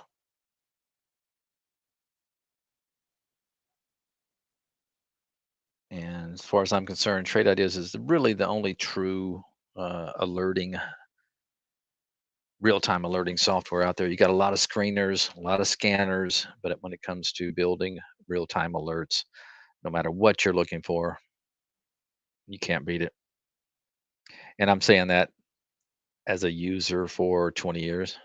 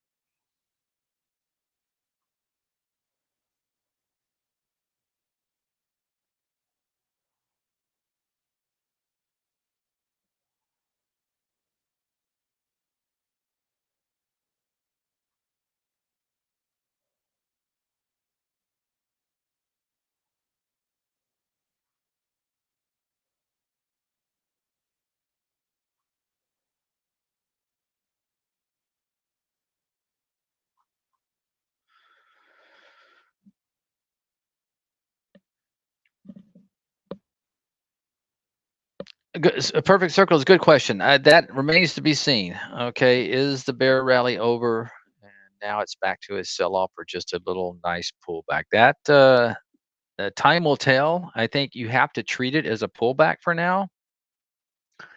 Uh, but one of the reasons I was definitely taking profits. I actually sold some on Friday too. I sold quite a bit on Friday and sold a lot today. So I got very few positions right now, and I at least taken half on everything. I taken 3/4 on some of the positions, but uh, good question. I mean, we have broken a lot of moving averages here in the spies, so it's definitely constructive. You're above all your 10, 20. You're still below your 200, but you're above your 50 critical level here. That's a huge pivot level that we ran up against this morning. And I think what you see now is just profit taking after a really good couple of geez, almost a month long, at least 3 weeks uh, of very nice trading. I think there's still a lot of uncertainty out there, and people just taking profits. Now, what you'd like to see is maybe it pulls down and just maybe goes sideways, and then you have this. If you're bullish, you have this 10 period coming up. But everybody has to understand, since from the beginning of it depends on what time frame you're looking at. But if you want to trace it all the way back to the first of the year, we're still in a downtrend. Okay, so don't get fooled that it's a bull market now. Just because we're above our moving averages and had a nice few days, we're still in a downtrend. Qs still in a downtrend, right at that downtrend. Tried to poke above it today, but they're still trying to poke above it. So could and IWM actually looks the best as far as breaking its downtrend, and there you see it. But it doesn't have as big as an impact as you find in the Qs and spies. But uh, I can tell you this just by being a long time trader, that when you are in this type of market and you do have a nice push off lows like this, there's a lot of people that are looking to take profits. They know the hurt and pain that they experience back over here, back over here, back right here. So obviously it's just conditioning where you're like, hey man, I'm taking my profits. This has been a nice run. But it definitely bullish over the last 3 weeks. We can say that for sure. So we'll see. We'll see what happens.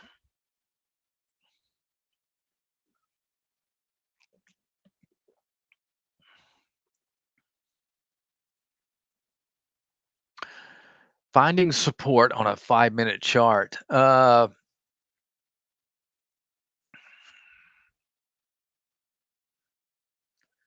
So when you say finding support, are you looking at it at a current price level at support, I guess, Yaniv? So what I would do is, and I'll just kind of get you started here, probably a top list would work. And what you want to do is,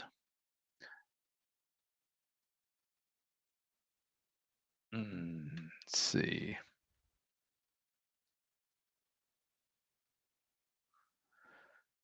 That's a tough one. I'm trying to figure out how you want to, because 5 minute is such a short time frame. Uh, let's do this. Let's do a alert window and maybe do a 5-minute low.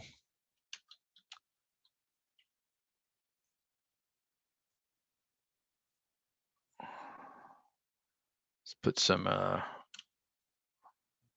today. And what I would do would be, if you're talking about support, obviously you're going to want more than a couple of uh, points. So what you can do is, these range filters are really good. So what you can do is do a position in uh, maybe a 30-minute range,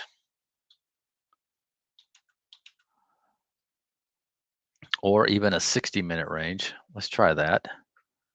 Add filter, and let's say we don't want it below 60-minute range, so we'll put a 0 right there, and then we'll do a 5% right there.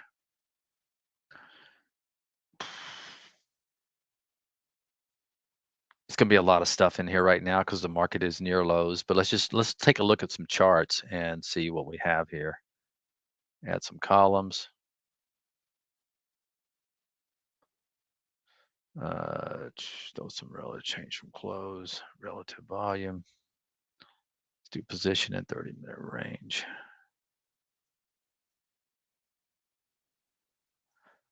Oh, let's see, 5-minute low. Why isn't that not getting anything? Okay, did something wrong. Oh, I got volume today percentage. That's why.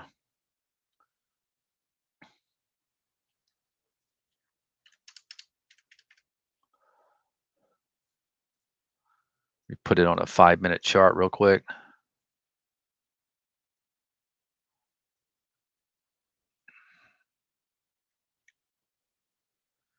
Yeah, you'd probably want to add some more filters in here.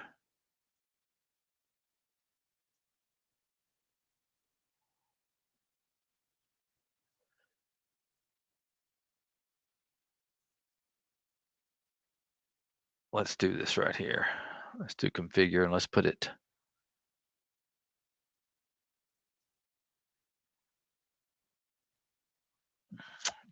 at 1% there, and 10%.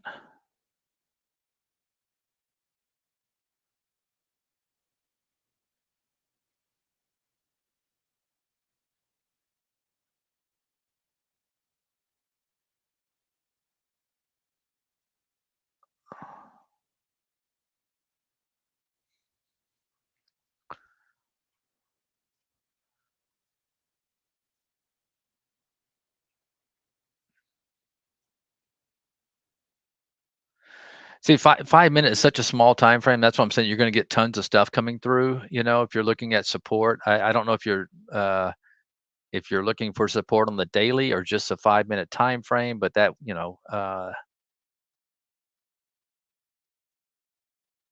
60-minute. Let me see if I can find. It's a tough one because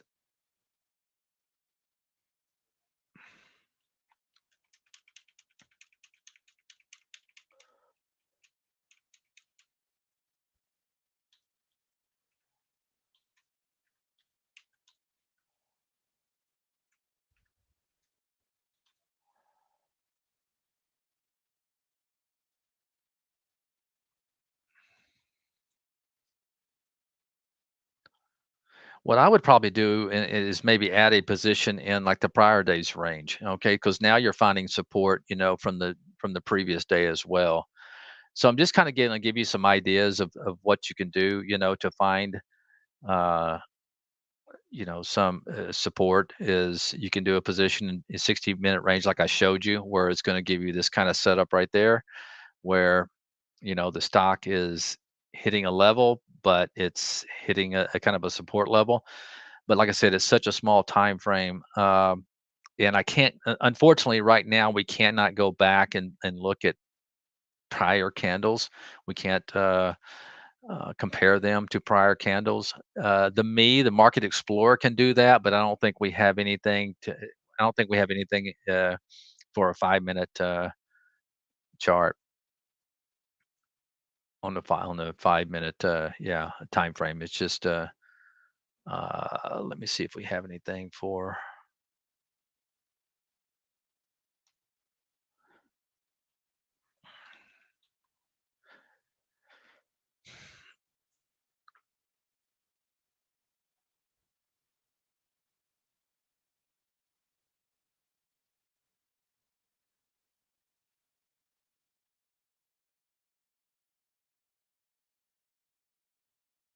Sometimes these can be these crossing below support. This can be interesting because a lot of times it'll notify you like right when it's at there, and a lot of times it'll end up being really support. Get head fakes.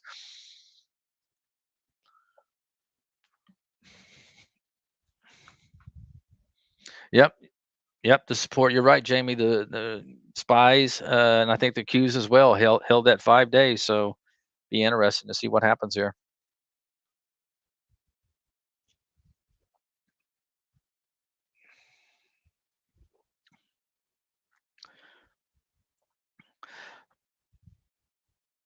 Yanni, let me show you something that you might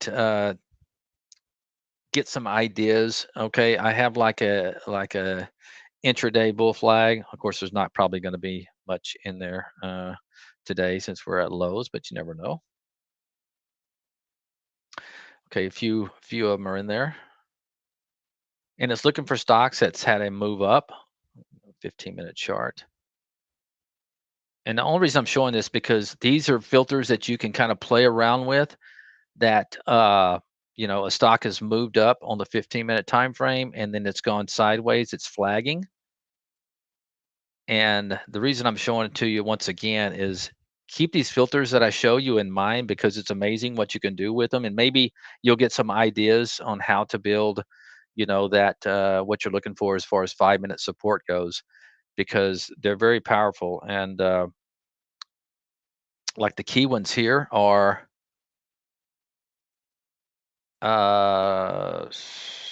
position and range. Okay, I'm using a position and range here. This is the intraday range. Okay, so maybe I should have tried that over there. I could have used a position and range, and I got this at 80%, right? So in your case, you could do a position and range and put it at uh,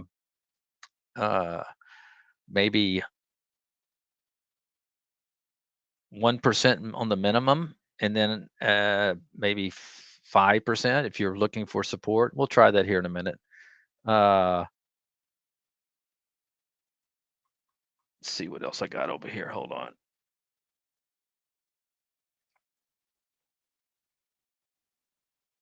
Position. Okay, here's in the 30-minute range. Okay, I'm looking for it to not move very much. So I got a point 0.3 in the 30-minute range. All that's doing is making sure you're having consolidation and it's moving. It's not moving very much. That's just limiting the size of the range over a 30-minute period. So you could do this for uh, In your case, you could do it for a 60-minute if you want to, but I forgot about that position and range. So you can make sure like it's not, crashing through lows and things like that. But uh, previous days, 30-minute range. Yeah, those are key. But anyway, I wanted to point those out because if you just type in range in your search window, you're going to find a lot of filters that can help you build kind of what you're looking for. That could be on just a plain range or whoa, what happened there? Or a position and range. And there's another one I'm trying to think of. Let's just type in here and see.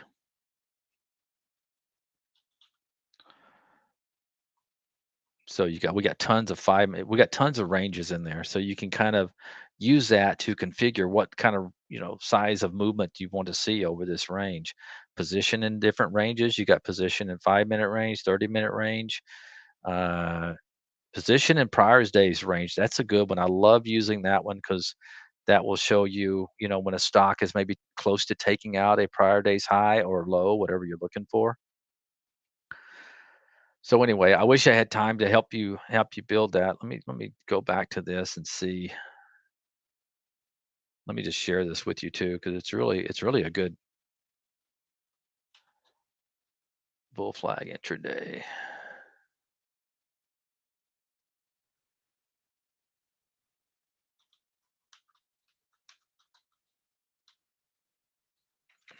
Oh gosh, here they come again.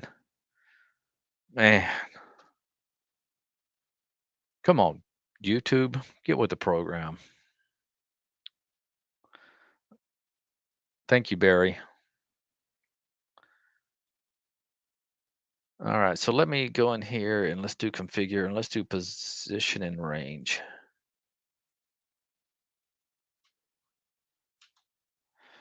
In range and add filter. And let's put a 1% there and a 5 there and see what happens.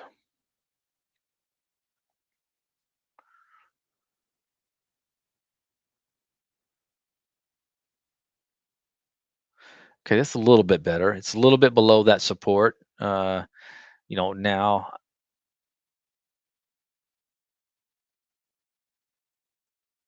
yeah, see, I don't, that's probably not what you're looking for.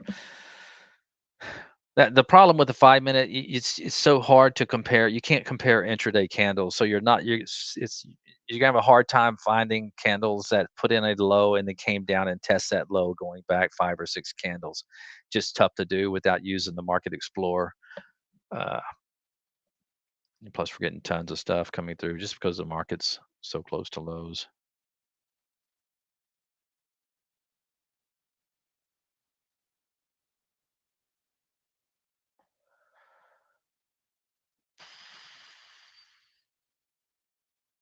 Let's try one other thing here.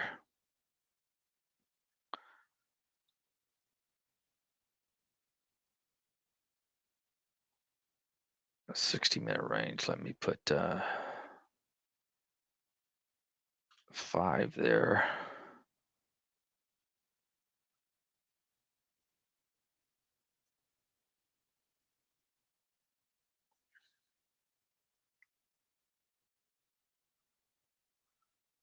Yeah, it's just tough to do. It's got something you have to work on, uh, Yaniv. It's just finding the support on that 5 minutes. It's just tough.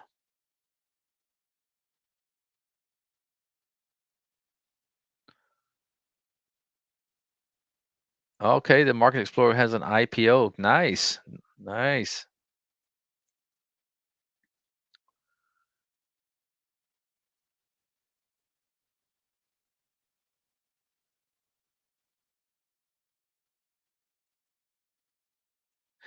You're welcome. You're welcome. You might want to just build it in a this 5-minute lows is also not helping. Maybe you can build it in a convert. Let's convert to a top list and see what we got real quick.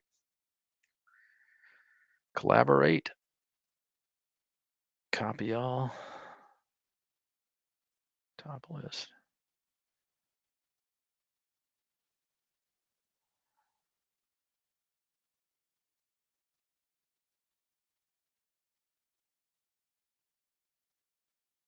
Yeah, it's still coming up with that stuff. It's pretty hard to do that.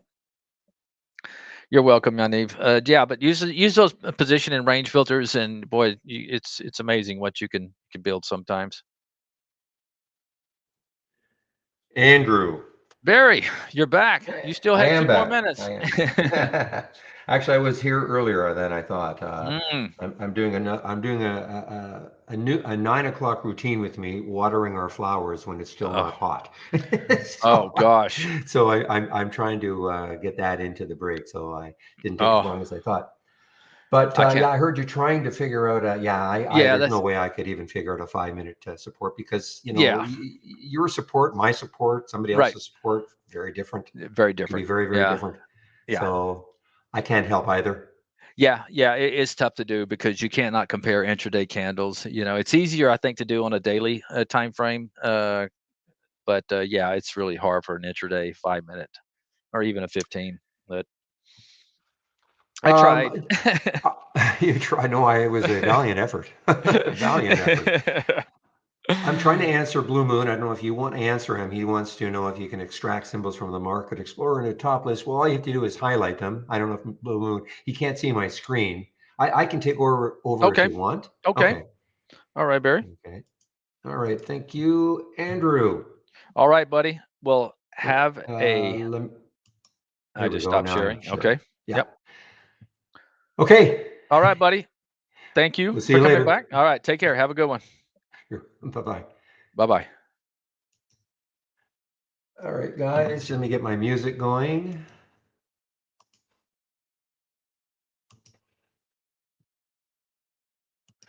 Okay. So Blue Moon, can you see my screen?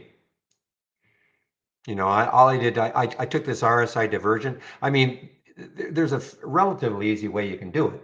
You just highlight the symbols as you can see. Control C. Now they're copied. Now you can put them into a symbol list that's attached to your top list window that you want to monitor it. So I mean, there's no way to automatically do it, but if you're depending how many times you want to do it during the course of the day, you create a symbol list, attach it to the top list, and then put these into it, if that makes sense. But there's no way to automatically say, hey, move this into a specific top list.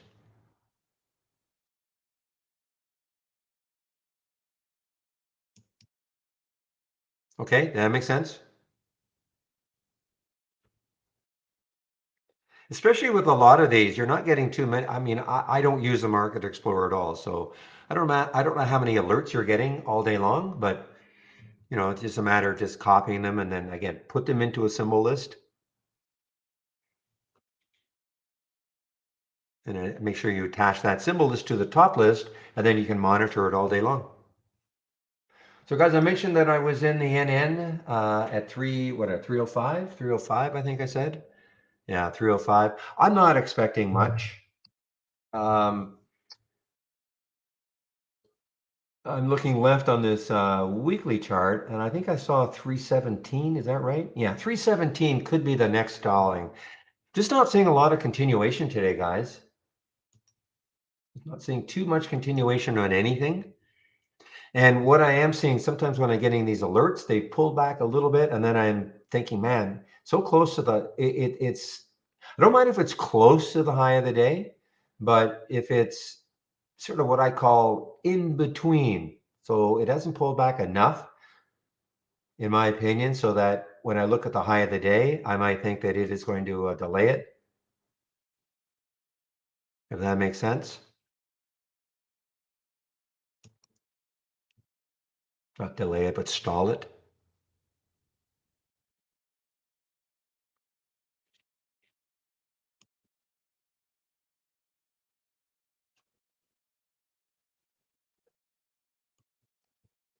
Yeah, HLBZ on the move again. Nice break right here.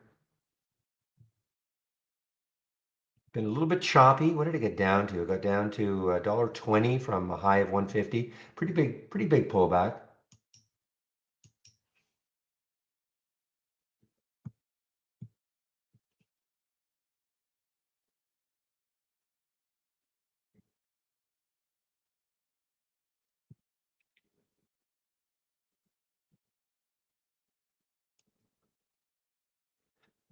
So this little simulated trade that I took in CNTV obviously worked out nicely. I unfortunately I didn't take it in my real account, but look at this, nice move, $170 now. But here's how you can practice trading, guys. Practice, practice, practice in the simulator. So at this point, if I thought, well, you know what, why would I get out of it at the end of the day if it's still working? And so I'd be looking left to see, okay, where could it stall? So the next high looking left on the weekly chart is 273 as an example for the CNTB. So, I mean, if I were in this trade and I thought, well, maybe I should hold it, well, I could just because it's got room still.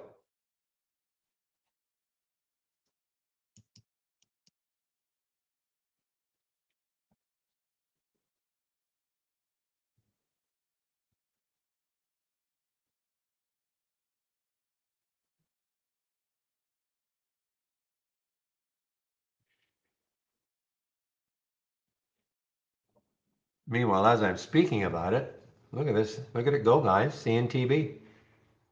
No news. China stock. That's all. That's the news. That's it. And relatively low float. Not crazy low, but certainly low.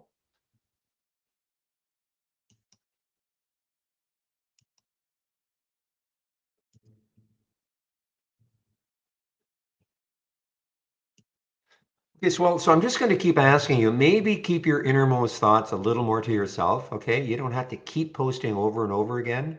I like, your spy analysis, but just putting magic carpet right doesn't really help anybody, okay? Just try to keep your innermost thoughts to yourself a little bit more.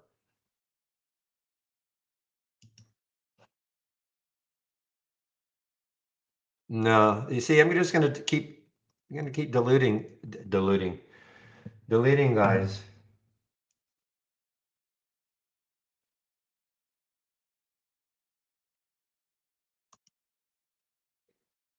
Well, I'm sure she's breathing a little easier, Kathy.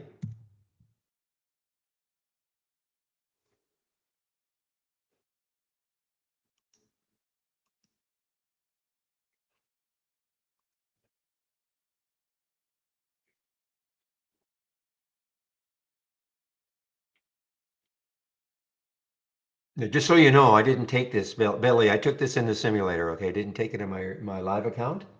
I was demonstrating how you could take a trade in the simulator. I picked that one. I thought it looked interesting, but I can't. It is not in my live account, unfortunately.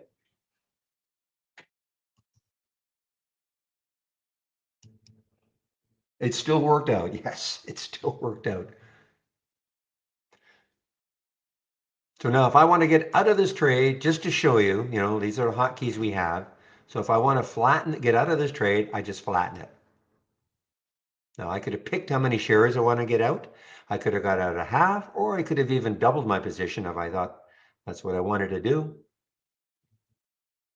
Or I could have gone to the share box and picked exactly how many shares I wanted to get out and the price.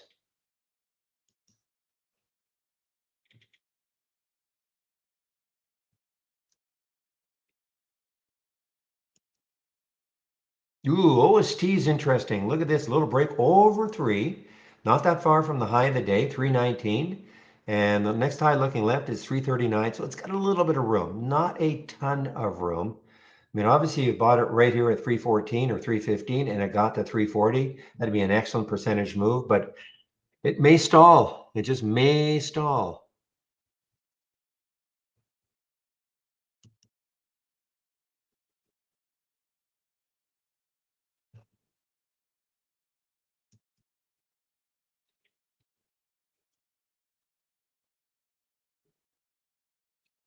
Hello, Harris.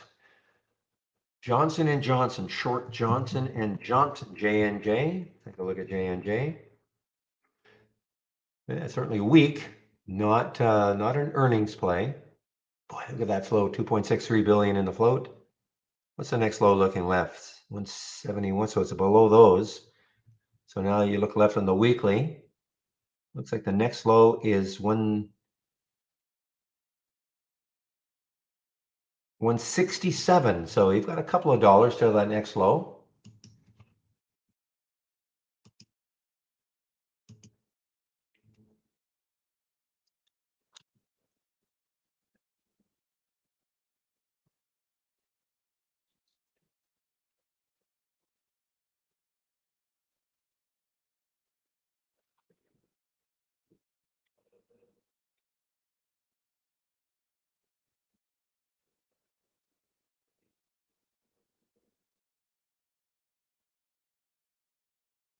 I mentioned this one a little earlier. The NVIV, I mean, it's still negative. It's still down for the day, but it is crawling back from the bottom.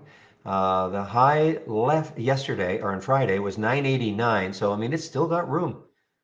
And of course, the day before that, it got all the way up to what, 13 something. So, I mean, it's still got a little bit of room. The issue with it, though, if you look at that spread, 845, 869, it makes it just hard to trade.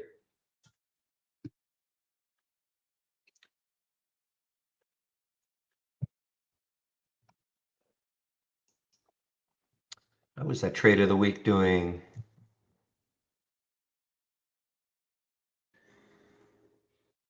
So it's, sort of right at the trigger price, 70.88.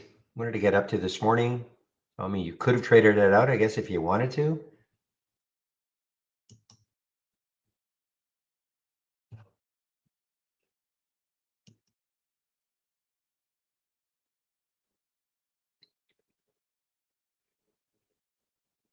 Hey guys, I mean, if this OST takes out that 339, I mean, there's not a lot of resistance, obviously. Let's take a look at the weekly chart, see if we can back it out a bit.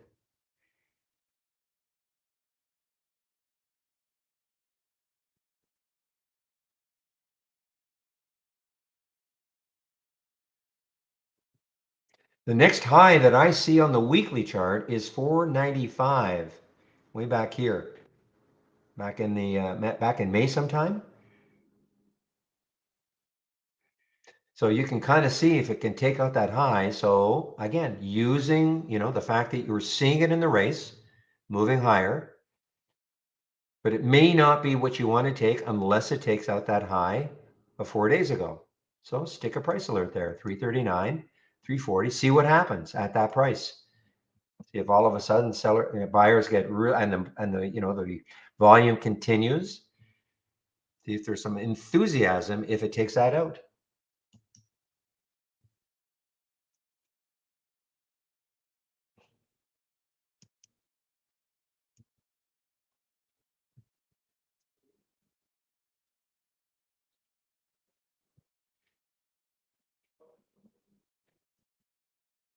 Guys, I've been eyeballing this Sono. I mean, I was really wrong in thinking that it would, up here it was going to really start to move. Took myself out for a little loss, but boy, this is now right at this 23 level, and it's just kind of hanging there. And the next low looking left is 22.22. So I mean, there's some room, maybe underneath. I'm just kind of watching it to see how many times does it reject 23.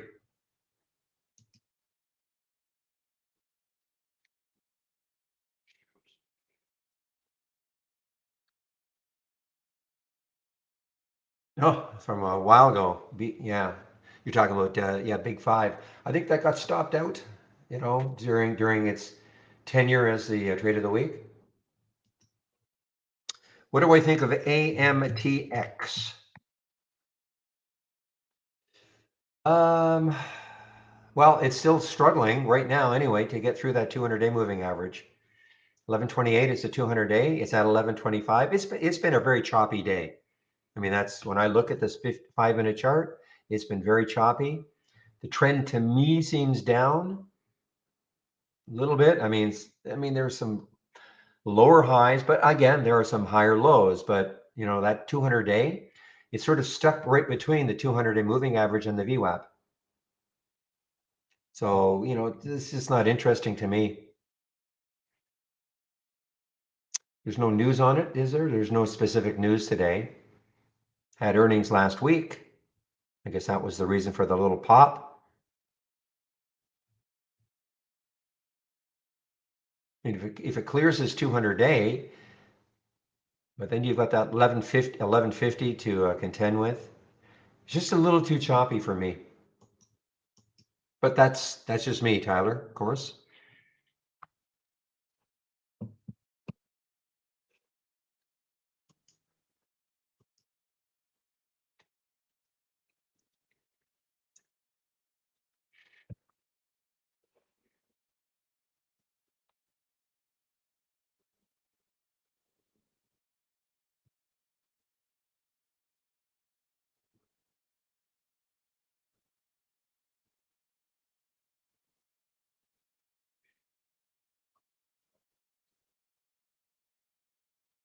Well, guys, you know what? Sono may be bouncing now. I mean, it's a little bit of a bounce,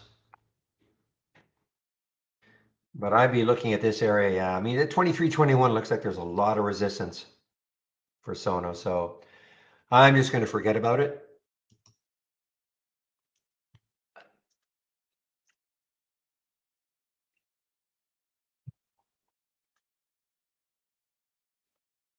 Yeah, there's definitely convergence with J&J, or divergence. Market putting a bit of a little bit strong right now. J&J continues to drop. I don't see any news on it. It's not an earnings play. I mean, it's barely negative. It's not an earnings play.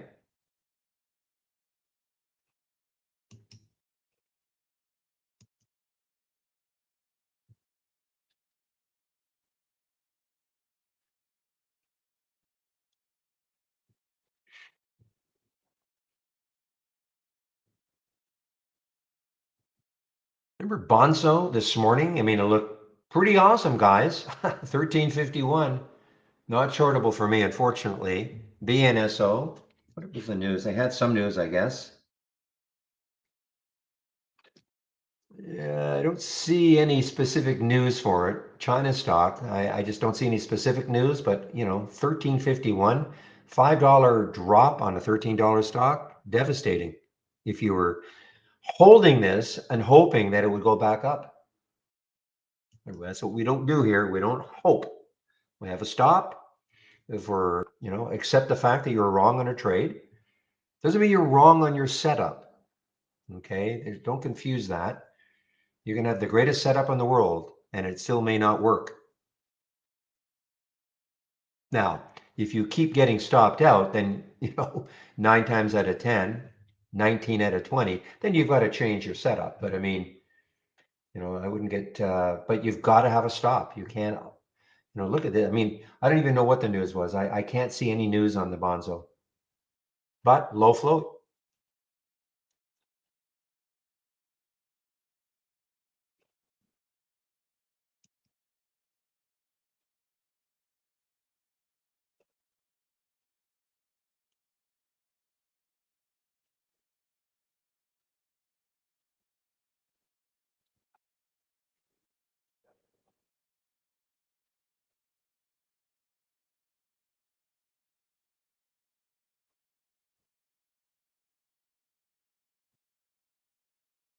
Yeah, this is this Mumbai stock, LYT.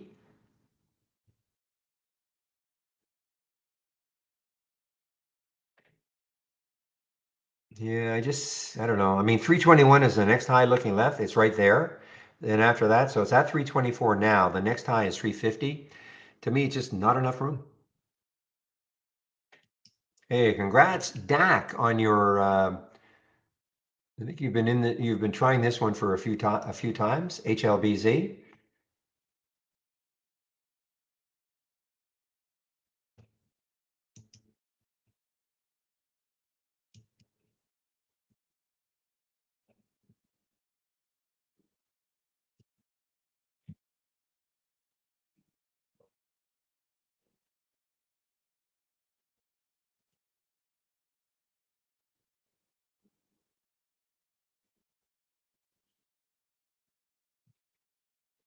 So now it is 117. So what now I'm very interested to see what's going to show up, maybe out of nowhere, maybe a stock that, ran earlier in the day and starts to really move up this leaderboard with a big percent,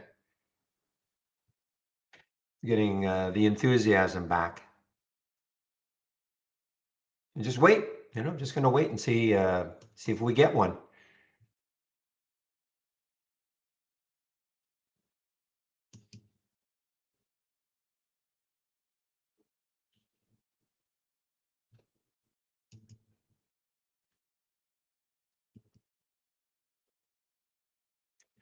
Okay, so CGTX, they had that, what looked like pretty good news. I mean, it's an Alzheimer play.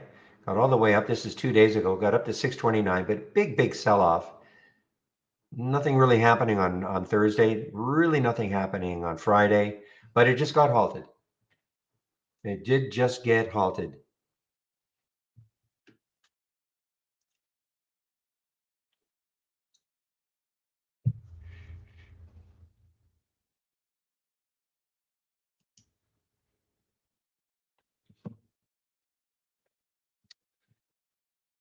Let's see if there's anything that could happen out of this. So the next high looking left on the daily chart was 383, or is 383.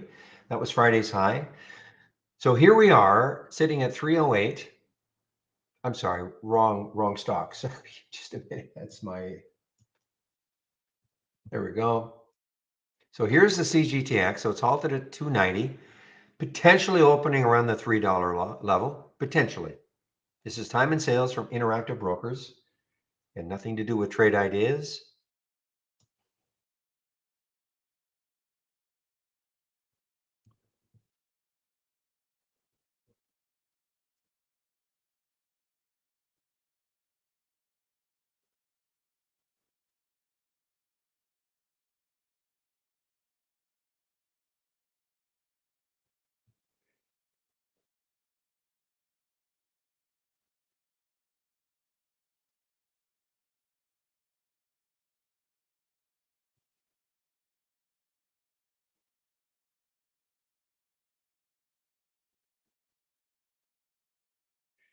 Well, guys, just kind of waiting on this NN. At least it's a couple pennies above where I bought it, so no reason to get out of boredom.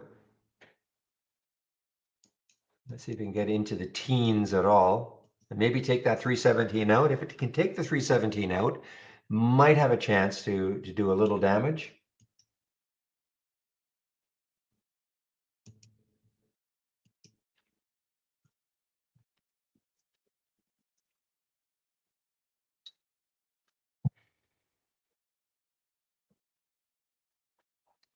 Yeah, PJ, out of nowhere they became an EV play. I don't know if they added this into their profile.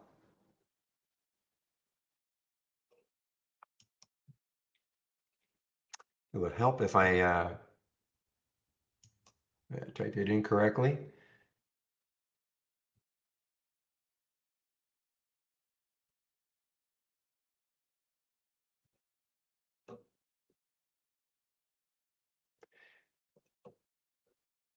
Maybe I'm wrong, guys. Maybe I'm thinking of another stock. I could have sworn that this was. Maybe I'm wrong.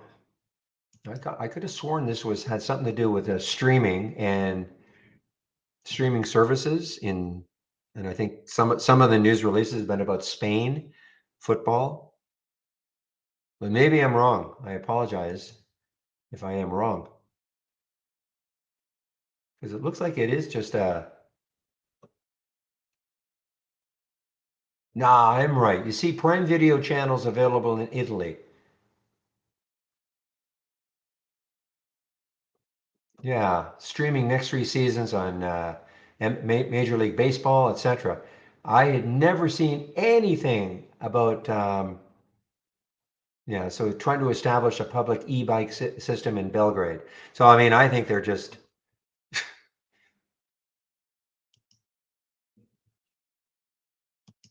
nonsense. Can I say nonsense? Yeah, just like Kodak, choose your business. Choose the flavor of the day.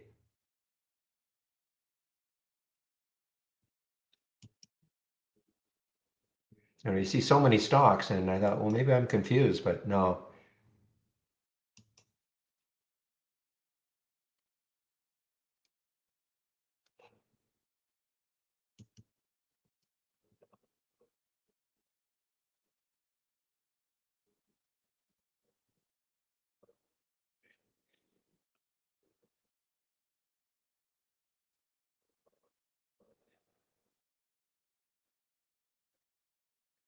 Okay, guys, this LVLU has been pretty strong all day.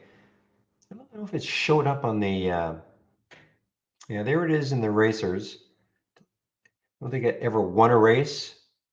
Not that stocks have to win a race, but otherwise, but just won't see it in the top 10. That's the unfortunate part.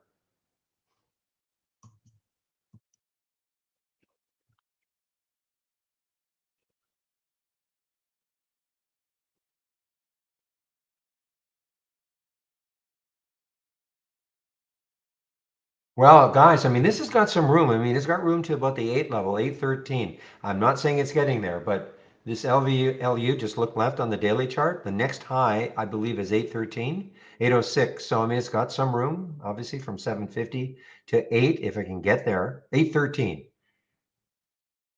Yeah, 813 is the next high looking left. So,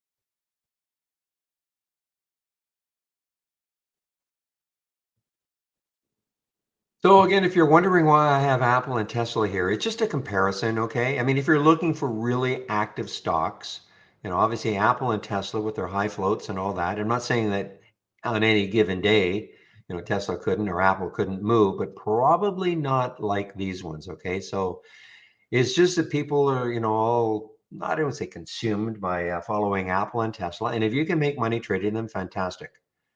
But if you're looking for stocks that are a little more a little more active relative strength wise, and so that's why we put these here. Again, I'm not this is not to say don't trade Apple, don't trade Tesla. If you can find a way to do it, make money, keep doing it.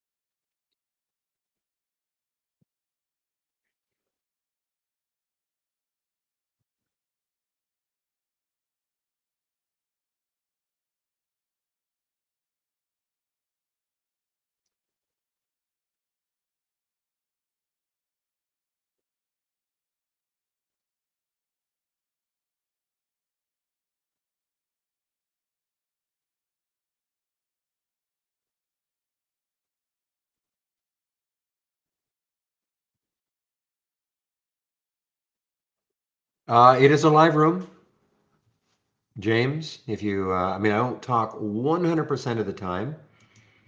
This is not quite the radio, but I'm definitely not on mute.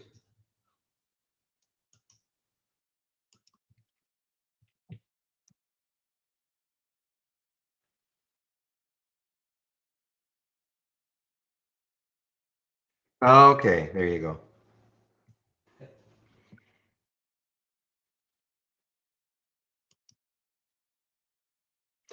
Okay. Again, if I look at it, ILAG here, I mean, that 10 SMA in the 15-minute chart looks like it's trying to hold it. Okay, if you're into that sort of a play on the ILAG, I mean, it looks like it's trying to hold it.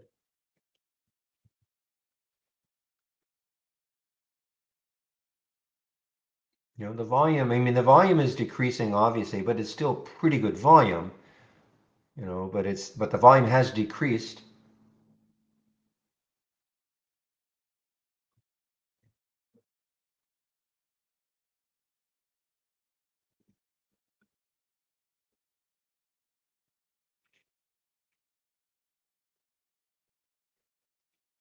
Yeah, I do see brush. I do see it.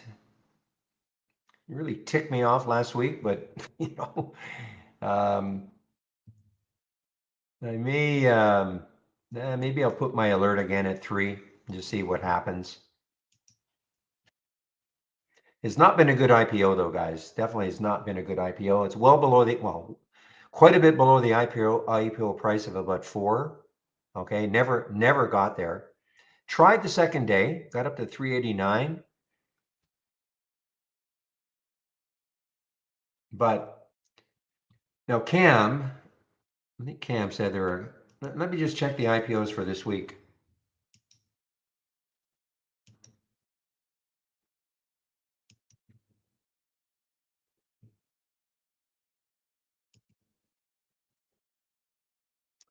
I think I've got them all. I don't care about this one, EF Hutton, that doesn't, I mean, how can EF Hutton get behind? Well, maybe I should just keep an eye on the 3.2 million at two. Usually they're into the SPACs. I've already got these ones covered. I don't think I've got this one. BIAF, Wednesday, and MCTV. Okay, guys, so this is what I do. If you're interested in how I will follow potential like IPOs, this is what I do. So first of all, here is the, and there are other websites, of course, that you can track IPOs, but this is what I use.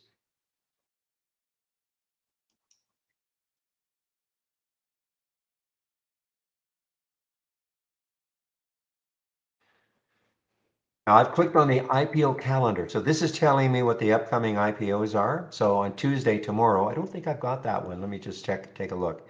MCTV, I don't have it. So this is what I do. I see MCTV is supposed to be tomorrow, okay? MCVT. 1.3 million at 4. Ridiculously low number of shares, $4, low priced. So this is what I do. I'm going to left click. I'm going to change. I'm going to get MCTV. Now, see, this is another one. This is another one that's already trading like this. So I don't know. It's just a, yeah, it's a pink sheet stock. So this is going to be more like an uplisting. I don't know how, it may not be that exciting. So another bad. But what I'll do is I'll put an alert. Oh, I don't know. It's 6. I'm going to put the number of shares. Again, this is probably not going to be interesting at all, but you never know. So it doesn't hurt.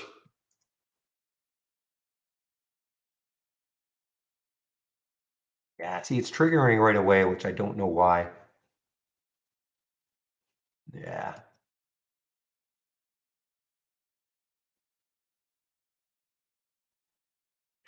Yeah, so hopefully this one, the BIAF is not the same. BIAF. Hopefully it's not already trading under BIA. Good, okay. So here it is, BIAF, 1.2 million shares at 6. That's what I'm going to put in. First of all, I'm going to put a price alert, create a price alert at $1. And then the 1.2 million, 1.2 million, $6. Okay. So if it starts trading this week, it's going to pop right at the top of my price alerts. I'm going to know what the structure is, how many shares and the price. So for instance, if this opened at 10, then there's some enthusiasm for it. Okay. Now listen, IPOs, day of, second day, third day, not for newbies. Okay. But this is what I do. And will I trade them? Depending on, what I'm seeing.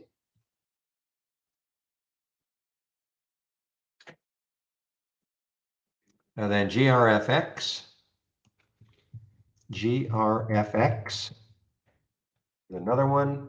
Okay, so again, I look at the structure, 3.2 million. I mean, at 2, I, hey, I'll put it in here. I'll create the price alert. Hopefully it opens over 1.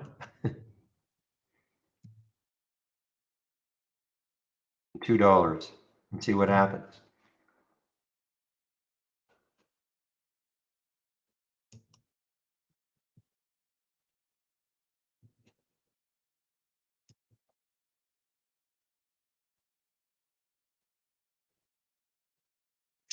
Yeah, they got a $10 million grant, phase 2.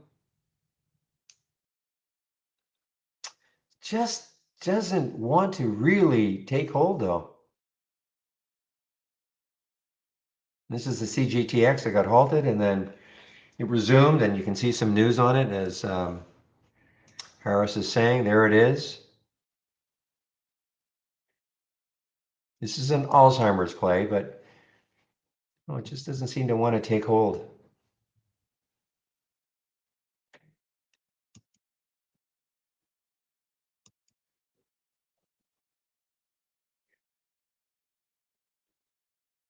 So, I mean, can this happen to some of these IPOs?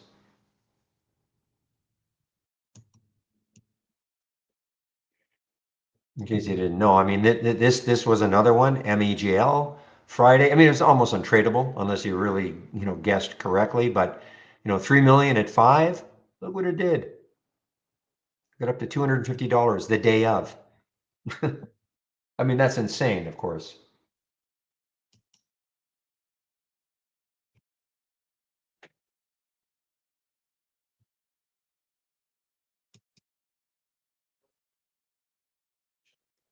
A little bit of a boom. Definitely coming out of consolidation on the 15-minute chart for sober, SOBR, challenging that high now of Friday, SOBR.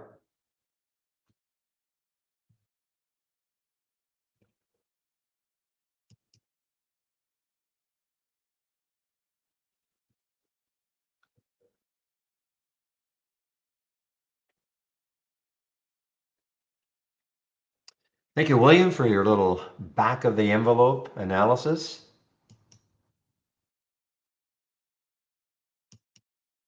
But this NN is just putting me to sleep. I'm a couple pennies under now. Any more of a drop, I'm out. I don't want to. I just don't want to hold it.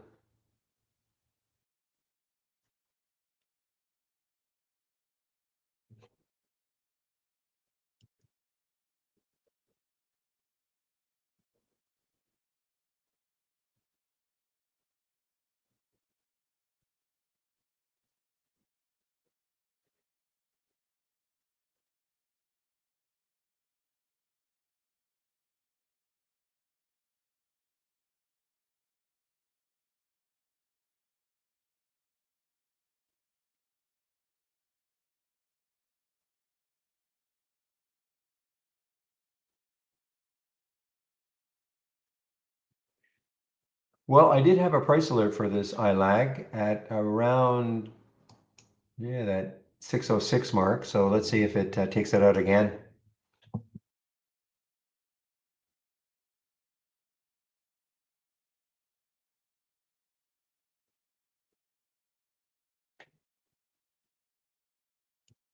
Yeah, okay, SOBR. Now it is sort of I would call it a certifiable boom, guys. Now, certifiable. SOBR.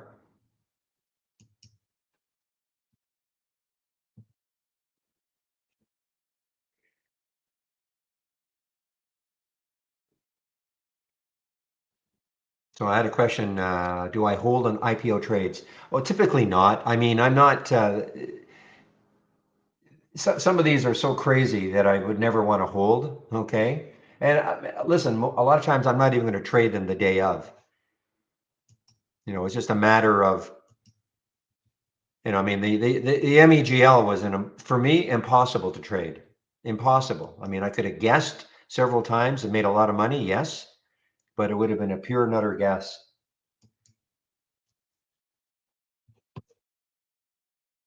And these are crazy IPOs, okay? These are not big name IPOs. But that's what kind of makes it fun.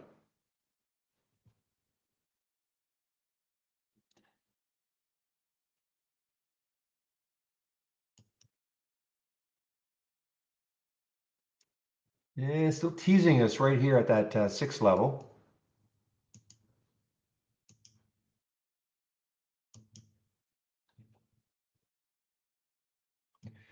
Certainly got a lot of room to the high of the day for ILAG.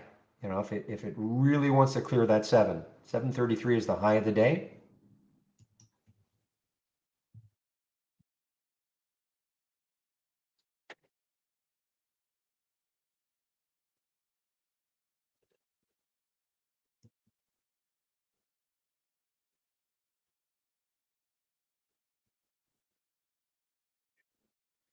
All right, guys, this TGTX is kind of trying to lift a little bit here.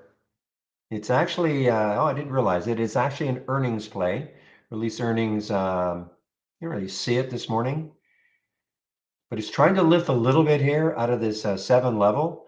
I think there's probably a lot of resistance around 740.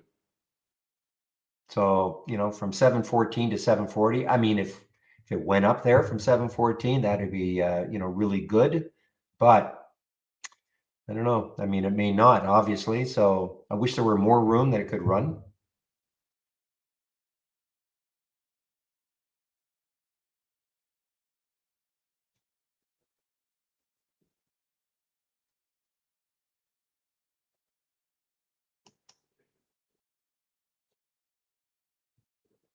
Boy, this OST, guys, is getting so close to that 339, which is the high of 4 days ago. Takes that out, this could have a run. What did I say? I think I said $4 was the next high on the weekly. Am I right? Yeah, 495. Yeah, I mean it takes out that high right there. The next high, I believe, is around $5.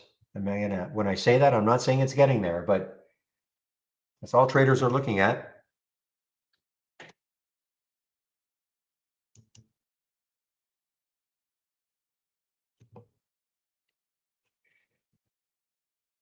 I've been asked to look at SOS. I saw SOS. Sure if it was on the race or yeah, I did see it earlier. I mean, it's looking good. I don't mean looking good that now you buy it, but okay, guys, Ost.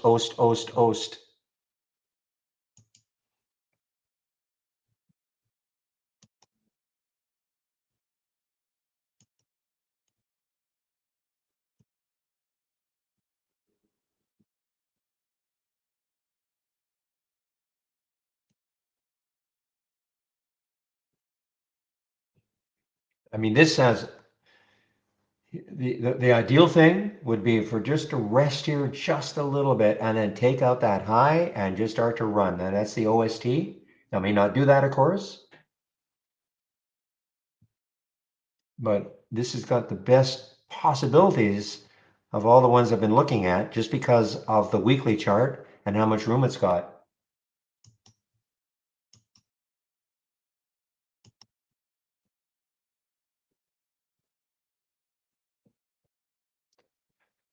Oh, have to get rid of these crazy things on YouTube. Not posts, not people posting.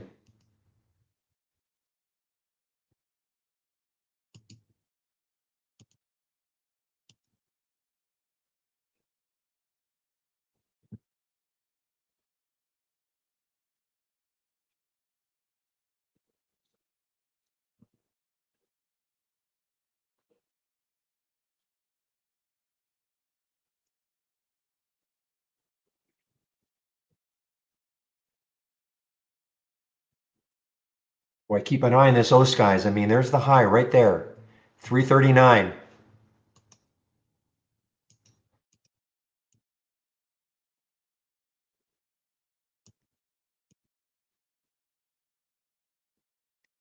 Okay, guys, I mean, there took it out.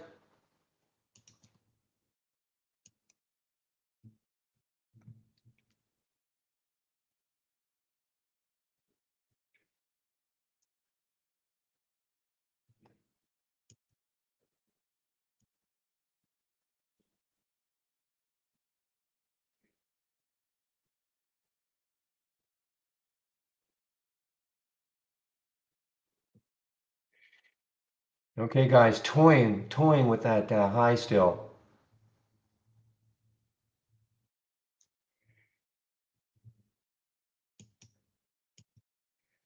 Talking about the OST.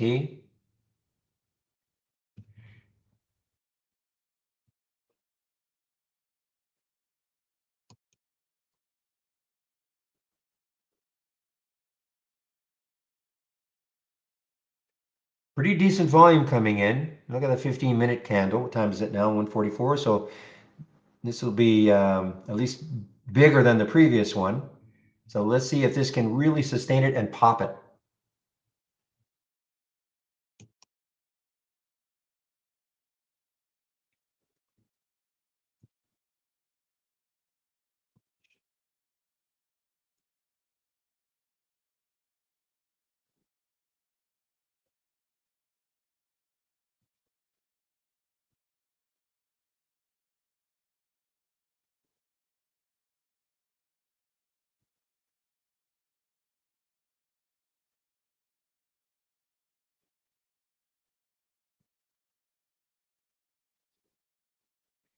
Hmm. Volume's good. I mean, look at the 5 minute volume bar right there. Volume is pretty good, but it just doesn't seem to want to.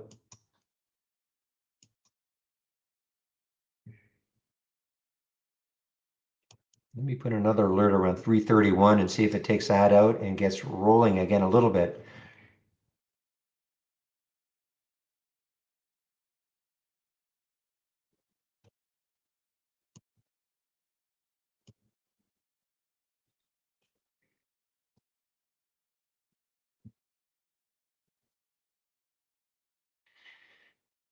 And I'm only fixated on this because of the weekly chart and all the room it's got.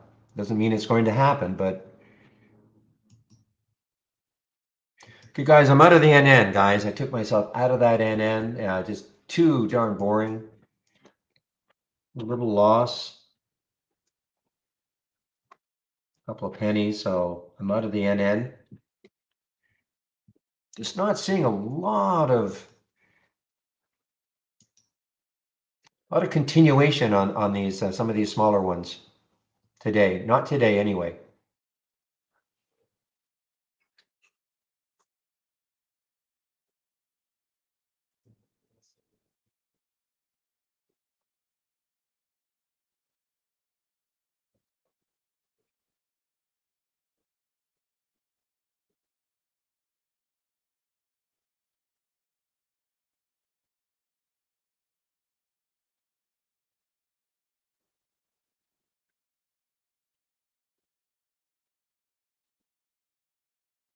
Well, again, let's see if it can take out that high again, that 339 high again for OST. If it does it, I'm probably almost 100% for sure taking that trade.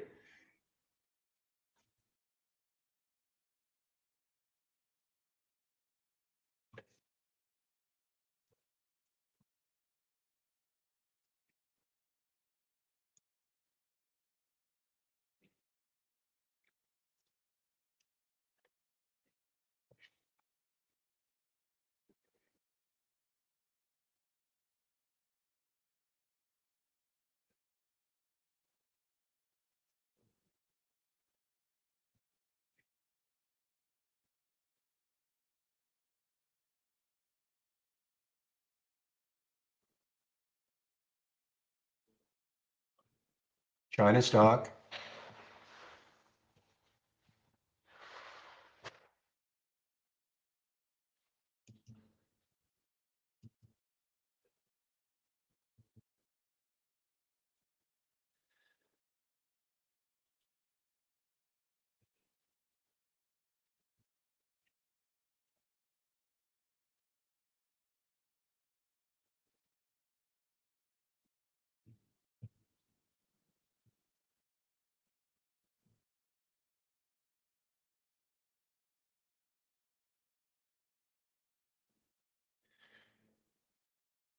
Yeah, I mean, I know somebody asked me about this SOS. I mean, it just exploded. Look at the volume that came in.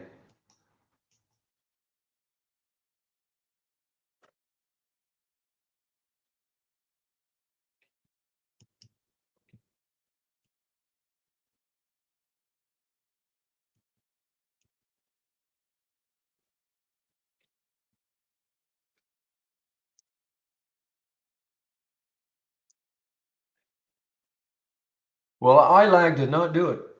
Definitely did not do it. I don't know if you've been stopped out, Harris, on this one, but it did not do it. I still have an alert set for over 6. It might maybe it happens later on.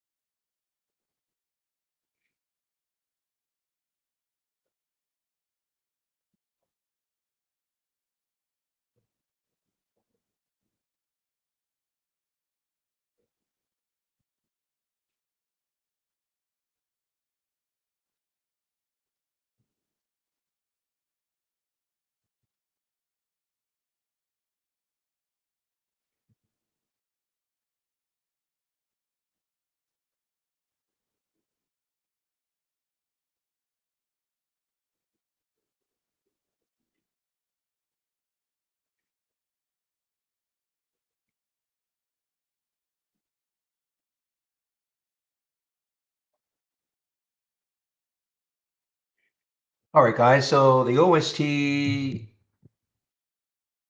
forgetting about it for now. Still have my alert set up here at 3:39, and see if it later on in the day takes that out. It was definitely a nice little fake though. Got up to 349, and then it pulled right back down below that high.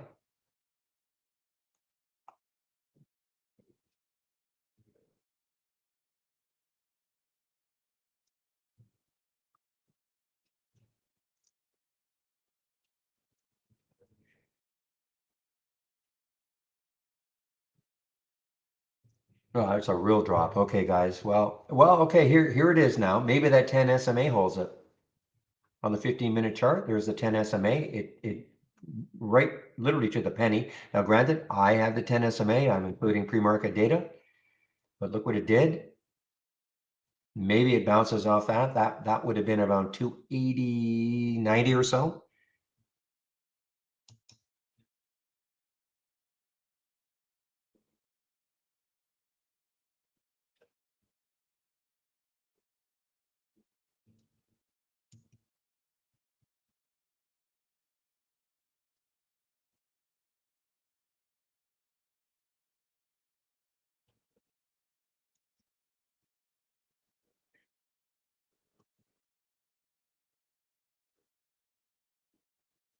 No, I do not do any options trading, Amy. We have some option filters that maybe can help people who option trade, but I personally do not trade options. Here are the option filters that we have. If I right click on an alert window, configure, search, and I type in options. So we have some obvious ones. We have the put call ratio, the option volume today, put and call volume today. This option volume, the first one, is the average number of contracts over the last 10 days, puts and calls combined. And this is kind of the key one, the option volume today percent. So if you're looking, so what this can help you do is finding stocks that are having abnormal option activity. So for instance, if you put, say, option volume on average, okay, that's that filter right there is the option volume on average over the last 10 days. So let's say a stock has traded 2,000 contracts on average over the last 10 days. And then you use this option volume today percent, and say you put 300%, a ratio of 3. That means for you to see that stock that has traded 2,000 contracts on average over the last 10 days, it will have to trade 6,000 today. So using, this filter here, you can zero in on stocks having abnormal option activity. But is that going to help you trade the option? I don't know. There are people in trade ideas or have trade ideas who tell me, then there are option traders that it can at least identify, obviously, those stocks having abnormal option activity. And maybe it helps them trade the options. Some say, yeah, it's a help, but we don't scan for options as such, if all that makes sense.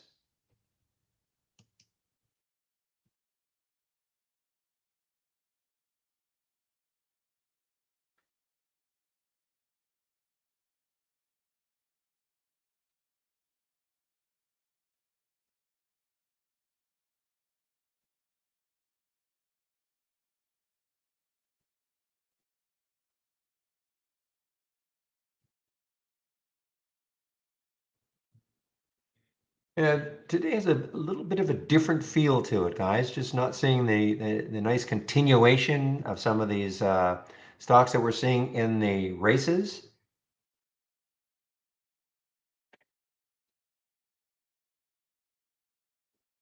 I mean, you can see here this SRGA. I mean, look at the base on the 5-minute chart, even on the 15. If it ever starts to move, we'll probably have to take out about that 575 level. The high today was 684. So that's all I'm going to do. Just stick an alert around 565. See if it at least gets up there. Then I can take a look at it to see if it makes sense to trade it. Again, using the price alerts. I'm going to get rid of some of these now.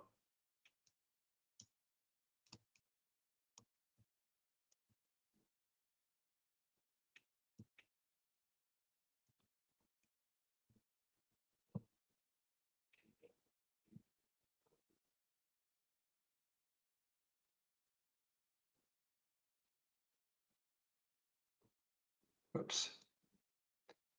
Get rid of a few of these right now. Now, the only reason I'm displaying this, you don't have to display your price alerts window, okay? The only reason I'm displaying it is because I'm just trying to really hammer the point home of using, the races and setting a price alert, okay? So you might look at something that, look at the HLBZ. I mean, it's moving again. But what if you said to yourself, you know what, I just don't want to chase it. But boy, if it ever pulled back to 135, maybe I want to know about it. And maybe from there it bounces. You're looking at maybe a support area, just as an example. So you just create the price alert, right click, create the price alert, and you'll see that it'll show up right in the bottom here. I don't have to have this up and running. I don't have to have it taking any screen space. All I have to do is minimize it. And when an alert happens, this window will pop up on my screen. I'm choosing to display it because I'm really trying to emphasize the point of using the price alerts in tandem with the races.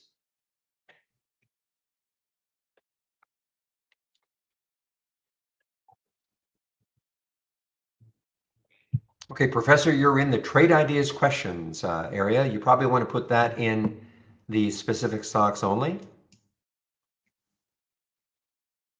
Yeah, you know what's moving right now, guys, is QNRX. QNRX is starting to move. A little bit of a break here, a little bit of a break here on the 15-minute. This was, of course, very active 3 days ago, got up to 20. Yeah, that's right. This was that crazy one of the crazy ones, got up to $28, pulled all the way back. Low float, crazy low float. I mean, whether that float information is correct exactly. And why I say it like that, I mean, with 500,000 in the float, you can probably go to 10 different websites and find 10 different float information. Very difficult to get a handle on what a float is when it's that low.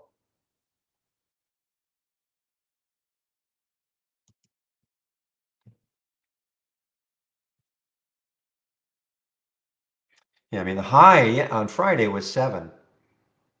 I'm just pointing it out because it came up on my scan, so I'm just pointing it out.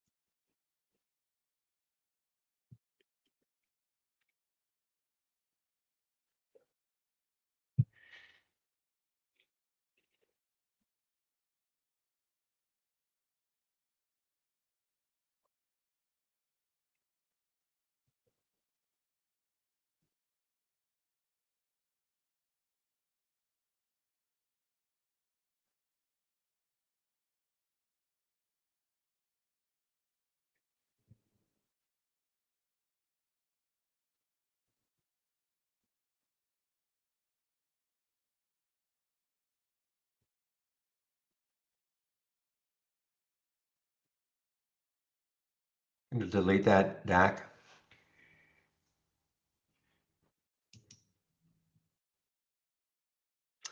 All right, Bed Bath and Beyond, the big memer of the day at the beginning of the day. Kind of trying to lift a little bit out of consolidation. BBBY.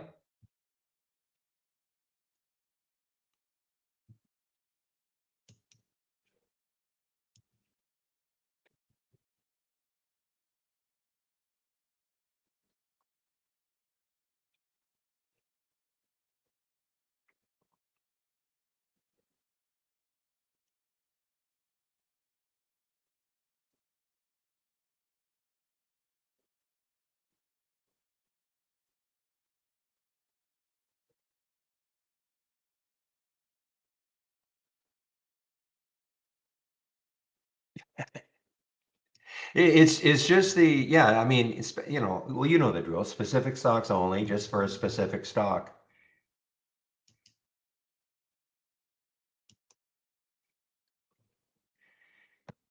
And even the general market talk, I mean, really, it should be general market talk. Try to control those inner voices.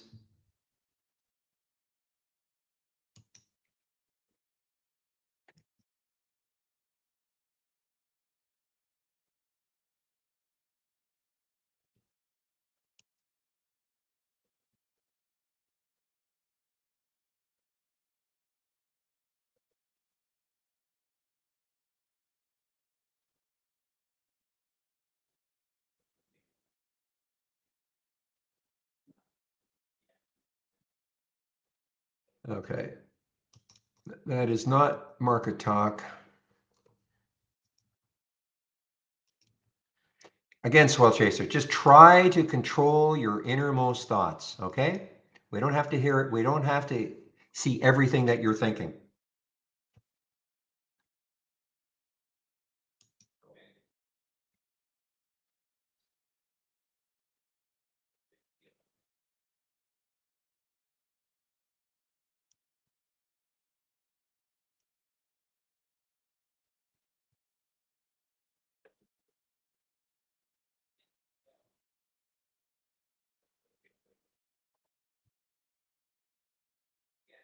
Well, a comment like 1929 all over again. Come on. I mean, that's just, just try to control all that.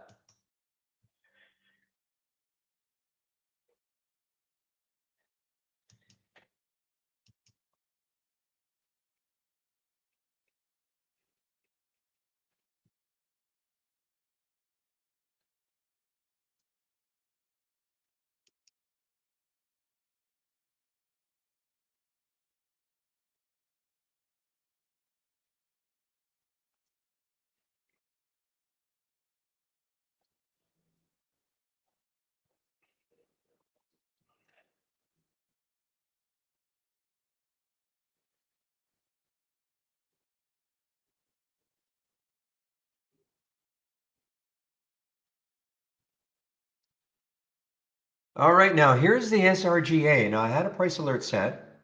Let's see. I had a price alert set for that little area, maybe a little break here. To get bad spread, guys. 564, 581. I mean, if it tightens up, maybe, but it's a bad spread right now. Again, this is what I'm talking about. 564, 581 bid ask. This is Interactive Brokers. Okay, it's just so they're almost trying to prevent trading. Almost.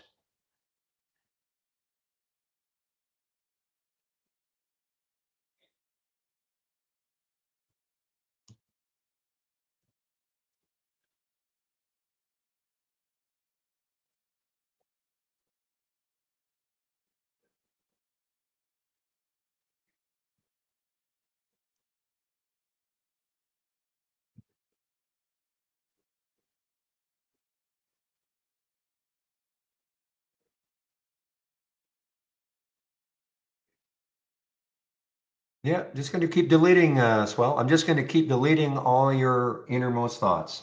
There's no reason to put summer winds, okay? Honestly.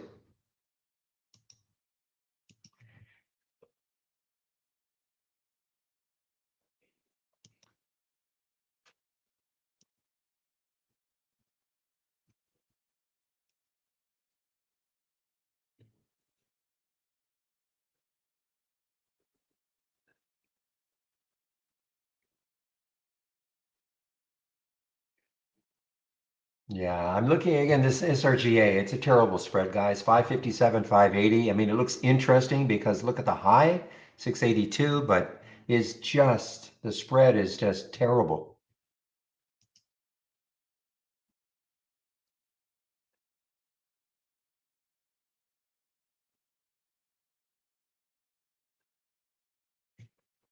Yeah, but of course, DAC or blue collar, I can't do the ignore.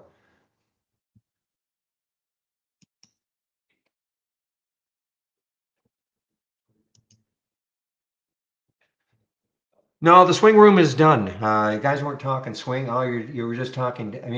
My idea of a swing room was just to talk about specific stocks, swinging, like swing trades, and it just devolved into other stuff. So I decided just to get rid of it. Maybe I'll bring it back later on, but no, you can certainly talk in this room, general market talk. If you want to talk about swing trades, go ahead. but I just had enough of trying to monitor it.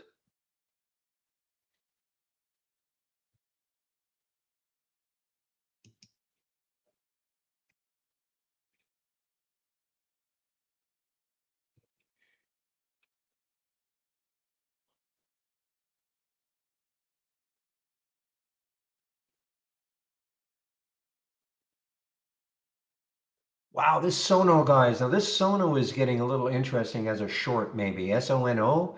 I mean, it was hanging around that 23 mark for quite a while. Um, underneath, I think I saw underneath the next on the daily chart. Yeah, I mean, 22.22, a little bit of a room, a little bit of room. And the market now putting in a big red bar. Not that this stock will necessarily follow the market, but probably more than a lot of these other crazy little ones.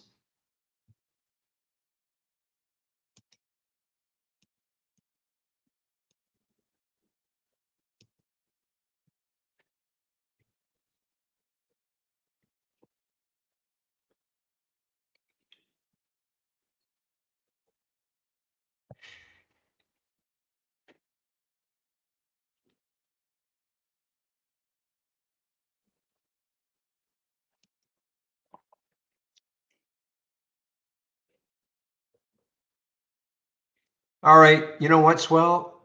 I've given you a lot of leeway. You're done. I'm sorry, you're done.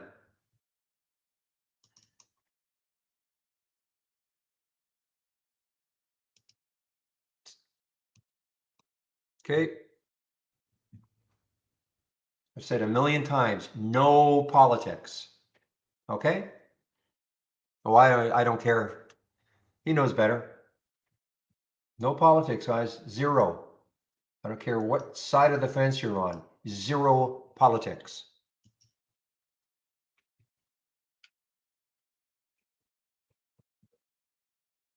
I'm sure you're going to complain to our administrator. Why is he banned? Well, that's the reason.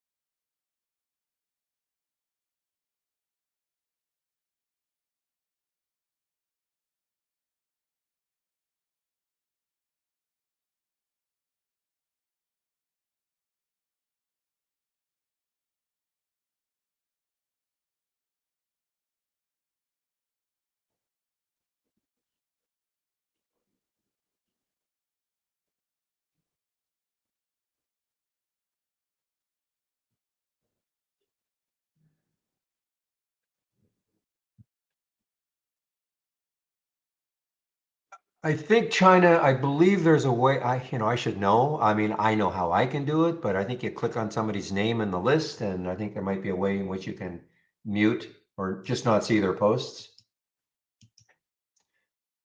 This Sono is driving me crazy. I was all set to take this a short, and it's just doing this little pop-up again.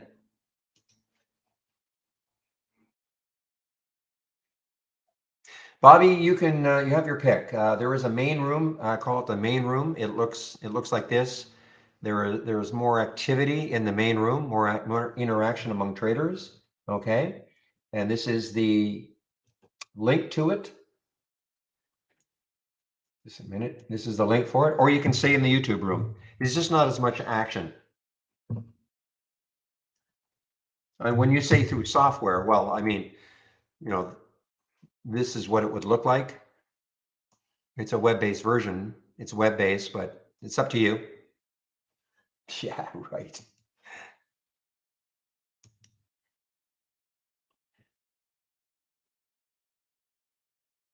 All right, I will take a look. I know I accidentally deleted it, but I thought the guy put it back in. So let me just take a look.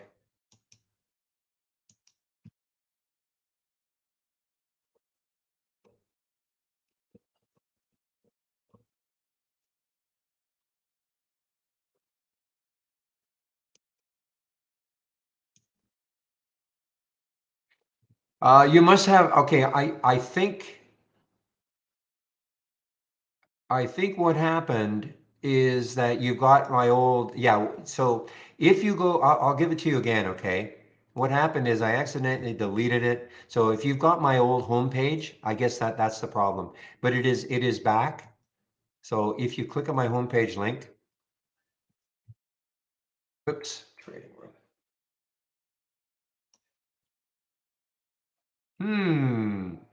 You're right, the link is broken and I don't know why. There might be something going on with our website. Might be something going on with the website, guys, because the link should be fine. Bobby,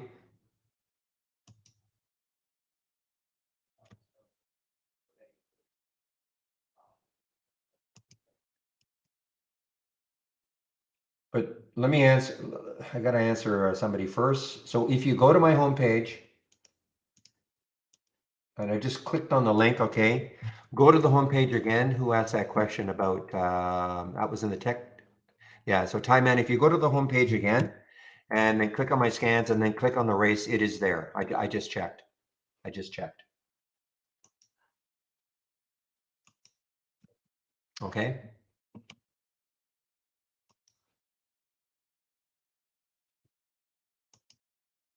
Yeah, I mean, I did just check and it was there. I think what happened is you've got an old link from me, which is fine. I always ask people to save my link and then you can look anytime you want, but it might be that it's a cached link or something like that.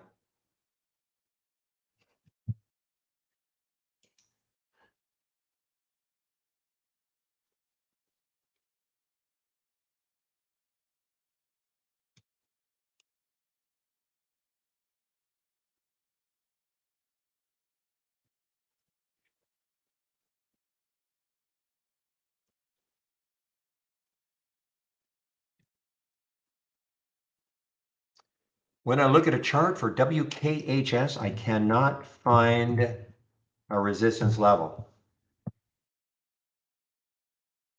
Well, it depends what you think resistance is. Okay, Peter. I mean, if you look at a weekly chart, depends on your time frame, really.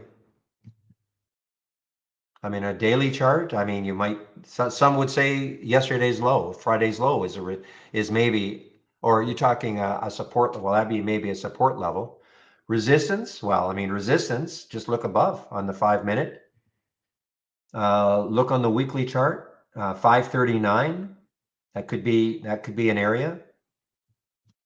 On the daily chart, yeah, you've got I mean, it's definitely but understand, this is an EV play. If, EVs don't, I mean, it's only up 16 cents. It's certainly nothing fantastic. And the other thing, you got to be awfully careful tomorrow's earnings for it. I would never be holding this through earnings. Never. Okay? Never, never, never, never. Okay? That's me. I never hold anything through earnings, Peter.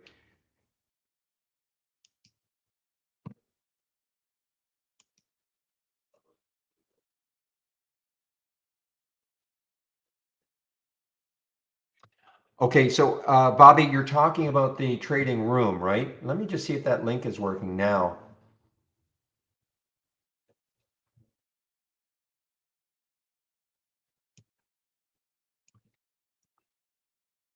Give me a moment.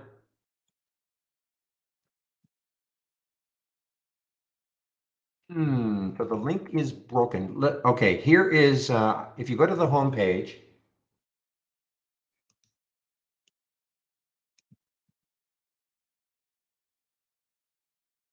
okay, so if you go to the home page, click on my home page link.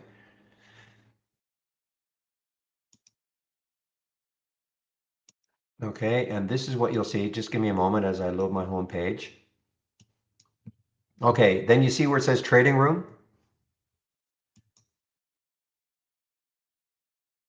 Okay, and then you just follow the instructions. I don't know why my link is broken. Okay, and then just so you can do it from that home page. Just go to the trading room. I'll have to figure out why my link is broken.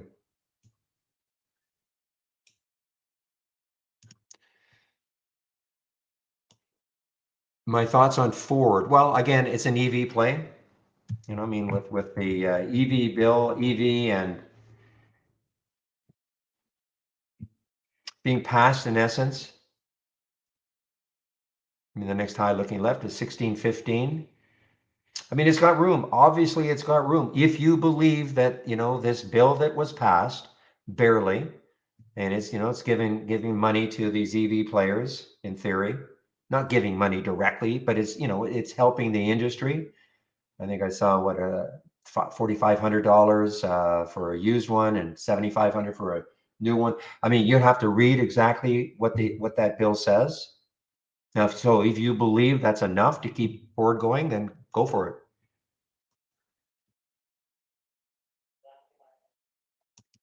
But that, you know, I'm not going to tell you, yes, take Ford because that bill that was passed, it's going to for sure, you know, get this whole industry moving again.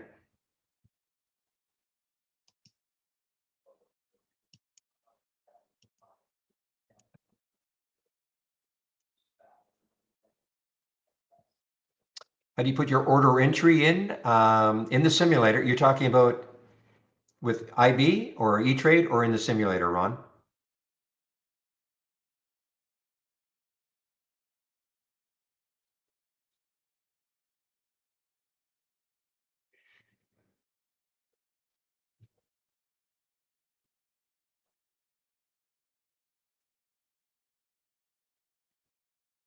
Okay, so if you're talking about attaching it to your interactive brokers account and trading from within, remember, I'm not doing that. I'm in the simulator. This is the simulator. Your best thing to do is this explains virtually everything. Okay, I typed in a link called Brokerage Plus. There were two videos. There's a short video that shows you how you can connect your IB account, you know, with the right port and all that. And then the longer video goes in a lot more detail about how you can use the window. Okay. But I'm not trading. This is what you see here. That trade right there was in the simulator. But again, there are two videos, and short video shows you how you connect to your IB account. Longer video goes into way more detail about how you can use it. Well, I can show you in the simulator, which is in essence the same. I mean, you know, you just click on an alert, the symbol will show up, then you pick how many shares you want to trade and go for it if you're attached to your IB account. You got to be in positions, the position, but you really have to watch that second video. It's detailed. It's about 26 minutes long, but it goes into a lot more detail about how to use this window. I mean, I can't show you in IB. I can show you in the simulator, but it's the same, really. You know, again, you click on an alert, the symbol shows up. You pick how many shares you want to trade. You pick the price you want to get in at. If it's, you know, the spread is not bad, you just go in at the market. Yeah, otherwise, you pick the share, or the price you want to get in at. You click the buy button and then send it.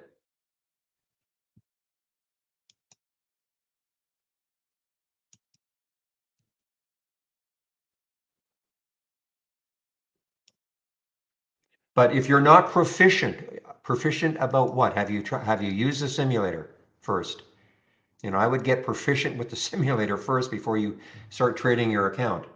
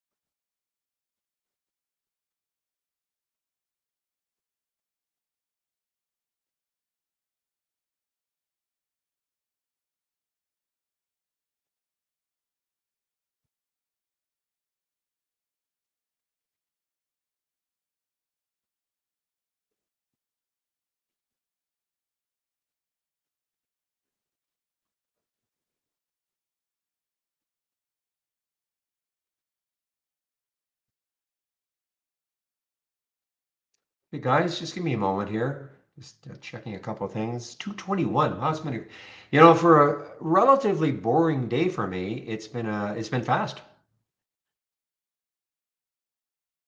Yes, try out the simulator first. Try out the simulator, Ron. Very simple. Okay, well, simple. I mean, you just click on Sim underneath the Brokerage Plus. Now you're in it. Well, let me back up. I'm going to show you what it'll look like for you. It probably says not connected.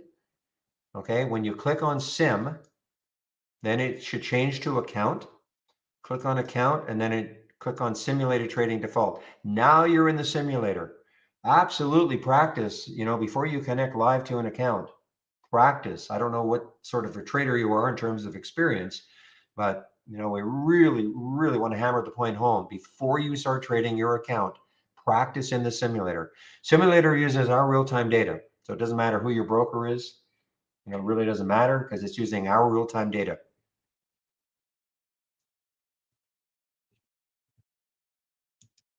And again, when you click on an alert, the symbol will show up. Pick how many shares you want to trade, price you want to get in at. So if I wanted to trade HLBZ right now, let's just take 300 shares. Bid ask, it's only a penny, so I'll click on the buy. Going in at the market is no big deal, and then I send it. So now I'm in the trade. Okay, I'm in that trade right now in the simulator. Now, if I want to get out right now, if I didn't, I'm just showing you how the mechanics of it. If I want to get out of a trade, I just right click and I can flatten it. So if I had a series of trades, I would just highlight the one I want, and I want to get out, I can flatten it, or I can get out of half my position or a double. It's just, some very, very basic hotkeys. Of course, I could go down into the share box and pick exactly how many shares I want to trade out. But again, if you're, I can't emphasize enough to practice trading first.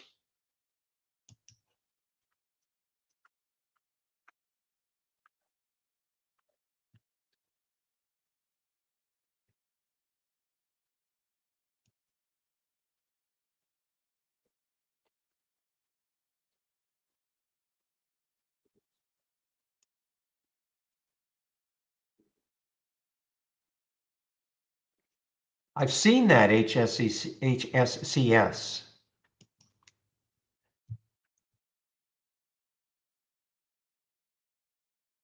HSCS.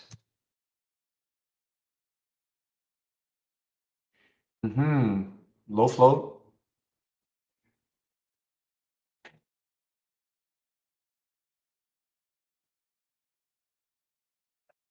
Yeah, for some reason it's not showing up here.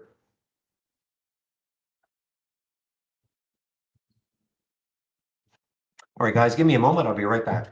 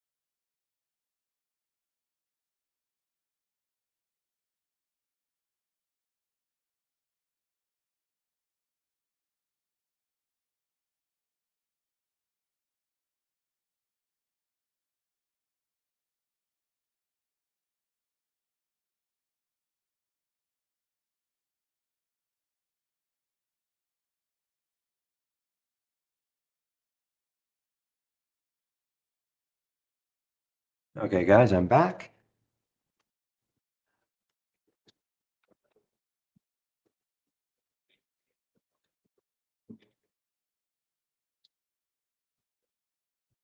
Yeah, I'm wondering why this is not showing up in the race here.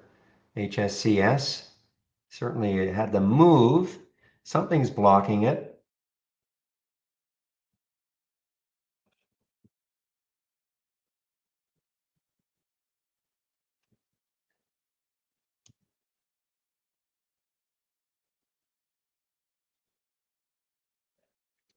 All right, guys, and again, just a reminder that our YouTube room will be shut down with the main room at 3:30, okay, for the balance of the week. Chris is on vacation, so nobody will be manning it between 3:30 and 4:30. So the YouTube room and the main room will be shutting down at 3:30 for the balance of this week, okay?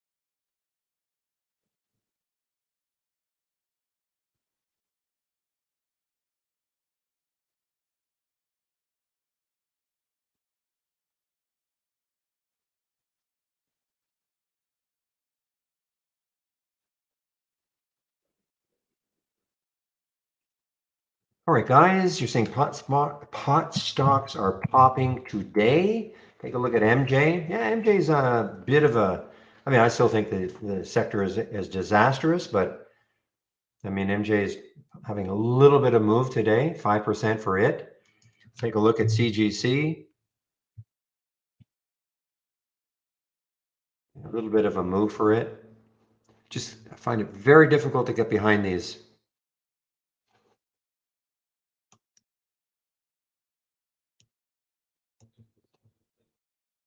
All right, guys, one other thing that just to talk about.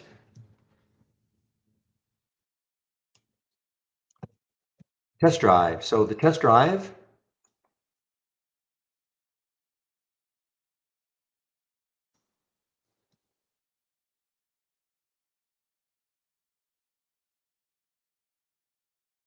so the test drive starts. If you click on this link here, test drive will start on August the 15th. So, well, a week today. No, don't tell me the test drive link is just to give me a moment here. All my links gone? Just a minute.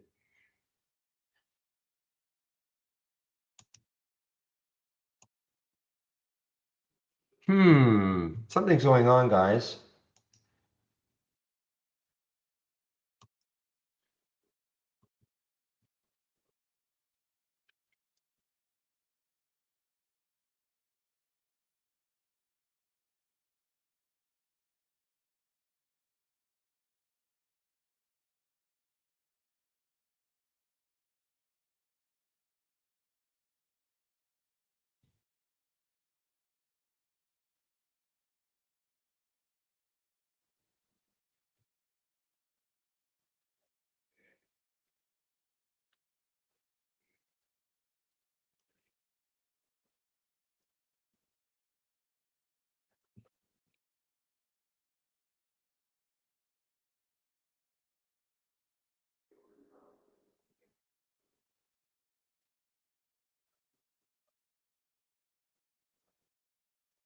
Yeah, give me a moment, guys. Yeah, something's going on. It's either the website. I hope it's not all my links because,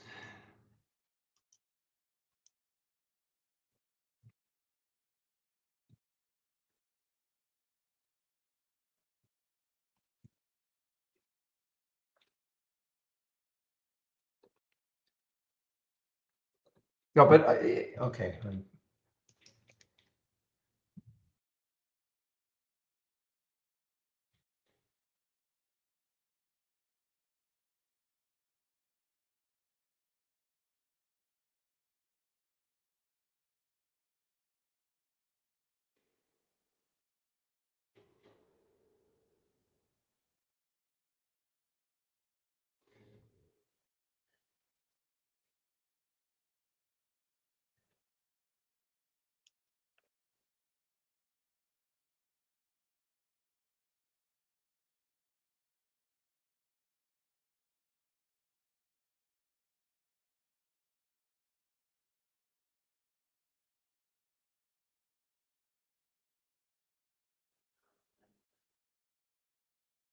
All right, guys. Well, while I try to figure out what's going on,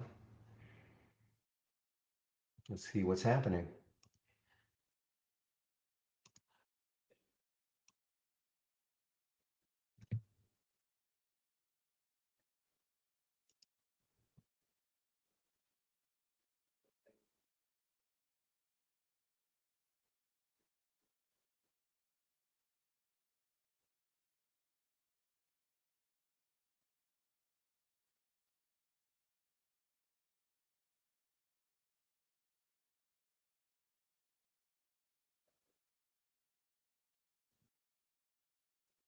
Anything's possible, Pepe. They were all working earlier today, and they've been working for months the same way. So sometimes when that happens, and I'm just asking the other guys if their links are working.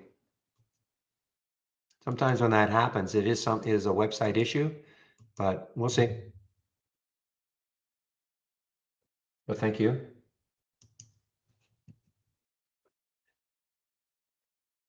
Okay, so there is something going on. Okay, I'm just talking to the other guys at Trade Ideas. So there is an issue.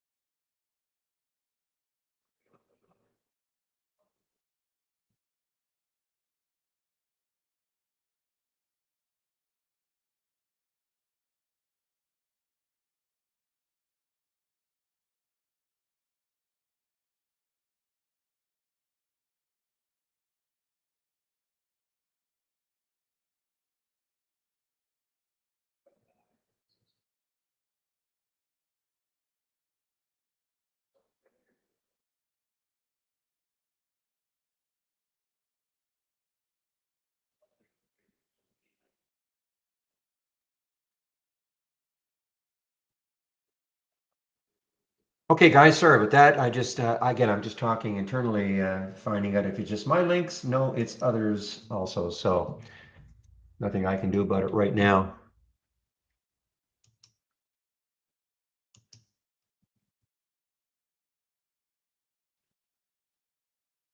This one, TNON, seems to pop up every now and then.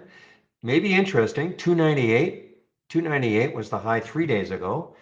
Above that high, low float. No news on it that I can see.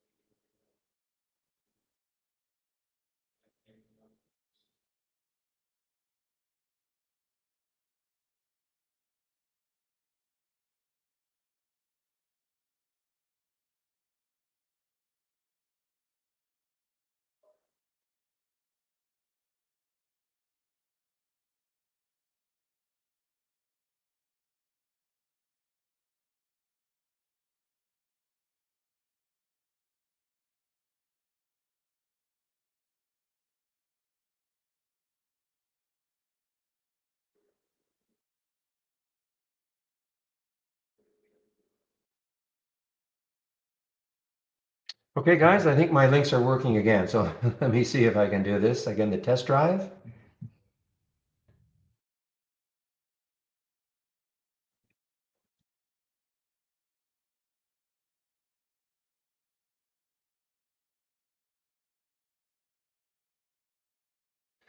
All right. Click on the test drive link and no more error. Okay, good. Okay, guys, so you can sign up for the test drive. The test drive starts next Monday, okay, on the 15th. And it runs for 10 days. It'll cost you $11.11 for those 10 trading days with trade ideas. It'll be just as if you are a premium subscriber. The only thing you will not be able to do is auto trade. No auto trading, okay? Otherwise, you'll have access to the AI, and you'll actually have access to the program. Give it about an hour after the market closes on Friday. Then you can play around with the program over the balance of Friday and then Saturday and Sunday. So if you subscribe right now, you're pre-registering. That's what you're doing. I shouldn't call it subscribe. If you sign up for it right now, you're pre-registering. Okay. So you don't expect to get live data, of course, till Monday, but you will have access to the program. Give it about an hour after the market closes on Friday. Okay. Now, the test drive is for 10 days. These are the fixed 10 days. So, I mean, if you can only start on the 16th, as an example, you'll get 9 days, okay? Just want to make that really clear. It's not 10 days from whenever you sign up.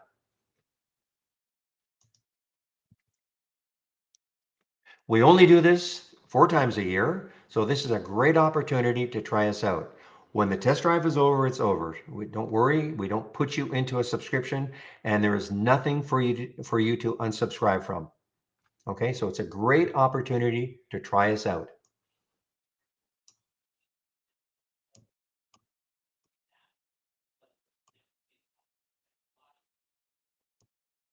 Just give me a moment.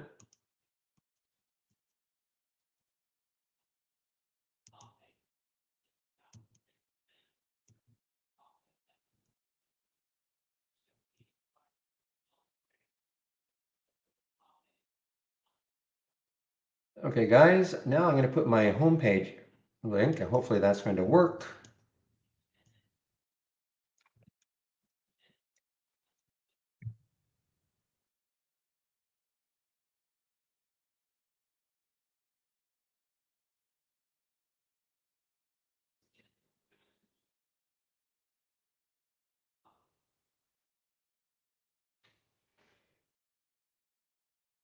Okay, when you click on my homepage link, this is what you should see.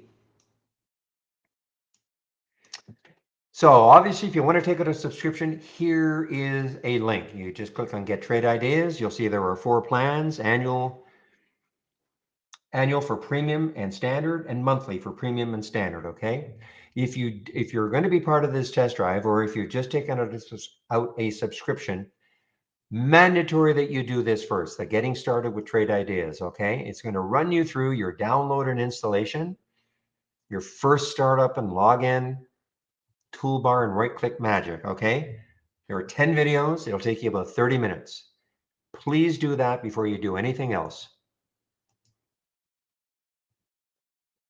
You can sign up. I do a daily stock of the day video at noon Eastern. You can sign up for it right here. You can sign up for the trade of the week. It is sent to you before the market opens every Monday morning. I know today's did trigger, or this week's did trigger. I don't know what it's doing right now. Now, if you sign up for the trade of the, well, let's take a look at it. I know it triggered and it was positive for a while. I don't know if it's still positive based on what the market's doing. Yeah, it's still, I mean, it's still basically got the trigger price of 70.88. Okay, but it did move got up to 72.49 before it pulled back. How you trade these will be up to you. These are designed for longer term holds, but again, how you trade it will be up to you. If I got in this at 70.88 and it popped up to 90 today, I'd probably take some out. Okay. Now, if you sign up for the trade of the week and you don't feel you're getting them, please check your spam box, and or if you have Gmail, your promotions folder. Okay. Education is here. So take a look at the user guide. You should have already done the getting started. If you haven't, there it is. At the very least, you should know what an alert window is, what a top list window is, and what the stock racing is all about. Okay, at the very least. Afterwards you can, price alerts. I talk about setting price alerts, but you don't have to learn everything all at once. Okay, but absolutely know what an alert window is, a top list window is, and the stock racing, what it's all about.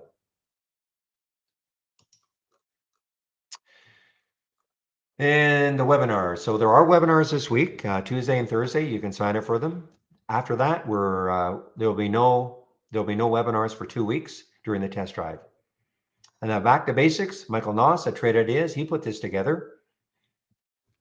So if you're brand new to trading or looking for a refresher, this is a great 36 part. I think it's 36 videos.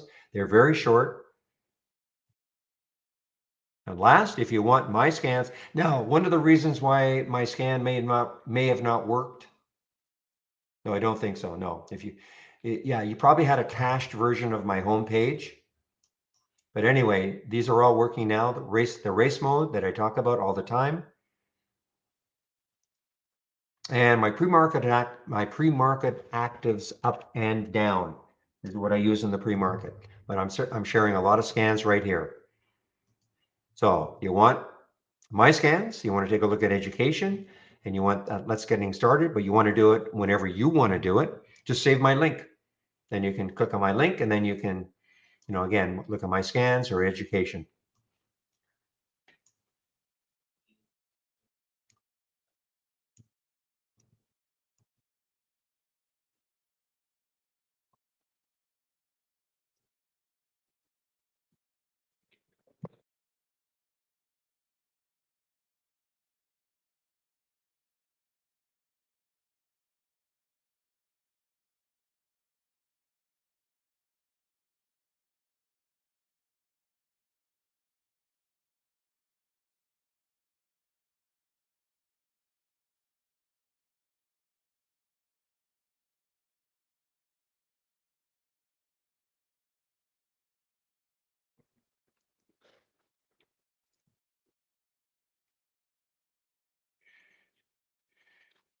So again, let's talk a little bit more about the races, guys. This is what I really want everybody to concentrate on, especially if you're going to take the test drive.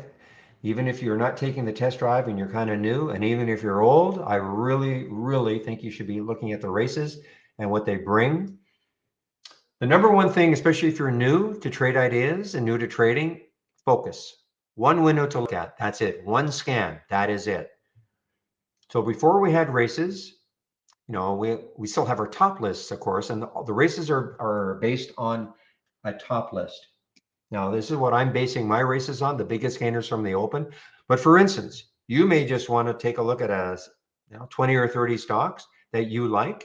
You can create a watch list, attach it to the top list, and then run your races based on that, if that's what you want to do. This is not the be all and the end all, but this is what I like to see. This is the biggest gainers from the open. This gives me those stocks that are really moving, usually for the day. And how it works is this. So you'll notice I've got different headings up here.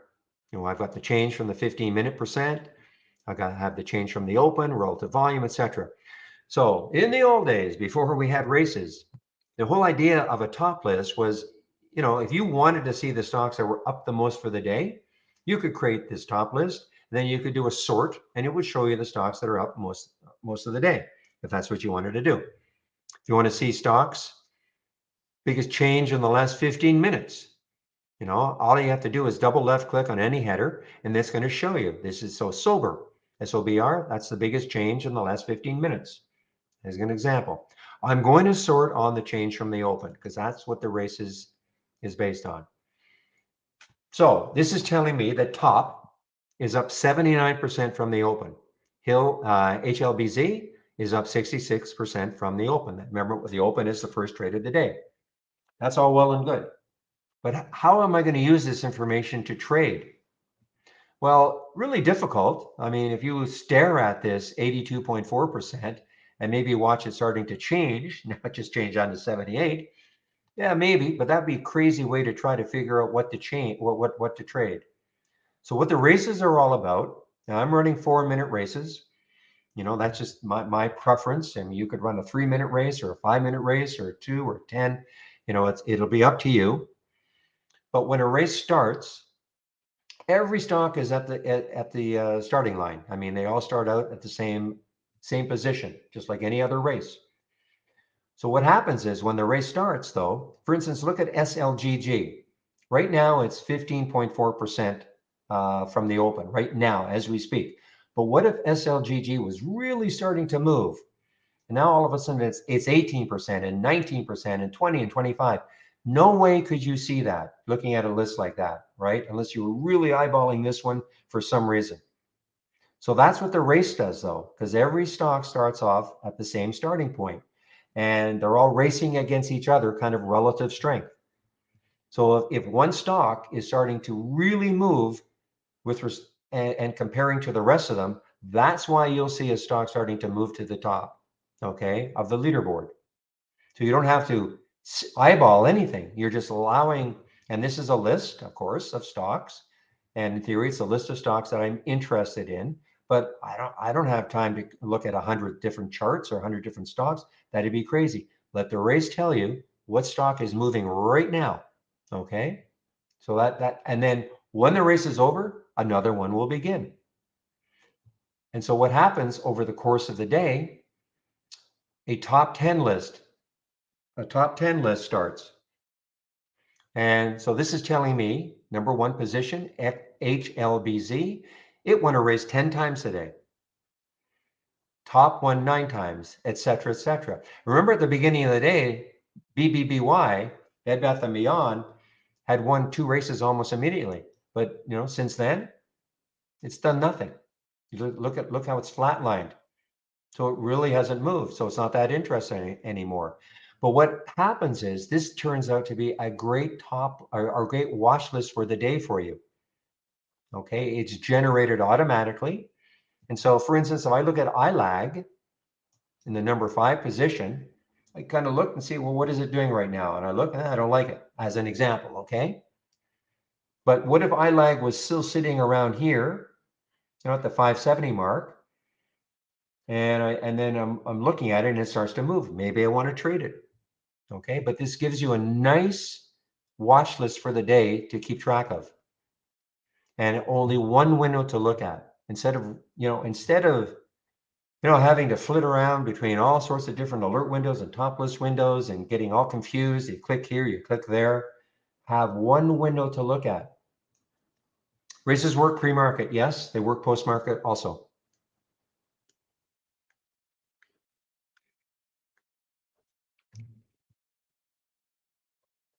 And I'm into my 5th week. I mean, listen, I was like anybody else. I probably had too many alert windows.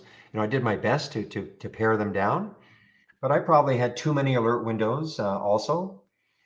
And I have eliminated, I mean, basically, I've got this one, which gives me very few alerts. Especially, I really use it for the 10-day daily breakdown because, this is giving me long opportunities. And that's about it. I do have Zacks up and running, but again, I can't really pay that much attention to it. Especially very active today, not usually this active. But that's it, guys. I mean, that is truly it. And I've come, full circle, 180, because I didn't like these things at all. And then I decided about 4 weeks ago to give it a really strong test. And it's all about the top list that you use to generate, the excitement, I guess.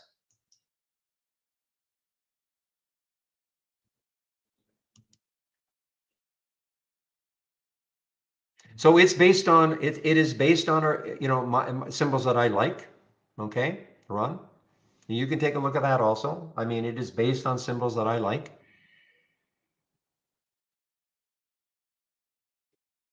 But I'll be honest, I just look at this. I just look at this.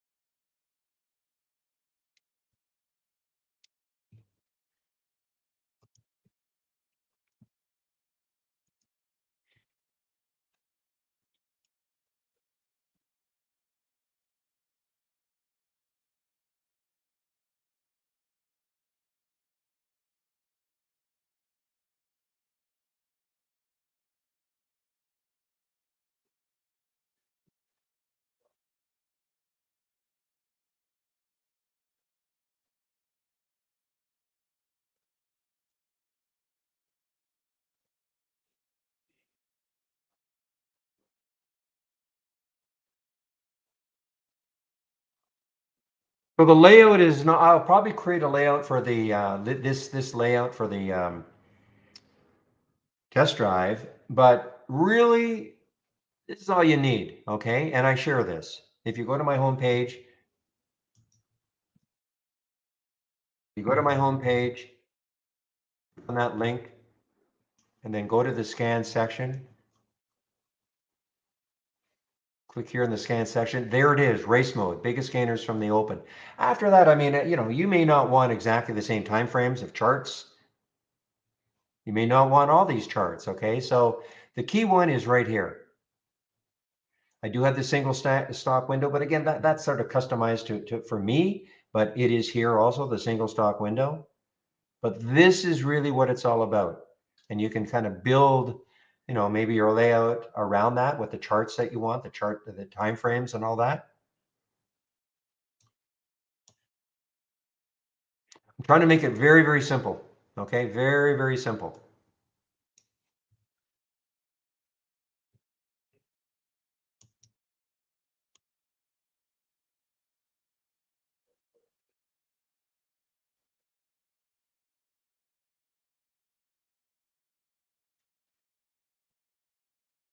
After opening the top list from the race window, it closes. So I'm going to open the top list, right click, open the top list.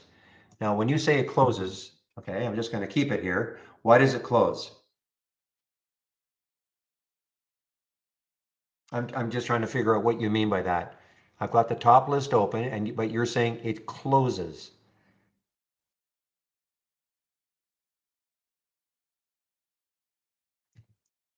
I don't know what you mean by that, unless of course, you're clicking the X or something, but the top list window should not close.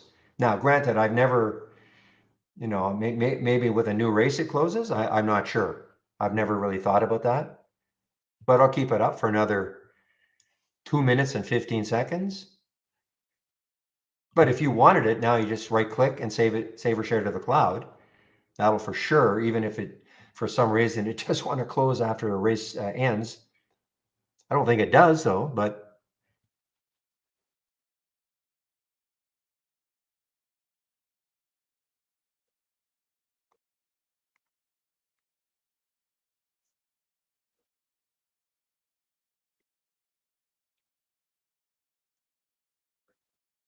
yeah, so I'm going to see. Yeah, I mean, if it does, I didn't know that, but let's just see. Have another minute and 33 seconds.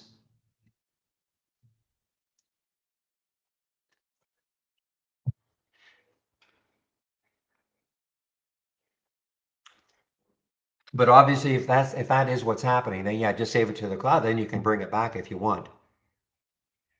I typically I don't care really what the top list looks like. I'm just interested in what the race is getting from the top list. But to each his own, or her own, teletrader.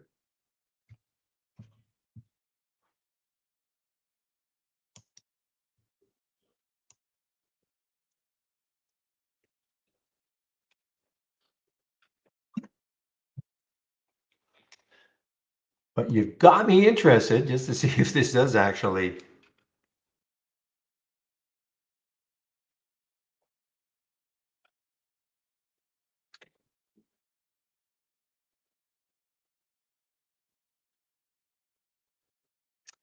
All right, 26 seconds. Let's just see.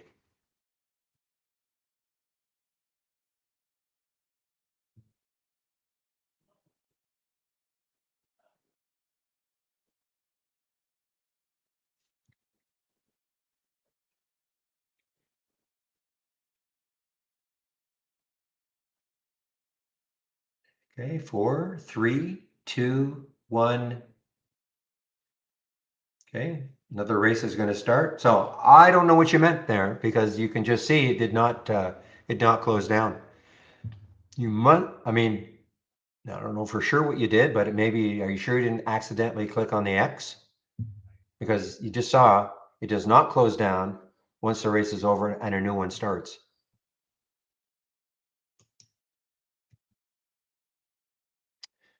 MYMD.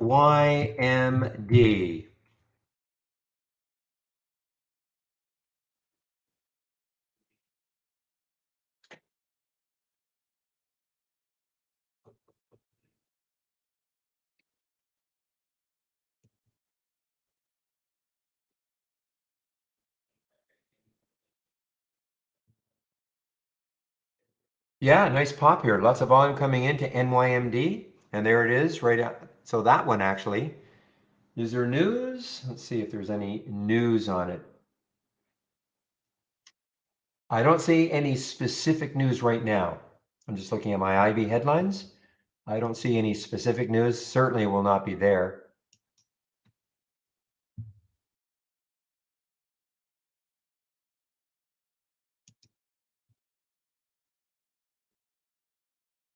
Yeah, but something is juicing this thing. And it's not a low float. I mean, 33 million. It's not crazy high, but it's not low.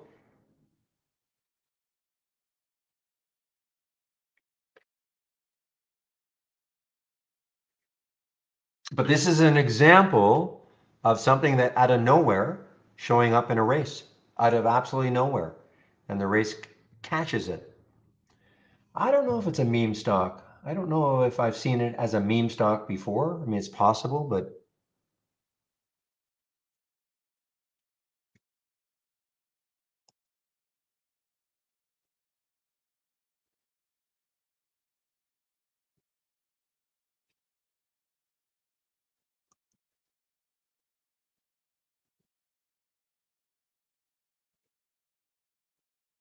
now, Mark, just so you know, though, racing working in the pre-market. For instance, if you're still listening, so this is my pre-market layout, okay, or my pre-market scanners, okay. So I could create a race on these two. These are top list windows, okay. But if you've got the relative volume filter in a top list window, then it's not going to work. It's not that the races don't work. It's just that you'll get no data if you're using the relative volume filter and you're trying to see data in the pre-market. But I could run races on the pre-market actives up and the pre-market actives down because I don't have the relative volume filter. That's a common issue. People say, hey, I'm not getting any data in the pre-market, and that's because they've got the relative volume filter. And if you do, then you'll get no data.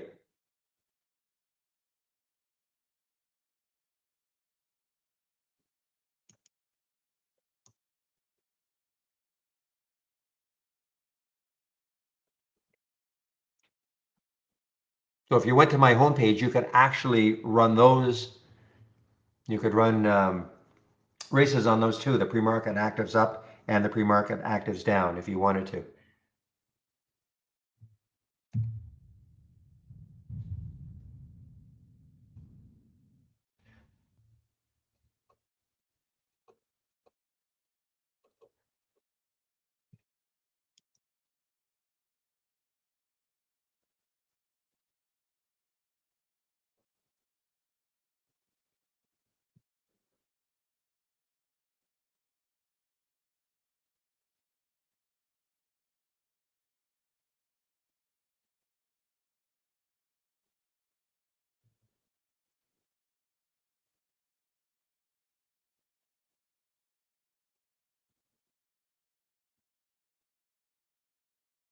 And actually, this particular race will run in the post market. You don't have to do anything.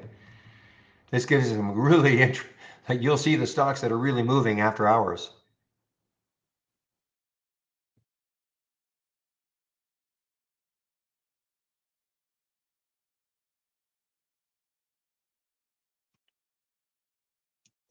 Yeah, this Sono. I'm giving up on it, but I keep thinking this is, if this has to collapse, just get underneath 2290 and move down.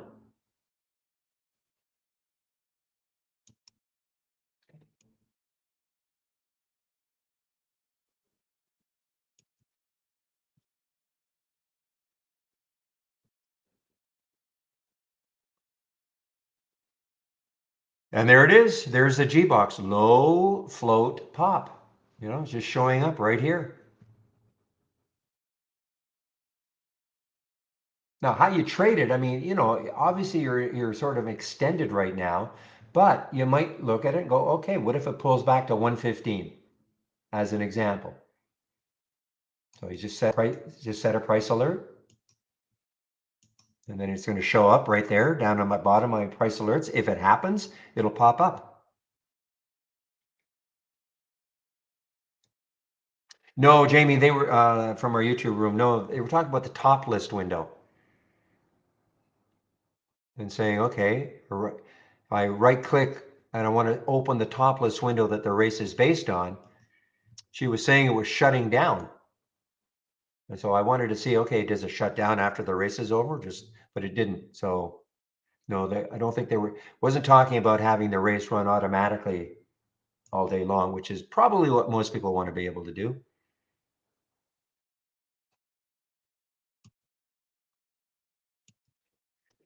All right, one more time. I'll be right back.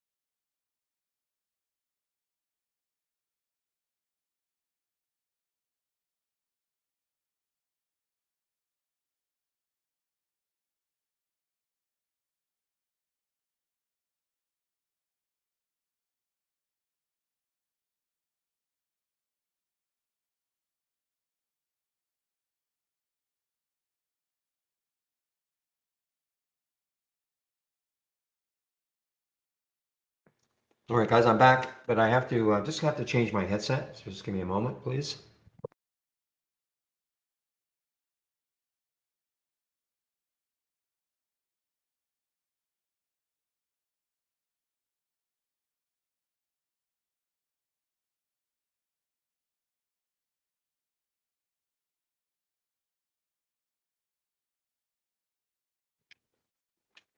All right.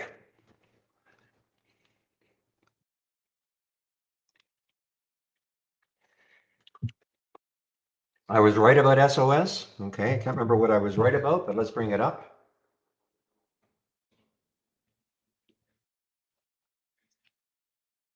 Well, I don't want to take credit for something I don't know what I said. What did I say about SOS? I remember bringing it up, but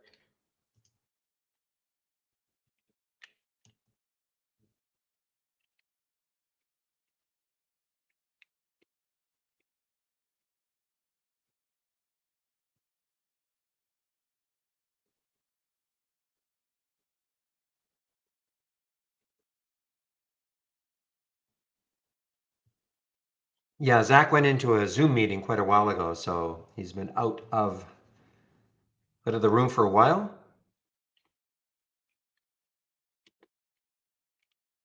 Hmm. Shoot, this was shortable too. This MYMD was shortable for me at Interactive Brokers. There's a classic, couple of 5 minute chart or 5 minute topping tails, even 5 minute, even on the 15.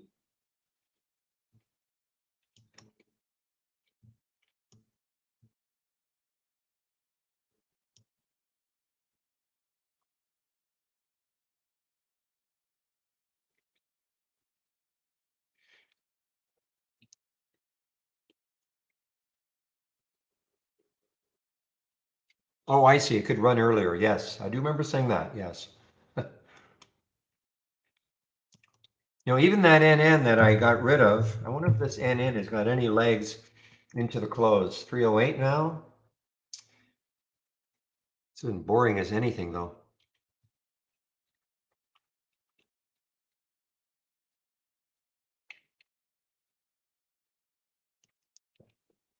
Yeah, I mean, again, guys, look what's happening in the race out of nowhere, because I don't think we saw AIHS at all during the day. I didn't see it. And look what the race. Now, this is probably making its way up the leaderboard. So if you'd seen it, you would have clicked on it earlier and probably, got it around or seen it around the $1.30 mark.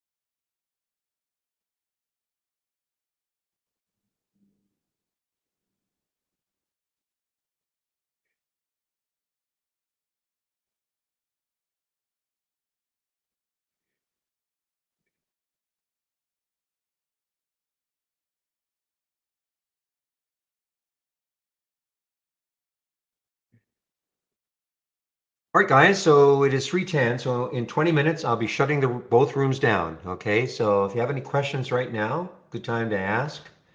I'm in absolutely nothing right now.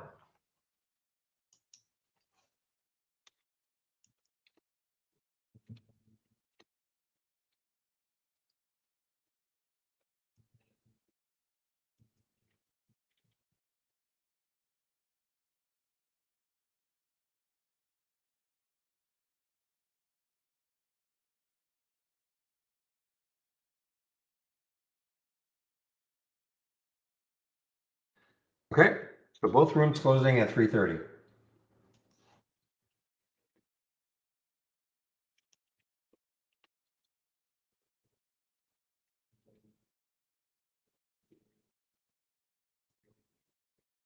All right, so I mentioned the G box. If it pulled back to a certain level, maybe you'd be interested. I don't know. But big topping tail there on the 15-minute chart. What does that mean? We'll have to see. This still has 4 minutes to close, so it may close that topping or the tail.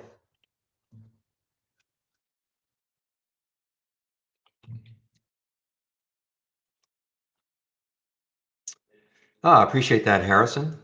Harris Eldon. I'm going to have to read him. I like Asimov, but I admit I don't know who that is.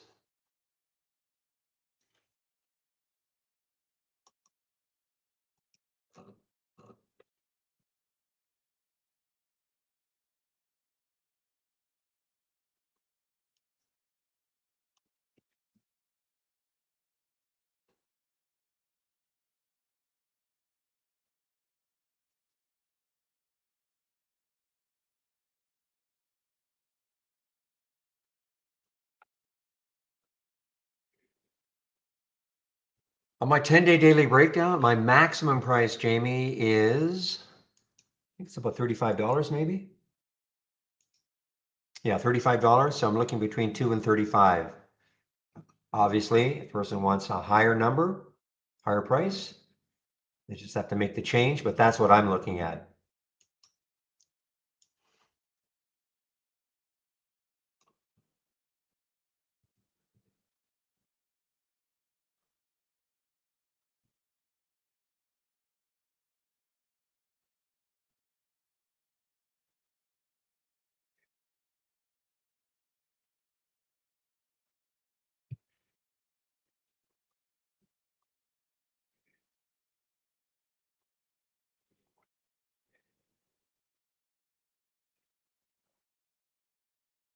Now here is the HSCS showing up. Interesting, it didn't show up a little bit earlier. It must have been some filter or something blocking it.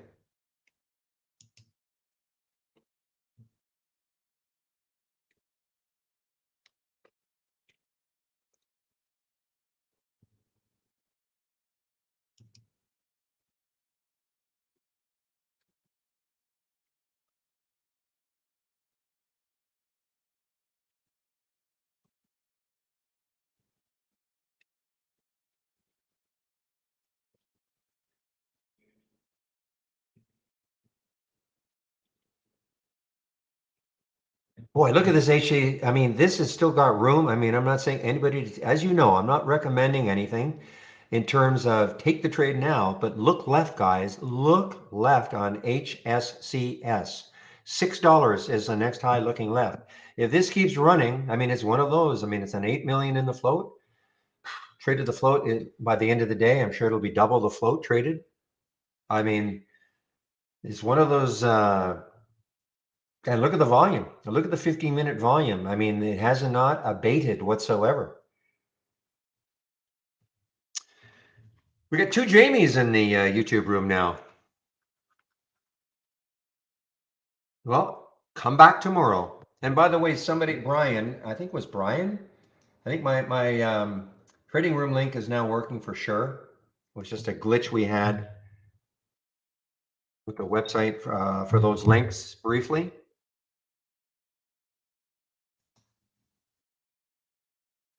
Yeah, so it's working now. Okay.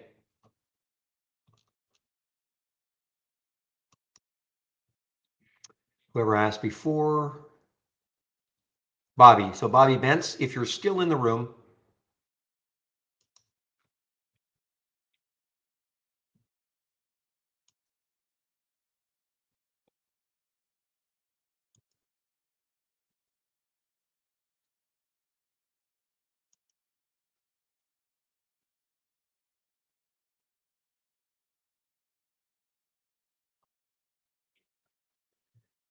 guys, I mean, you're sort of in chase mode, but I mean, boy, if this takes out four, and I'm talking about the HSCS, certainly to be watched tomorrow. I mean, let's see if there's a second day continuation. It had the big, well, there it goes. Now it just popped up over four and now just down below four.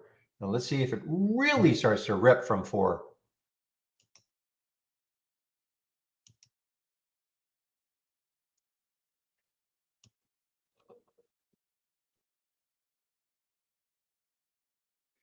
See how it's dancing around four right now, that whole number?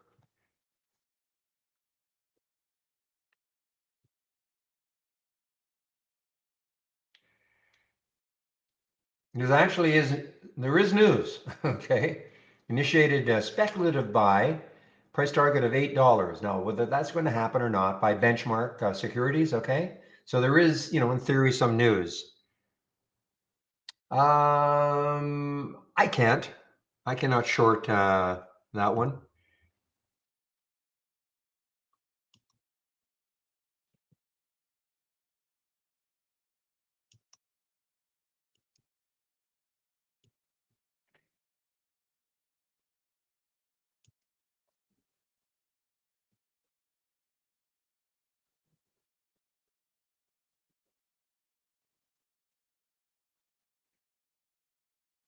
Yeah, I couldn't figure out why it wasn't showing up here.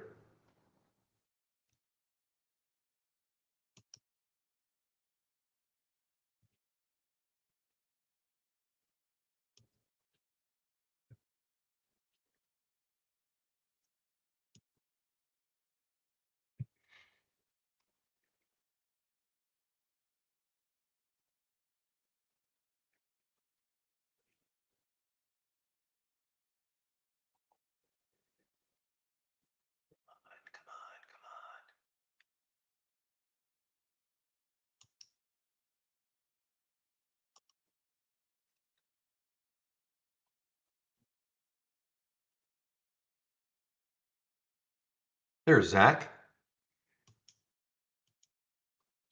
Hope your call went well, Zach.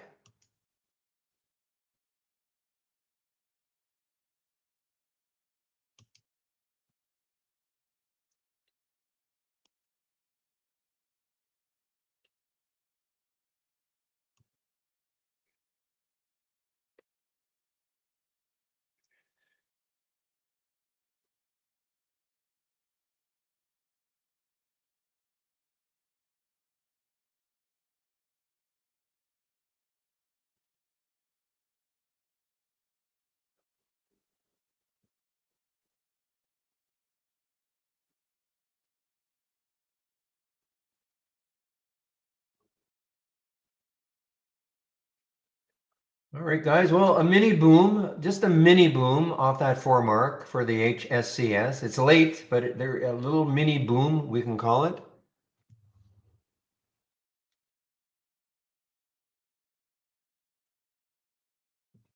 If it leaves four behind, look out. I mean, this is going to have, and look at the volume. Look at the 5 minute volume. Biggest, well, biggest of the day. So the enthusiasm has really picked up for this HSCS. And SOS, wow, save our stocks. Look at this, 1017 now, guys. Over 10. And another low float, China low float, China low float. Repeat after me. China low float.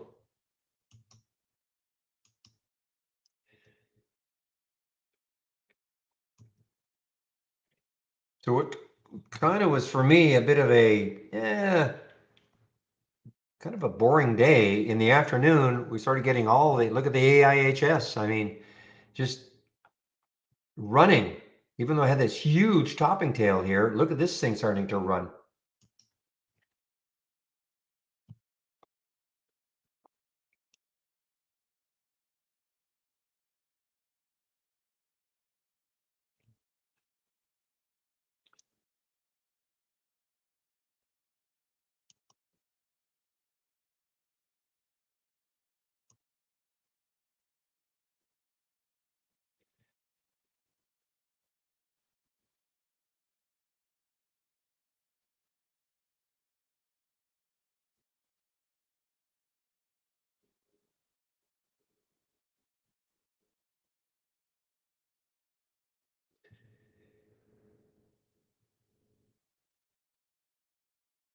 Well, they're just trades. Yeah. I mean, they're just trades. I'm not marrying them. At least I'm not marrying these, but they're just trades.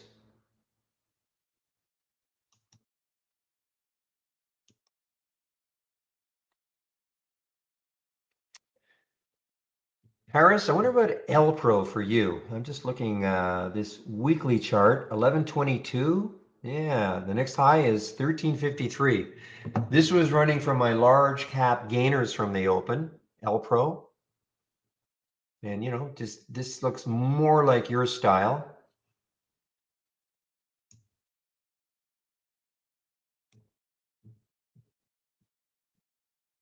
Not an earnings play.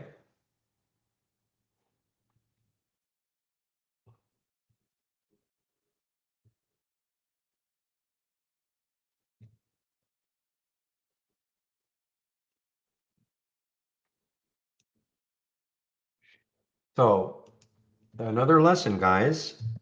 Do not leave your computer when you get into a low float stock. Yeah, they're fun when they're working for you, but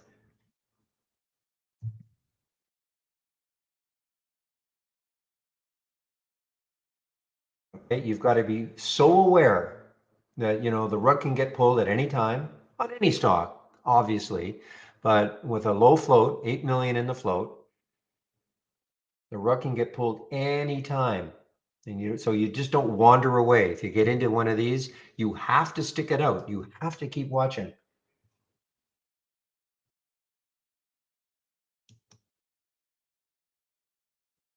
Here's another one for you. LXU, Harris. I don't know, maybe LXU.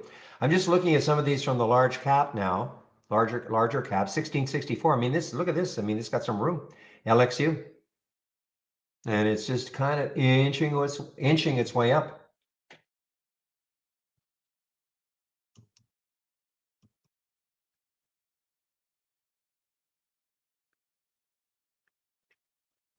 So the same thing then with the LXU. LXU. It has a similar look, inching its way up through the 200-day moving average. Got room. 1664 is the next high looking left on the weekly. I mean, on the monthly, I mean, I'm not saying it's going to get there, of course, 2223. So certainly has some room if it wants to keep moving.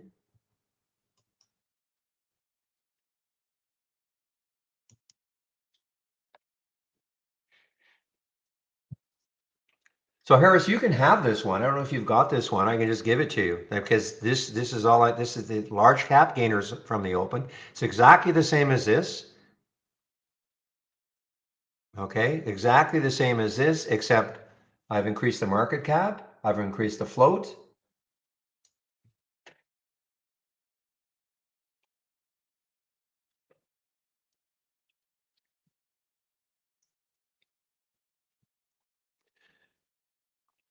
Professor 1970 is either your birth date or another important day in your year in your life.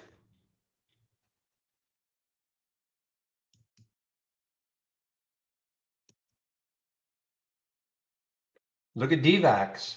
You know, here's another one. DVAX just kind of inch its way up. I think it has room.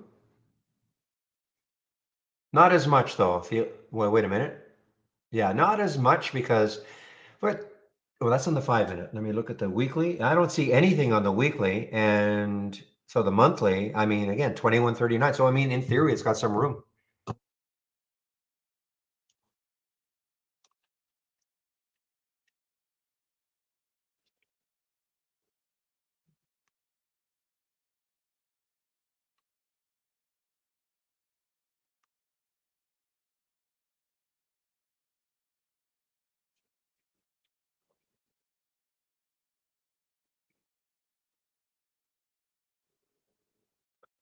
Okay, guys. So I do have a little meeting that I'm involved with at 3:30. So I think what I'll do is I'll shut it down now, just a little ahead of it. Okay, it's 13:20 or 3:25 right now.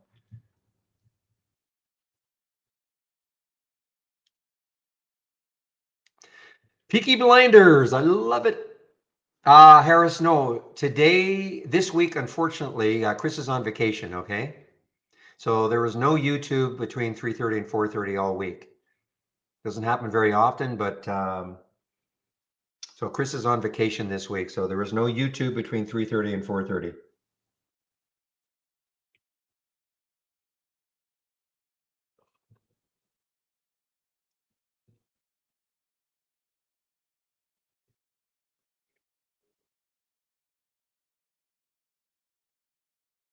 Oh, don't tell me you sent everybody over there.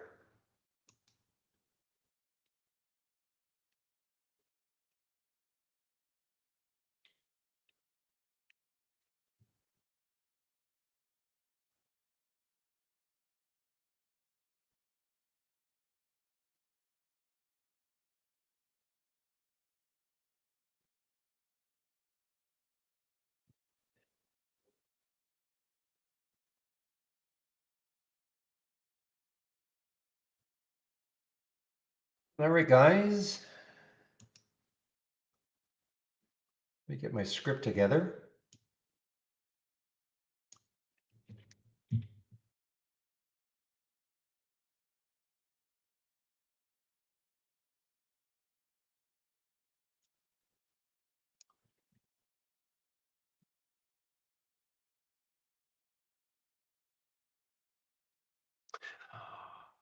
Okay, guys, I'm going to shut her down now. Thanks a lot for all of the help today. I'll open the room tomorrow at 8 a.m. Eastern Time. So have a great evening, and we'll see you then. And YouTubers, yes, I've got to shut you down too.